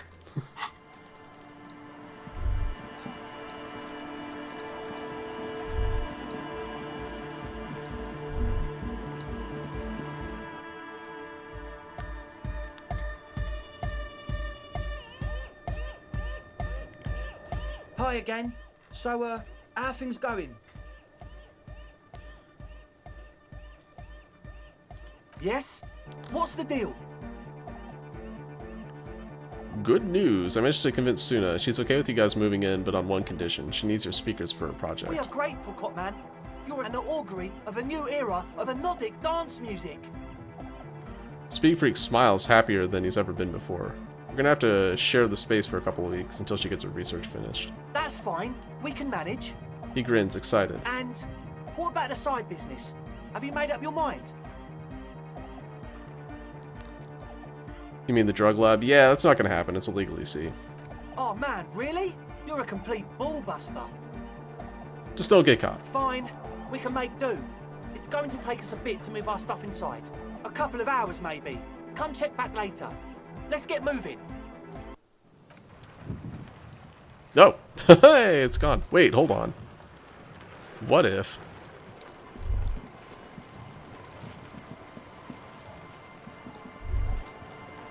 What if...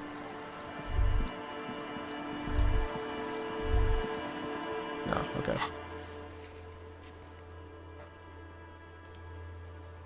Oh, that quest just disappeared.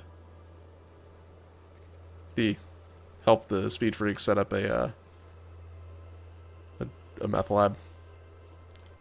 It's gone. Okay, I was thinking, what if this area was one of the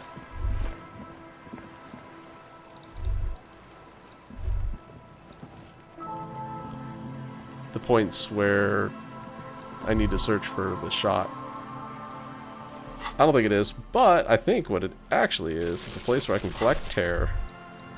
Never mind, it's not. Lame. I am the saddest hobo cop.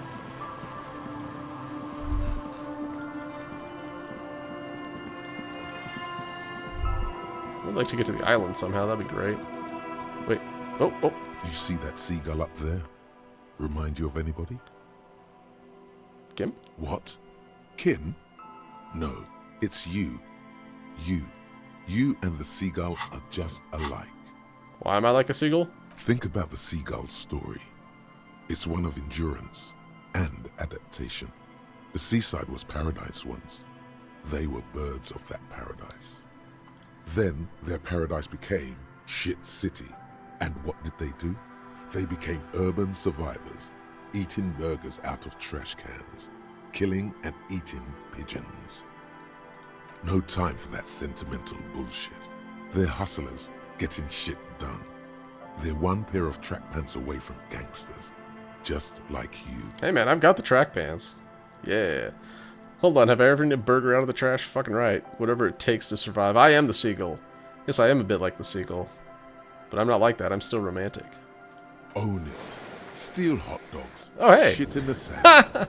Whatever it takes to keep Full going. restore? Sure, why not?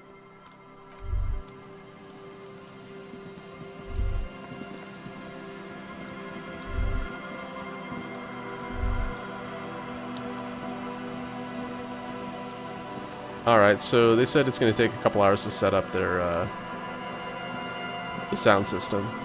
So...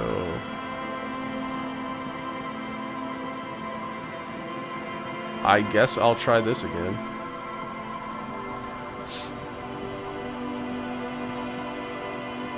Ooh, I know how I'm gonna end the stream. I'm gonna go check to see if the crickets are still in the traps.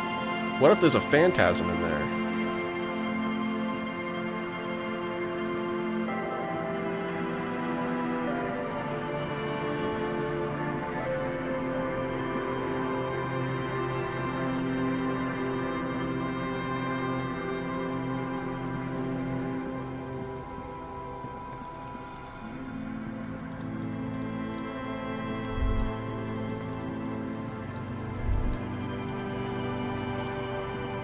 Yeah, I don't know why it's being all laggy and stuff.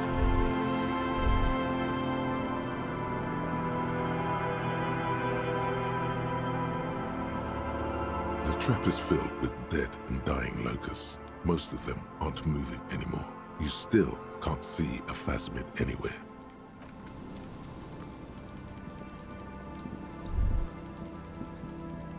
I guess I'm not quite done. I'm gonna be done soon. I'm gonna check the trap where Kuno stole the locusts. They'll probably call it a day.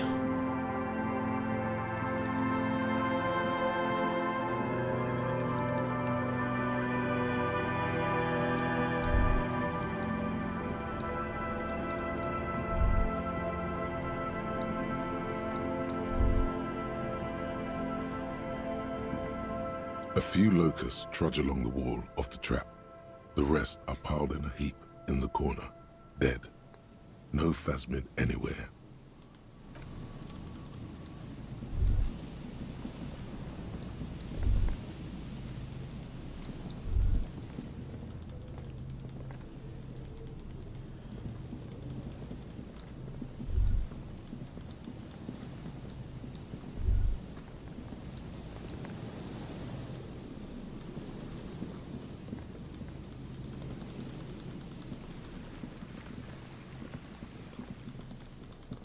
Fine, I'll check all the traps. Death of a dream. That's what this is.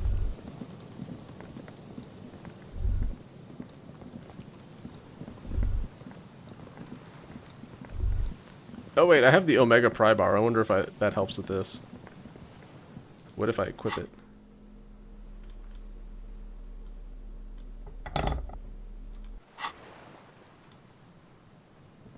An old door, worn by elements. Okay. Guess not.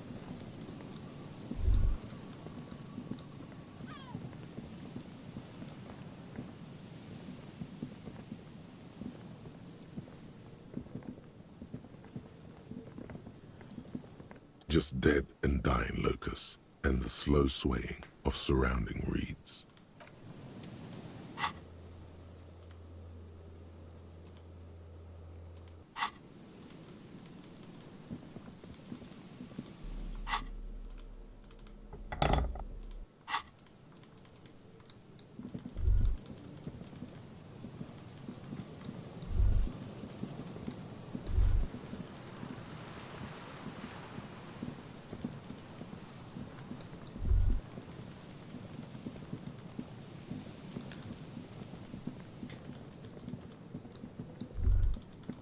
Okay, the last one was by the canal.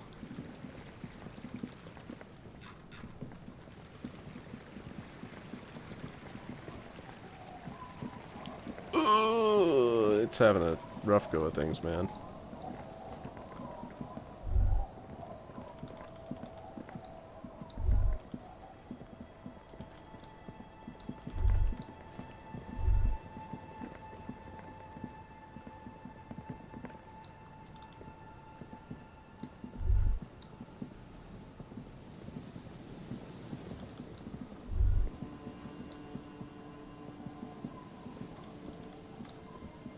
There it is. My eyeballs. The trap is full of locusts, but they seem weak and unhealthy. A few lie on their backs with their legs twitching. Still, no phasmid. Alright, well, on that cheery note, I think I'm going to go ahead and call it a night. Yeah, still got some stuff to find out here. Chiefly among them, getting to the island, I need to figure out a few of these things, like...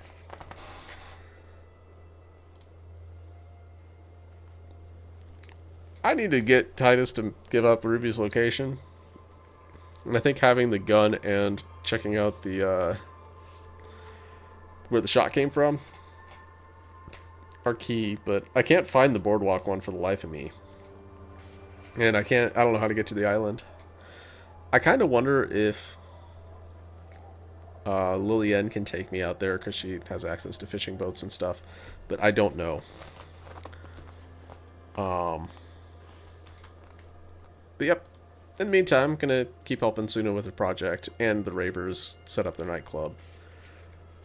And all that, the stuff that goes along with that. Going to hang out with the Communist Club again. Etc., etc. So anyhow, that'll be later this week. Maybe next weekend, I'm not sure. We'll see how things progress over the course of the week. But yep, next stream's tomorrow. I'll be streaming some Pokemon Fire Red Ultimate Ironmon. So if you're interested in that, that'll be happening then. So, have a good rest of your night, guys. See you next time, and have a good one. Thanks for watching.